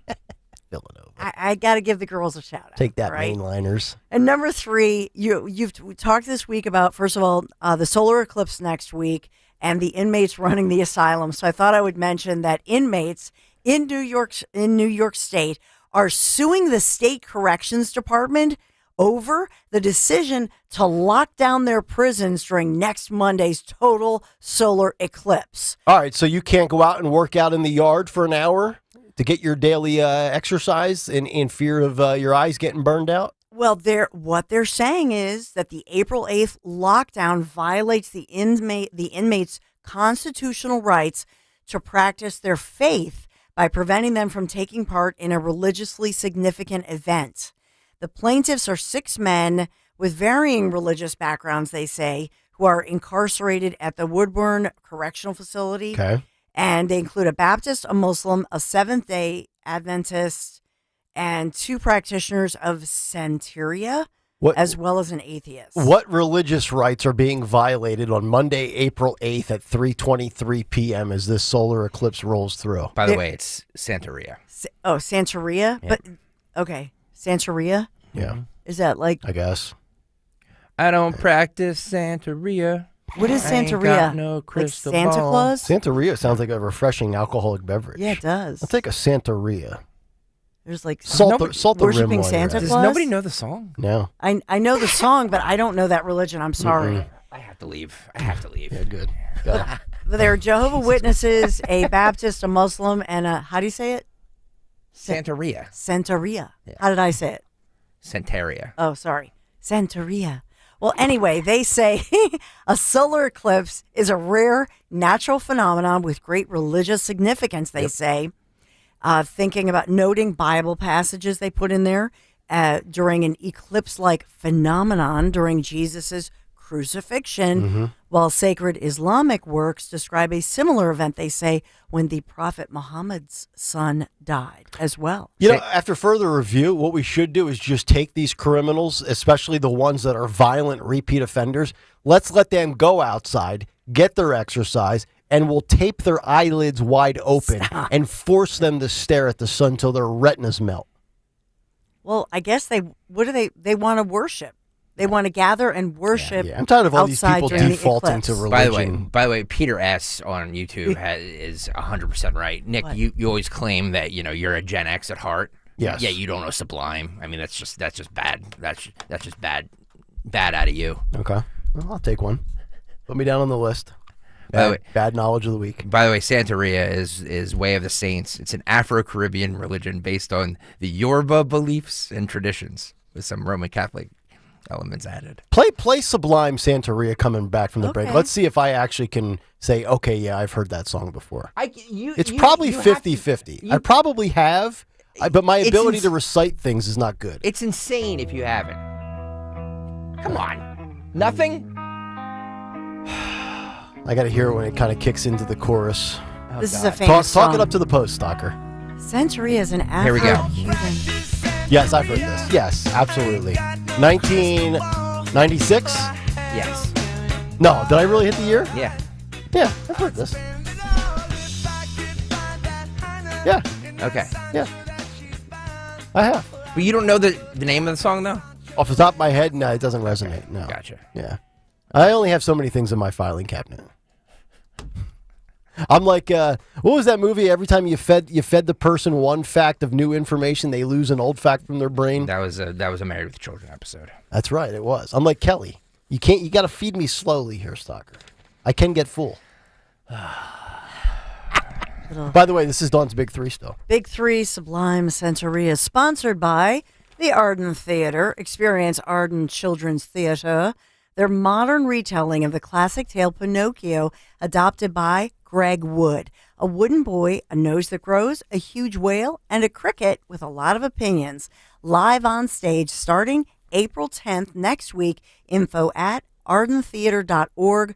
ardentheater.org. They promise a great experience. This sounds absolutely wonderful. Thank you, Arden Theater, for sponsoring our Big Three. All right, Dawn, thank you very much. 8:53 as we continue. 9 o'clock hour is on the way. Third parties could cause voting upheaval in Pennsylvania for a tight presidential race. We will get to that story. And then also, we have a little bit of a revolt of the staff, not on this show, but for John Fetterman. People leaving in droves. They've had enough of the Fetterman. We'll get to that story, and also ignoring your boss and going days without face-to-face interaction as an adult. A study says it's happening far more frequently than you might think. All of that's still on the way. Kayal and Company, 9 o'clock hour is next. The future of medicine is here at QC Kinetics. Yeah, QC Kinetics is the nation's leader in the most exciting revolution in pain management we've seen in decades, regenerative medicine. So if you're tired of those achy joints, if your joint pain is keeping you from doing what you love, you need to call my friends at QC Kinetics. Call them now. Surgery, steroids, drugs, these are no longer your best options. Regenerative medicine at QC Kinetics is transforming lives with innovative treatments which deliver lasting results. We're talking natural biologics here, using your body's own power to repair and restore your damaged tissue. QC Kinetics is under the leadership of National Medical Director Dr. Mitchell Scheinkupp. Now, Dr. Scheinkupp is a pioneer in this field with more than 20 years of clinical work, tons of research, teaching, publishing. He wants to get you relief with a needle, not a knife.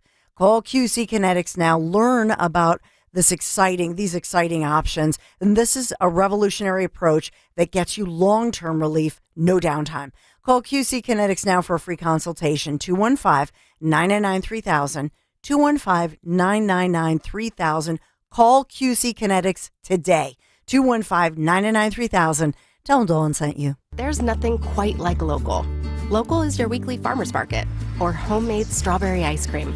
It's live music on the corner, yoga in the park, and a chance to try something new. That's why AARP is local, right here in our community, offering free events and enriching experiences that can help with finances, family, and fun. Join AARP Philadelphia and Longwood Gardens for a free virtual tour of the garden's history on April 23rd. Register at aarp.org/local. I am Judith Krupnick, president of Cherry Hill Volvo. As the store's owner, I want our clients treated with respect.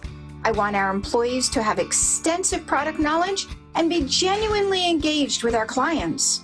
Our pricing is competitive, but our client attention is second to none. When considering a new car, consider Cherry Hill Volvo. Contact me directly. Relationships really do matter to us. Urgent Camp Lejeune settlement message. The government will soon begin providing fast, guaranteed settlements to Camp Lejeune Marines, families, and civilians. Awards will range between $100,000 and $550,000 with an option for higher amounts. If you or a loved one spent time at Camp Lejeune and suffered cancers of the bladder, liver or kidneys, leukemia, non-Hodgkin's lymphoma, Parkinson's, or kidney issues, you may be entitled to a significant financial reward for your Camp Lejeune claim and could be paid within 60 days after accepting your settlement with your VA benefits fully protected. But the deadline for filing is fast approaching, so you need to act now. Call the James Harris Law Camp Lejeune helpline now to get the compensation you deserve. We're already fighting for thousands harmed by the water at Camp Lejeune, and with the deadline coming, you need to call now or you may forever lose your right to a settlement between $100,000 and $550,000. For your free evaluation, call 800-885-2828, 800-885-2828, 800-885-2828. Hey everyone, it's Ted from Consumer Cellular, the guy in the orange sweater, and this is your wake-up call. If you're paying too much for wireless service, you don't have to keep having that nightmare. Consumer Cellular has the same fast, reliable coverage as the leading carriers for up to half the cost. So why keep spending more than you have to? Seriously, wake up and call 1-888-FREEDOM or visit consumercellular.com. Savings based on cost of Consumer Cellular single line 1, 5, and 10 gig data plans with unlimited talk and text compared to lowest cost single line postpaid unlimited talk, text, and data plans offered by T-Mobile and Verizon January 2024. You're in hot water, mister. What'd I do? I told you months ago our utility bills were getting higher because of that old outdated tank water heater. Maybe it's time we finally switch to a Navien tankless. Learn about Navient's high-efficiency tankless water heaters, endless hot water, all while helping you save on your energy costs. Hey, look at this. Our utility bill is lower since we got the Navient tankless water heater. Who's in hot water now? We are, all the time. Learn more at tanklessmadesimple.com. Now your ideas don't have to wait. Now they have everything they need to come to life. Dell Technologies and Intel are creating technology that loves ideas, loves expanding your business, evolving your passions. We push what technology can do, so great ideas can happen right now. Find out how to bring your ideas to life at Dell.com. Welcome to Now. I'm Tiffany, founder of Harlem Pilates. When I couldn't find Pilates in my neighborhood, I started a studio from my studio apartment. Chase Inc. helped me grow from 1 Pilates studio to 3. Because when you start small, you're going to need some big help. With the Chase Inc. Business Cash Card, you can earn up to 5% cash back on business essentials, so your business can go from here to possible. Chase for Business. Make more of what's yours. Real business owner compensated for their participation. Cards issued by J.P. Morgan Chase Bank, N.A. member FDIC, subject to credit approval. Terms apply. WPHT, WPHT HD, WOGL HD3 Philadelphia. From the Cherry Hill Volvo Studios, where relationships matter. Always live on the free Odyssey app. I'm Philomena, founder of Kin Apparel here in Philly. I love my natural hair, but not what hoodies and hats were doing to it. So I made my own satin-lined hoodies and created a business in the process. I've got big dreams, and Chase for Business in Philly was like, all right, how do we get you there? Get financial guidance from bankers in your community and convenient digital tools all in one place. Learn more at chaseforbusiness.com. Make more of what's yours. Real customers compensated. J.P. Morgan Chase Bank, N.A. member FDIC. This is Norman Chaikin, also known as Norman the Floorman. You know, I lost my first wife when she fell down a wishing well. Hey, I didn't know they worked. Whether you need carpet, LVT, hardwood, tile, or area rugs for your residential or commercial project, we've got you covered. Savings up to 50%, and that ain't chopped liver. Visit us in Bryn Mawr, Conshohocken, or call us at 800-220-RUGS for your home or business, and we'll bring the store to your door. Tune in to Crash Proof Retirement Show, Saturdays at 11 a.m. to hear Phil Cannella and Joanne Small. The Crash Proof Retirement Show, Saturday mornings at 11 on Talk Radio 1210. For a complete list of Talk Radio 1210 WPHT's contest rules, go to 1210WPHT.com/rules. Lose 20 to 40 plus pounds guaranteed with NJ Diet. NJ Diet uses DNA and blood work to help you lose weight and keep it off. Tune into their radio show Sundays at 2 or visit NJDiet.com. Be sure to follow Talk Radio 1210 WPHT on the free Odyssey app. Download it now. Watch out.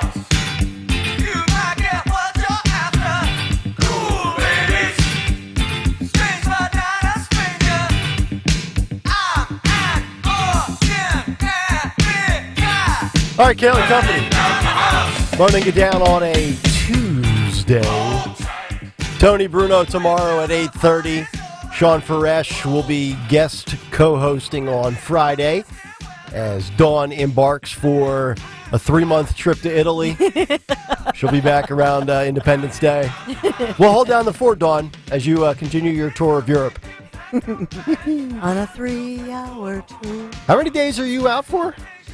10, 12, something like that? I think it's 12 days total. What a trip.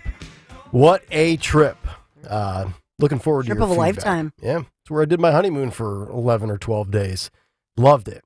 Loved every bit of it. We went from Florence to Venice to Rome, Naples. Man, I came back about 13 pounds heavier and completely intoxicated. Nothing but red wine for like 2 straight weeks. It was unbelievable. Well, that's Ken Chase, conservativetours.com, and they have so many great tours. It's just we can't wait, and we talk about it every day. And when Dawn goes to Italy, she will be ignoring the boss, right? That's the way this works. You're on vacation, the boss can't bother you. I mean, she ignores the boss anyway, let's face it. Well, don't ignore. Okay. Don't text me, Greg. How many I emails just and did texts 30 do you hours. respond to? Oh. I respond. Okay. Dawn's got a lot going on, Gregory. I know. All right. I know. We all have a lot going on. So this California lawmaker wants to help you ignore your boss after hours. And I can't imagine a single person out there that's listening this morning, or in California if they were a resident of the Sun of California.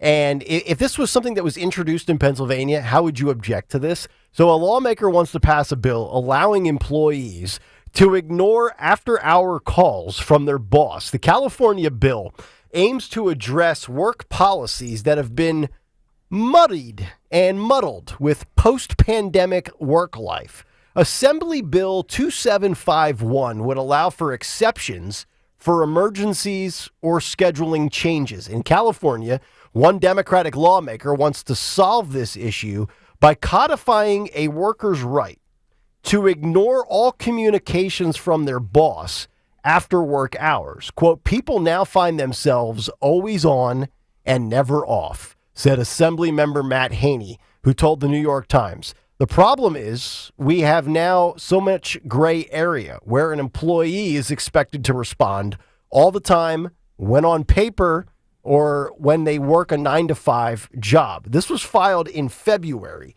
and Assembly Bill 2751 would apply to both public and private employers, requiring them to allow workers, quote, the right to disconnect from communications from an employer during off hours. It's a weak society. See, I totally disagree with you. Let me just read these last two sentences and then we'll chop this up. Okay. It provides some exceptions for emergencies or scheduling changes, and obviously the whole process of getting this into law. If you are somebody, like my wife works remotely, and she works for Wesley Financial, and she deals with financial issues and timeshare issues with companies and employers and people that have purchased these timeshares and things like that. And her entire job is based off of the laptop and a little headset to make these calls. So they can track her every movement. They can tell when her mouse hasn't moved in 20 minutes. They can see what websites she's on, when she's in certain virtual meetings. Like my daughters can't go walking behind her and they've got to go upstairs so she can focus, like the whole bit. I have no issue if people want to disconnect when they are off the clock. You should have every right to. If I worked a traditional 9-to-5 job, I can tell you right now, number one, I'd be miserable. Number two, when 5 o'clock comes, I'm done. You pay me 40 hours a week, 9-to-5. You don't pay me to respond to you at 7:30. Now, I'm lucky, and I think we're fortunate in radio, where at least with Stalker as our boss, and I can say this with all sincerity, like, Stalker never bothers me. Like, if Greg sends me a text, it's like, hey, we might have to meet with this advertiser potentially, or we need to jump on this Zoom because the big boss wants to go through some things or whatever. But I very rarely, if anything, Stalker's like, get off of social media, stop consuming politics and news, and go do something else. So it's like the reverse effect. And I think we're kind of afforded that in radio, where a lot of it's placed on our plate to, hey, bosses won't heckle you as long as you come in and perform and deliver ratings and generate revenue. I don't think they really care what you do in your free time or how much time you spend on the job, so to speak. But this notion that these people have to stay connected, now I think it's a courtesy to respond to your boss, but I don't think you should be penalized at 7 o'clock if your boss texts you and the next morning comes and you're like, oh, I didn't see it, or I had something going on with my kid. Now, I think it's a weak excuse because people don't put their phones away. So the excuse, I didn't see your text, in a world where we can't get this out of our hand, I think is a fugazi answer. This is first of all, they don't need a bill for this. That's ridiculous. Like, it says in California that you're not allowed to text me or email me after hours. It's like, okay, you don't want me to do that, then don't work for me. Well, but I don't understand this. Like, we're coddling people now. If you don't want to, first of all, we have a text thread that we're constantly talking to one another on. Our job is 24 hours a day. Yeah, I've said that. Like radio's different than most jobs, because most jobs you can clock out at 5 o'clock, 4 o'clock, 6 o'clock, and you're done. We don't have that job.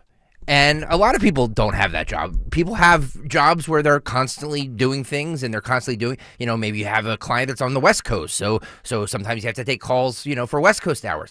This is absolutely ridiculous that they need a bill for this. I agree it's ridiculous you need a bill, but I think you're probably needing a bill because we've gotten to the point where, and I do think we've gotten soft as a society with working. I've talked about that many times. Like, hey, pandemic's over, get your butt back to work, the whole bit. I don't like the concept of virtual to begin with, but it's one thing if you say, well, you have a call to make that's West Coast time. Like if you're in sales and let's say you're selling payroll and one of your clients is Mountain Time or Pacific Time, you might have to make that call at 7 Eastern, which is 4 Pacific. I got that. But for the person that works 9 to 5 and as you say, can disconnect and check out and not think about that job again until they clock back in at 9 o'clock the next morning, why should they respond to work inquiries when they're off the clock?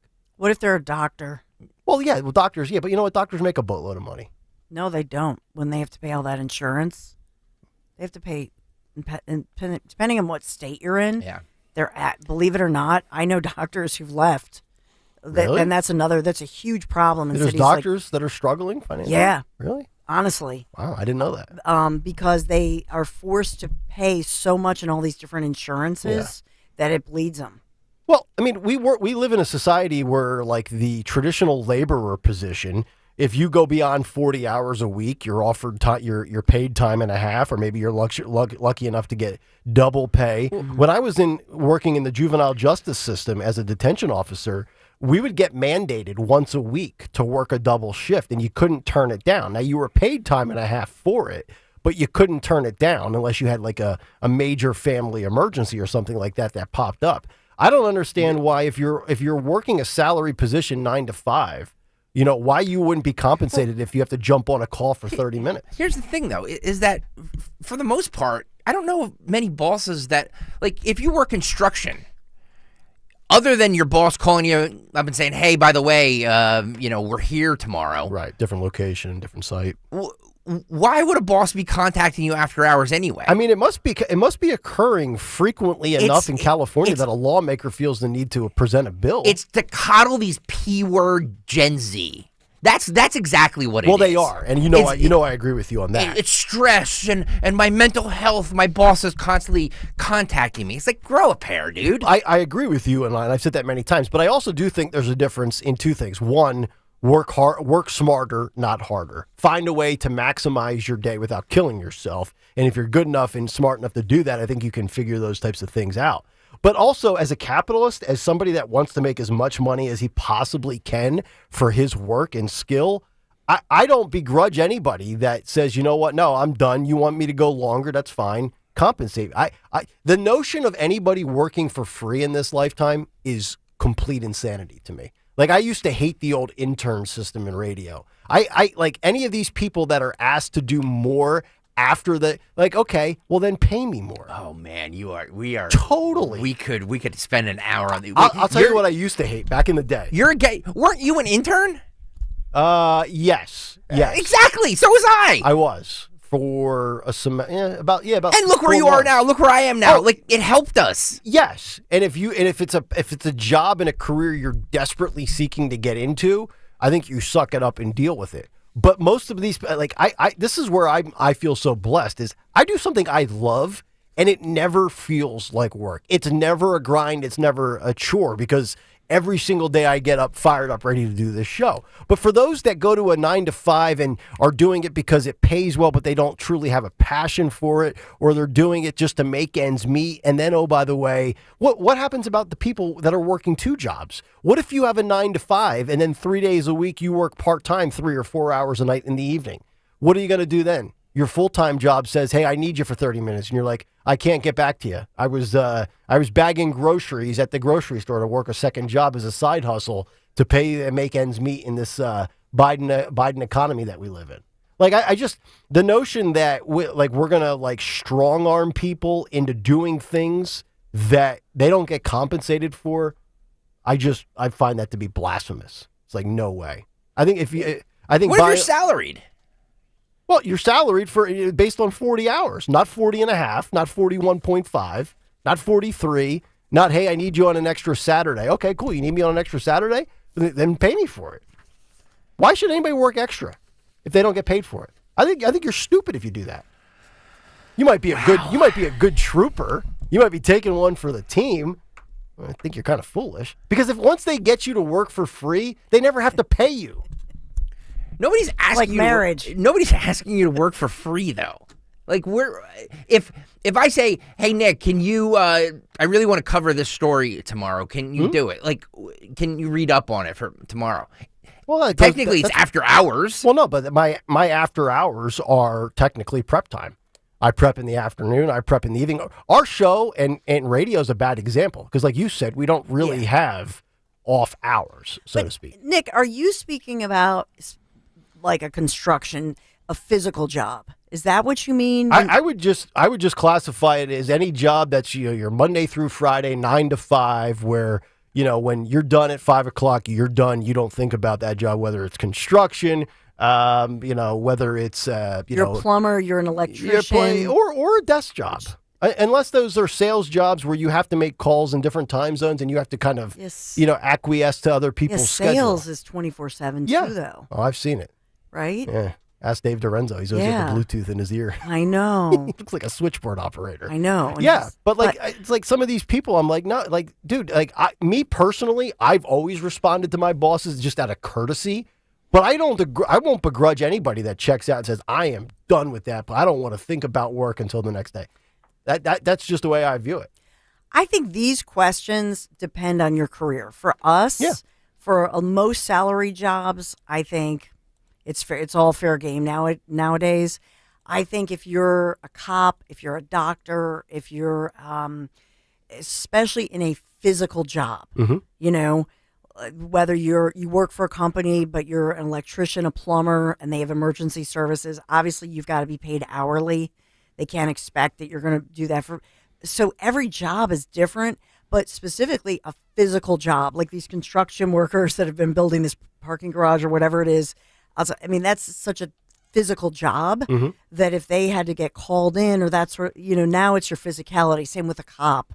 So I think every job is different, but by and large, I think if you have a job that's not physical, where like our job, I think it's all fair game. Okay. I do.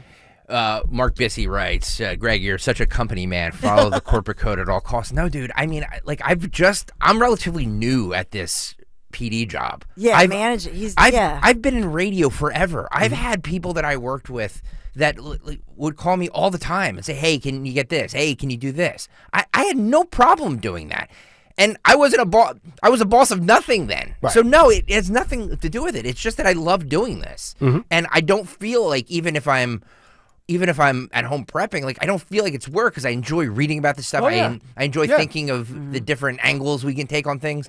I enjoy doing this. So I don't understand, like, why do they need a bill for this? If you don't like your boss calling you after hours, quit and get another job. Well, let's also think about what's the end game here for the politician. This is a Democrat in California who probably wants 4-day work weeks, who probably is all for the 32-hour work week as opposed to 40. And he's probably, I don't know which district this guy resides in, but he's probably in a district where he's pandering to Gen Zers who think their life is too difficult. So I understand that for sure.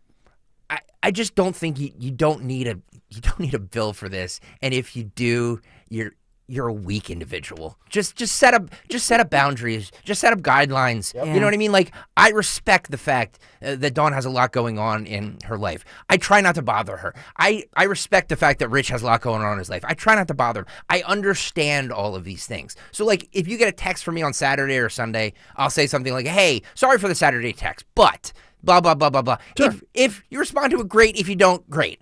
I'm not going to hold anybody accountable for not responding to something. So, like, if it's something that's urgent, that needs to be done, yeah, of course we're gonna let you know. Yeah. And of course any good boss would let you know. And the fact that you're too weak to, like, this is my weekend and I don't, you're invading my me time. It's like, oh, suck it up. These are the people that we played on TikTok. Remember that girl was like, oh, I get out of work at 5 and I don't get off the subway until 6:30 and I have no time to prep my dinner and go to the gym. Like, that's adulthood. Figure it out. That's life. Yeah. Could you imagine what she's going to be like if her boss reaches her? She's gonna spaz out on the phone and she's going to totally lose her mind. Yeah, she will freak on her boss. And be careful with these laws because although the headline might sound nice to whoever to say, oh, they're going to protect your private time or your family time, what are they writing into this? Yep. Because we already have plenty of federal laws, labor laws. We have a ton of labor laws on the books, and then cities like Philadelphia have them too, and municipalities. So we don't need more laws like this. What are they writing in the fine print? Right. That's my question. Well, there's also the counterbalance of companies now more than ever pinching pennies and trying to squeeze out every drop of juice from their employees. But also, in the world of HR, you have all these studies and all these meetings and these conversations of the current mental health of your employees and staff. So it's how do we get the most bang for our buck as a bottom line company while also maintaining the sanity of employees. And by the way, like you being an employee of a certain company, you have a vested interest in that company doing well. Sure. Like Nick, I know you're responsible for 6 to 10, but it is imperative that Dawn Stensland does well, that Dom Giordano does well, that Rich Zioli does well. I said that last week. Because we all kind of steer this ship, and your success, Rich's success, Dawn's success, Dom's success is all our success. Yeah. So you have a vested interest in making this radio station work because it's your job, it's your livelihood, and if you don't, it's going to go away. Well, and God knows. Yeah, right. God knows. God knows they would love to get rid of us right wingers. But we all do. You're right. We all do have a vested interest. Dawn wants this show to be as good as it possibly can. So at 10 o'clock, she inherits a big audience. Dom wants Dawn to do well, so that at noon, when Dawn passes the baton off to Dom, he inherits a big audience. The same thing when Dom hands it off to Rich, and so forth and so on. So no, I totally got you on that. I do think it is interesting because I've said with the workplace dynamic, I'm not against the 4-day work week. I'm not against 32 hours as opposed to 40. If looking at it from like a business owner standpoint, if I can get the same productivity, or maybe even in a greedy fashion, even do better by working less, I think every business would be on board with that. But how do you actually capitalize on that? Yeah. It seems difficult to me to take out 8 hours and still hit your numbers. And it depends on the job as well, because there's so much that it affects. So if now you're doing 4 days instead of 5, think of all of the restaurants or coffee shops or vendors, the street vendors, etc., who rely on people coming into work, for example. And we've seen all of that dwindle in our region, in Philadelphia and major cities across the country. Mm-hmm. So all of a sudden, when you start zooming it in, 1 day a week, 2 days, 3 days, etc., then that's a job killer. And then there's a domino effect in our society. Yep, I totally agree. 855-839-1210, 920, you're right on the dot. Let's get to our morning mystery movie clip. And now, the morning mystery movie clip on Kayal and Company. Talk Radio 1210, WPHT. Hi, nice to see you. Can I help you, gentlemen? Yeah, I'm gonna need black, 42 long, and nothing touches this body but pure silk. And get my partner something from the kids department.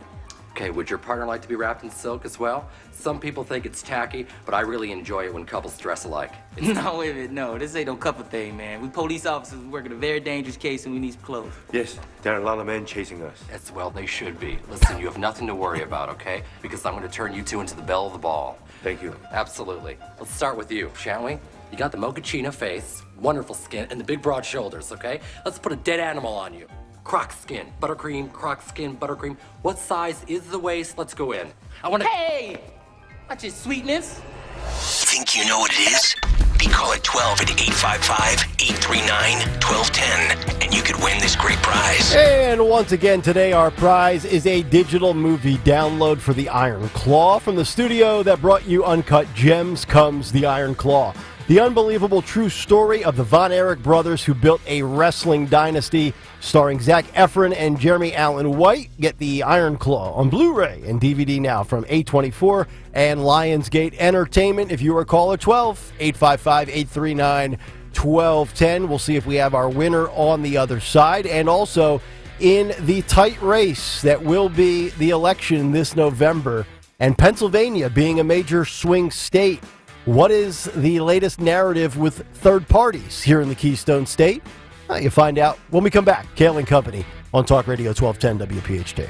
You know by now that if I needed windows, doors, or siding, I would only trust the Chapman team for windows, doors, siding, stucco remediation as well. So if you're thinking about updating your siding choices, think about curb appeal, think about the beauty of your home, and updating it with James Hardie plank or vinyl siding. That certainly is going to add value and beauty to your home, especially if you're looking to sell. You can bet buyers are going to value that updated new siding. So think James Hardie plank. These certified Chapman installers are the professionals you want on this job. If you or somebody you know looking for windows, doors, siding, shutters, the hardware choices, or stucco remediation, give them a call, or you can text them. They're local. They're listening, 610-431-8898, 610-431-8898, ChapmanWindowsDoors.com. You can take that virtual tour online, ChapmanWindowsDoors.com, and they have great before and after photos. So they'll show you what it looks like to go from, for example, the old stucco to the new James Hardie plank. ChapmanWindowsDoors.com. Tell them Dolan sent you. Hey, it's Nick. Join me on the first Wednesday morning of every month for 1210 WPHT's Veteran Spotlight, a program where we shine a spotlight on one outstanding local veteran in partnership with the Travis Manion Foundation, celebrating their remarkable commitment to community service and their exceptional service in the military. This week, we are honoring Josh Jabin, United States Marine Corps vet, and his contribution to the veteran community. Presented by Window Nation. For all of your window and door needs, visit windownation.com. Getting quality employees to fill positions in your company is essential, but finding those people can be a major hassle, unless you use ZipRecruiter. ZipRecruiter makes finding quality people a breeze. And right now you can try it for free at ZipRecruiter.com/radio. With ZipRecruiter, one click sends your job to hundreds of top job sites. But more than that, ZipRecruiter's advanced technology identifies the candidates with the skills you need, sends you a list of great matches to review, then actively invites them to apply for your job. And the results speak for themselves. 4 out of 5 employers who post on ZipRecruiter get a quality candidate within the first day. That's right, the first day. Now you can focus on your business and let ZipRecruiter do the work finding the best people for you. See for yourself. Experience the ease, efficiency, and power of ZipRecruiter for free. Just go to ZipRecruiter.com/radio. That's ZipRecruiter.com/radio. ZipRecruiter.com/radio. Hi, it's John DeMasi, host of Health Watch, a live call-in show airing every Sunday morning at 8 a.m. on WPHT. What would you do to protect yourself this cold and flu season? Well, medical hydration therapy at Innovative Medical Associates could help to boost your immune system. That's because vitamin C and other key nutrients are delivered intravenously right to your cells. Medical hydration therapy may even lessen symptoms should you become ill with a virus or suffer with long COVID or post-COVID conditions. Dr. Molly Fantasia at Innovative Medical Associates prescribes a personalized treatment plan for every patient. We are a medical facility. We treat our IV protocols or our hydration protocols as a medical modality. Learn more about the benefits of medical hydration therapy at innovativemedicalassociates.com. And be sure to join Dr. Molly and me on Sunday mornings at 8 and again at 4 for Health Watch on Talk Radio 1210 WPHT. Hi, this is Dom Giordano. Let's face it, most people fear the dentist. It's a real thing. It's called dentophobia. But my friend and dentist, Dr. Robert Bentz, understands this. I've seen over the years how he's helped even the most fearful patients overcome their anxiety and show them a comfortable, positive dental experience. Give Dr. Bentz a call, 610-272-6949. Take care of that dental work that you've been putting off and finally get that smile that you've always wanted. 610-272-6949. BentzDentalGroup.com. Need to hire quality candidates fast? You need Indeed. Their video interview tool makes it easy and effortless to meet with candidates. Visit Indeed.com/credit. Lexus of Cherry Hill, a 6-time J.D. Power dealer of excellence for customer service. Why would you buy your Lexus from anyone else? The 2024 Lexus models are here and moving fast, and the 2024 Lexus GX will be arriving soon. Tony LaBelle and his team at Lexus of Cherry Hill are your source for the Lexus of your dreams. Over 300 new and pre-owned vehicles are in stock and ready to roll. Face it, you deserve this Lexus, and you deserve award-winning customer service. Start your journey at Lexus of Cherry SherryHill.com. Morning. Oh, hey, neighbor. Sorry for the banging. We're remodeling our kitchen. And sorry for the dust. New patio and landscaping going in. Wow. Are you growing money in your backyard? No. We get a home equity loan from First Harvest Credit Union with an affordable payment. They offer flexible terms, great rates, and less fees. You can say First Harvest is helping us grow our house. First Harvest Credit Union. A better place to grow. Visit firstharvestcu.com or your nearest branch for more info. Membership restrictions apply. Equal housing lender insured by NCUA.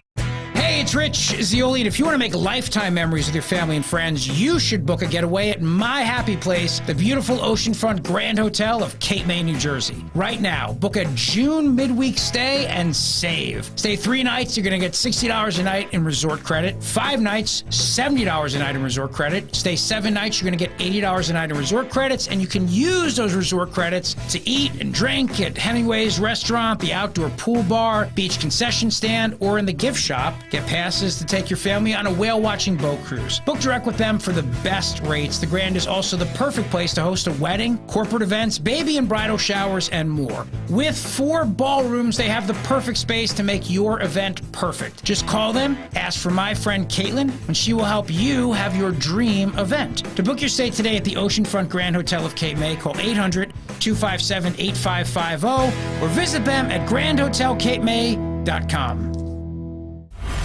Drive in with Kayal and Company mornings 6 till 10. Drive home with Rich Zioli afternoons 3 till 7. Live and local on Talk Radio 1210, WPHT, and the free Odyssey app.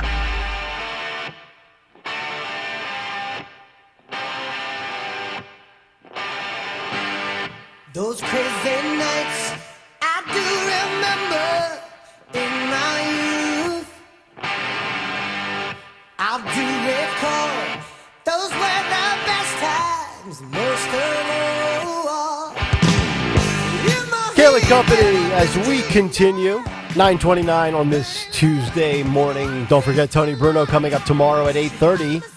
And it's going to be a good show. We've got a very, very special guest that I will remind you about in just a few moments. Tomorrow in the 9 o'clock hour, 9:30, I believe.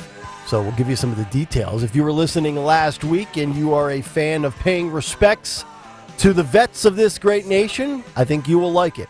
But right now, let's get our winner. Joe is in Hatfield for the Morning Mystery movie clip, and he's in the middle of a wind tunnel. Joe, good morning. How are you? Hey, guys. How you doing? We are doing. Thank you very much, Joe. What movie clip did we just play for you? That was Rush Hour 2. That is correct. Chris Tucker, Jackie Chan, Iron Claw, awesome. Digital movie download is yours, Joe. Thank you so much for playing and listening. Hey, can I say hi to my daughter? Yes, you hey, can. Evie. Say it one more time. Hey, Evie. How you doing? Evie. Evie. Beautiful. Beautiful name. I'm going to say E-V-E-Y would be my guess. Evie. Very nice name. Nice. Beautiful. A lot of social media comments coming in from our workplace dynamic conversation with telling bosses not to bother you. Yep. Irk says, if you're good at something you do, never do it for free. And he's quoting Heath Ledger from the Joker in the Batman movie, which is kind of the sentiment I was passing along. Old Man Dudley says Nick should never consider farming as a career true. choice. It's absolutely true. I wasn't meant for manual labor. I'm not that guy. Neither was I. Yeah. If you need any manual labor on this show, just call Dawn. It's true. It's absolutely true. And Marcus Aurelius says Greg Stocker should be added to the cast of Horrible Bosses 3. Wow, taking a shot at you. Jeez. Marcus coming in strong here at 9:30 on a Tuesday.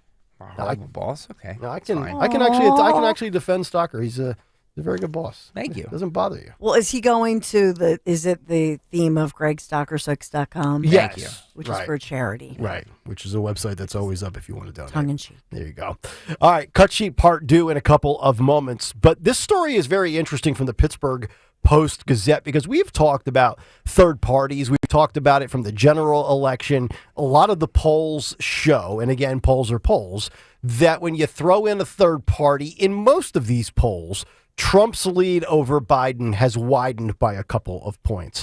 But how is it going to play out in all of the swing states and specifically Pennsylvania?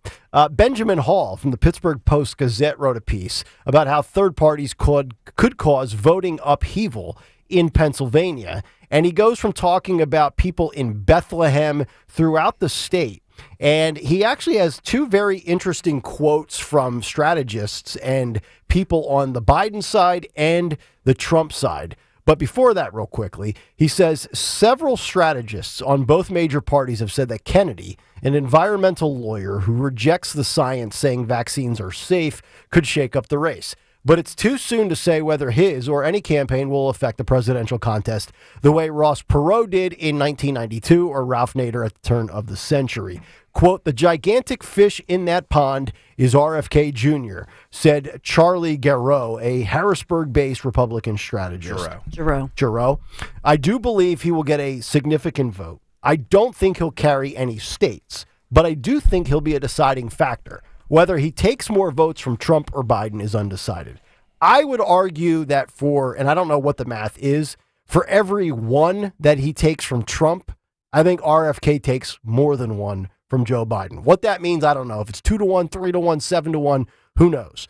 Most polls show Trump is the benefactor of RFK. Then a Democratic strategist and an ad maker based in Philadelphia said, quote, while Kennedy hails from an iconic Democratic Party, one of his leading issues, in quotation marks, vaccine skepticism, would tend to draw from people more likely to vote from Trump. He goes on to say it's hard to predict how the ball lands, and it's worth noting that generally these third-party candidates have less impact than people think. I've got a quote from the Trump team and the Biden team. Let me give you the Trump team first. Trump described Kennedy as, quote, the most radical left candidate in the race by far, but he said he loves that he is running, and it would be a great service to America to take away votes from Joe Biden.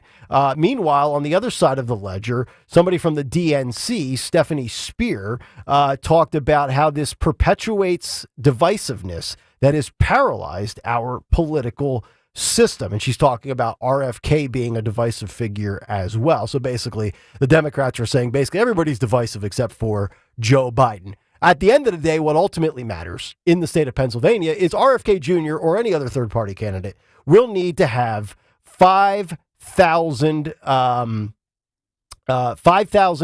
let me get this signatures? Correct. Yes. If he clears the substantial hurdle of getting on ballots in states with varying requirements, including 5,000 needed in Pennsylvania by August 1st, Kennedy could be, quote, a real factor, said one Republican strategist in Pennsylvania. I don't think there's any doubt he is going to be a factor. So for those few quotes that I gave you where the one guy was saying most of the time, well, okay, most of the time, but this isn't most of the time. We're in a very unique situation. We've only ever seen this 2 or 3 other times in the last 40 years of politics. I think there's 2 things you can take to the bank. 1, he will be a factor. 2, I think in a majority, not all, but in a majority of swing states, he's going to take away from Biden more than he's going to take away from Trump. But at the end of the day, I think where he is attractive to somebody right of center is the free speech, the censorship, the weaponization of government, and the vaccine skepticism with Big Pharma. But he just said that he believes Biden is more of a threat to democracy than Trump is. Yes. So why would any Biden voter vote for him? I think if you are, so I don't think let me just try to. I was going to parse it this way. There's like 2 or 3 elements to RFK that might be appealing to never Trump Republicans. But on the other side, the only way I can see Democrats bailing on RFK is those that view Joe as a failure on the border crime and the economy. And I think that's why you're seeing more people in polls that gravitate away from Joe towards RFK because they look at kitchen table issues. Those that can't stomach Trump but know that Biden's a failure, I think RFK, the total package, and you have to go down every single issue with RFK to realize that he is very, very left. He's only right on 2 or 3 things. So while I have said in the past he's no friend of conservatives, he is a factor and a detriment to Joe because I think he's going to pull more. So like you heard Trump say, he's doing us a great service in this country. Because I think Trump and the Trump camp knows that he is going to take more away from Joe than he is Trump. Would you agree with that? No. So really? You think all the polls? You think all the polls are? And look, polls have been wrong. So there is history here to say that. I believe that if he is on the ballot, yes, he takes away more from Trump than he does Biden. Okay. I don't care what the polls say. I don't believe any of the polls. That's fair. That's fair. I mean, you can always rest on the fact that the polls have been dead wrong. I mean, nobody can refute that point. I just think that there's more to RFK because remember, this guy wanted to run as a Democrat. He was shunned. So, I mean, there's probably Democrats out there, and I don't know who they are, but probably feel like he's been disenfranchised and feel like he's gotten a raw deal. I'm not talking about the family history. I'm talking about the system. I hate anecdotal evidence. I will always hate anecdotal evidence, but I go by some of his biggest supporters, RFK's biggest supporters, Joe Rogan, Aaron Rodgers, these guys. Would they vote for Biden if he wasn't in there? They absolutely wouldn't. They would probably vote for Trump. Or not vote at all. Yeah, no, when you frame it that way, the people out there, but see, the Rogans and the Rodgers, they're interesting characters because now I think Joe Rogan's telling you the truth because he's uncancelable. Aaron Rodgers is probably at the point too where he's uncancelable. Sure he is, yeah. But I think there's a lot of people out there that think like RFK or that think like Rogan and think like Rodgers that would actually like to vote Trump, but they're scared to do it and publicly acknowledge it because they don't want to be labeled the way Trump supporters get labeled. Because they exude and they embody a lot of what Trump says and does. Like, who did I call out yesterday for saying voting for Trump is on the table? Michael Rappaport. Yeah. I'm so sick and tired of hearing, it's on the table. Dude, it's been on the table for 6 months. Your food's getting cold. Yeah. You want to eat it already or get it off the table? Right? Like, just go out here and say it publicly, dude. You're going to vote for Trump because you know Biden's terrible. And don't worry about the blowback. I would encourage all Americans, and it's easy for me to say that working for a free speech station, for somebody that works for a company that could be fired for posting a MAGA flag on Facebook because their boss doesn't like it. But we're never going to get past this until people stand up to it and say, it is my right to vote for who I want, and oh, by the way, express it publicly. You don't got to go around being some like closet conservative in fear of being canceled. Flip them the freaking bird. I still say, that RFK, the question is, can he nationally across the nation get on the ballots before November? That's the big question. Now, he has the signatures for North Carolina. He's working through all of the states. But I do agree with Greg. What's that? No, I'm sorry. I do agree with Greg that RFK, there are so many voters that are just, especially the newest voters, especially those just turning 18 or younger voters who might not look at an RFK and say, well, what are his fiscal policies? Because nobody's asking that question. Right. What are your fiscal policies? Because guess what? He is a Democrat. Yeah. He is a Kennedy Democrat. Oh, yeah, 100%. Okay. He hasn't done a good job of giving us his whole package. And that's on purpose. And some of it's also, I think, the fault of some of the interviewers that just get caught up on vaccine hesitancy and some of the things. Like danger to democracy. There's more to whether you like the policies or not. There's more to RFK Jr. than just the two things we talk about, censorship and big pharma. Yeah, you know what's good for democracy? An awesome, thriving economy, peace, prosperity. That's Trump, period. That's it. And that's not Biden, and that's not RFK Jr. What's their game plan? There's not. Just ask, what is the fiscal policy?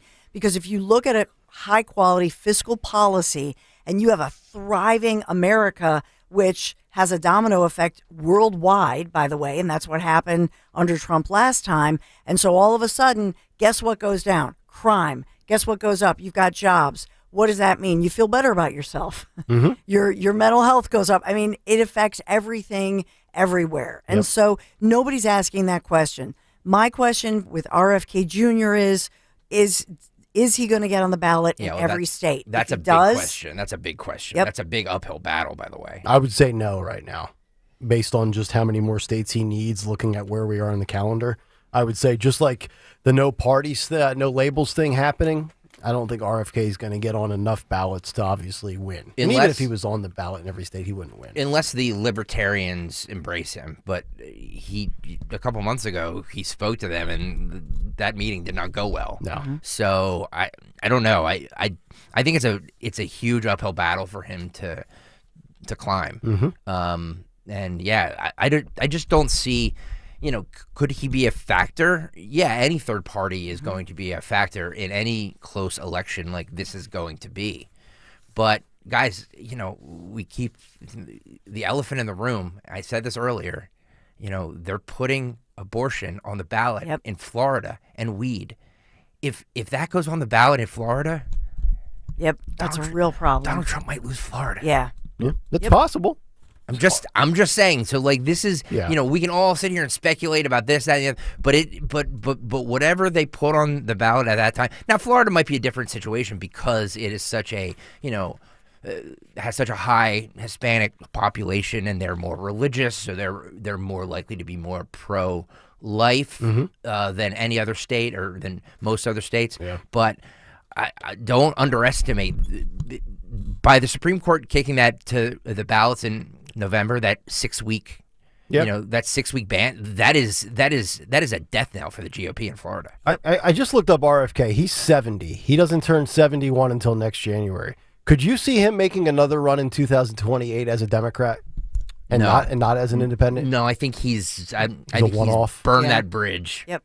I think he knew that this was his Last shot. Yeah. He just turned 70. Yeah. And so, but those, first of all, the reason I said 18-year-olds, those voters who say, you know what, my parents, they've all the grown-ups in the room, they've lost their minds, and I don't want one of those old white guys. I want somebody different. I mean, maybe it's just the rebel vote for a lot of people who just want somebody different. So they could go to him for that reason. And then, who goes? Do some of the Never Trumpers go to an RFK Jr.? Right. Does he provide that outlet? Who does he hurt more? Right now, the polls have said Biden, but that can all change. Yep, we shall see. All right, coming up next, we'll wrap up the Tuesday edition of Kayal and Company. We'll find out what's on tap for the Dawn Show, who won Twitter today, and today in music history. It's all next on Talk Radio 1210 WPHT.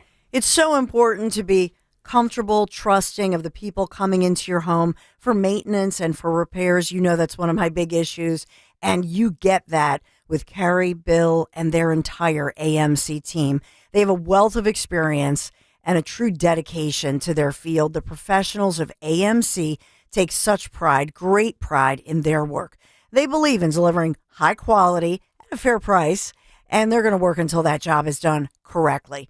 I think a testament to the quality of their company is that the same great crew has been working together there for years. Not a lot of turnover. One thing that stands out to me, they don't earn commission and they never sell you anything you don't need. And you can trust they're going to make the proper repair or install the appropriate system for your home.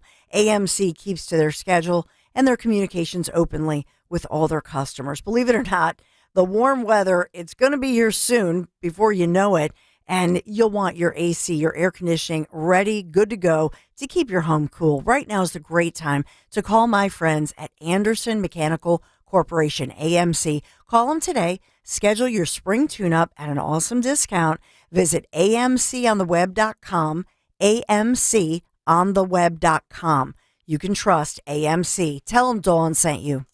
Hi, this is Dom Giordano. If you're dealing with inflammation or stiff joints, then Glyco Plus from Rescue Natural Supplements can be your ticket to a healthier spring. Glyco Plus features a unique blend of green-lipped muscle complex and UC2 collagen, specifically designed to support joint health. Collagen, a vital component of joint cartilage, plays a crucial role in maintaining strength and flexibility. And right now, Rescue Glyco Plus is buy one, get one free for anyone with our exclusive radio code. Just use the code RELIEF to double up your order for free. Again, that's RELIEF. Call them today at 800-26-ALIVE, 800-262-5483. Speak to a knowledgeable rescue product consultant. You can also use the code online when you visit res-q.com. res-q.com. Get back into action with less pain and more comfort. Again, use the code RELIEF Buy one, get one free on Rescue Glyco Plus. Baseball is back, basketball is heating up, and the NFL Draft is right around the corner. Listen to the latest on the teams you love with the free Odyssey app. The biggest sports radio stations in the country, providing unrivaled local coverage of their teams, all in one place. Exclusive interviews with players, coaches, and team executives, streaming live and always available on demand. Stay in the know with your favorite teams with Odyssey. AUDACY. Download the free Odyssey app today. Wow, honey, have you seen the electric bill? Yeah, it's out of control. But have you heard of Navien tankless water heaters? Tankless? How does that even work? Well, instead of constantly heating and storing water, it only heats water when we need it. So much more efficient than our giant tank heater. That sounds great. Let's look into Navien. Already on it. Imagine all the hot water you need only when you need it. Bulky tanks are history. Navien High Efficiency Tankless is the future. Compact, wall-hung units free up floor space, lower energy bills, longer life than tanks, and a 15-year warranty. Find out more at tanklessmadesimple.com.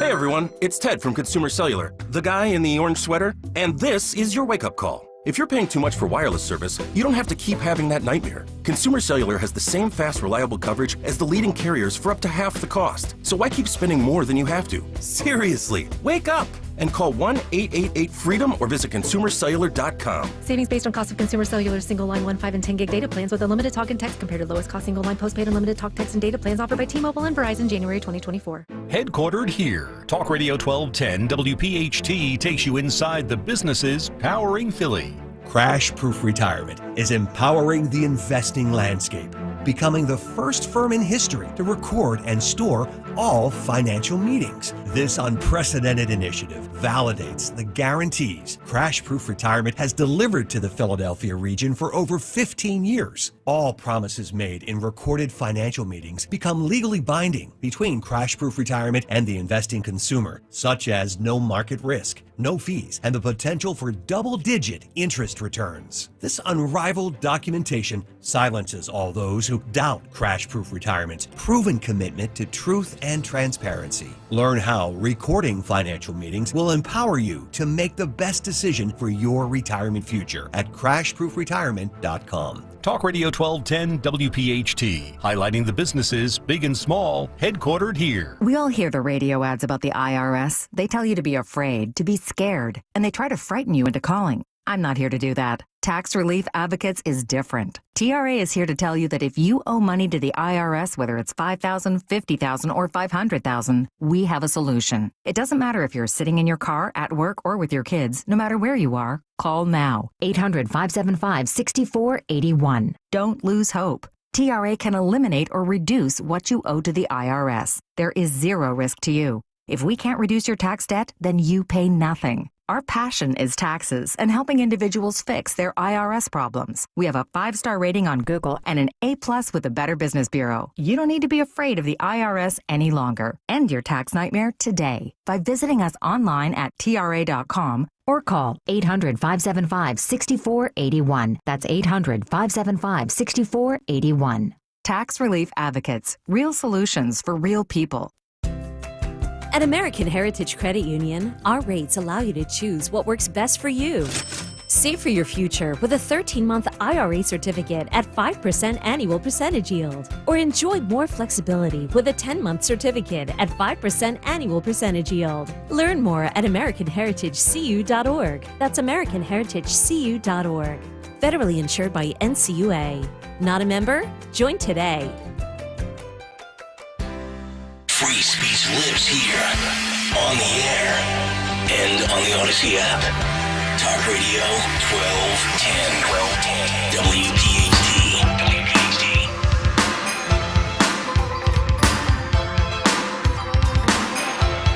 9:50 Tuesday morning. This segment on Kayal and Company brought to you by the Piazza Auto Group. You can get 0% financing for 60 months or a $2,000 customer bonus on the new 2024 Volkswagen Tiguan only during the 75th anniversary sales event. Visit Piazza Volkswagen of Ardmore and Langhorne or PiazzaVW.com today. The Dawn Show, 9 minutes out. We find out what she has lined up for 10 o'clock.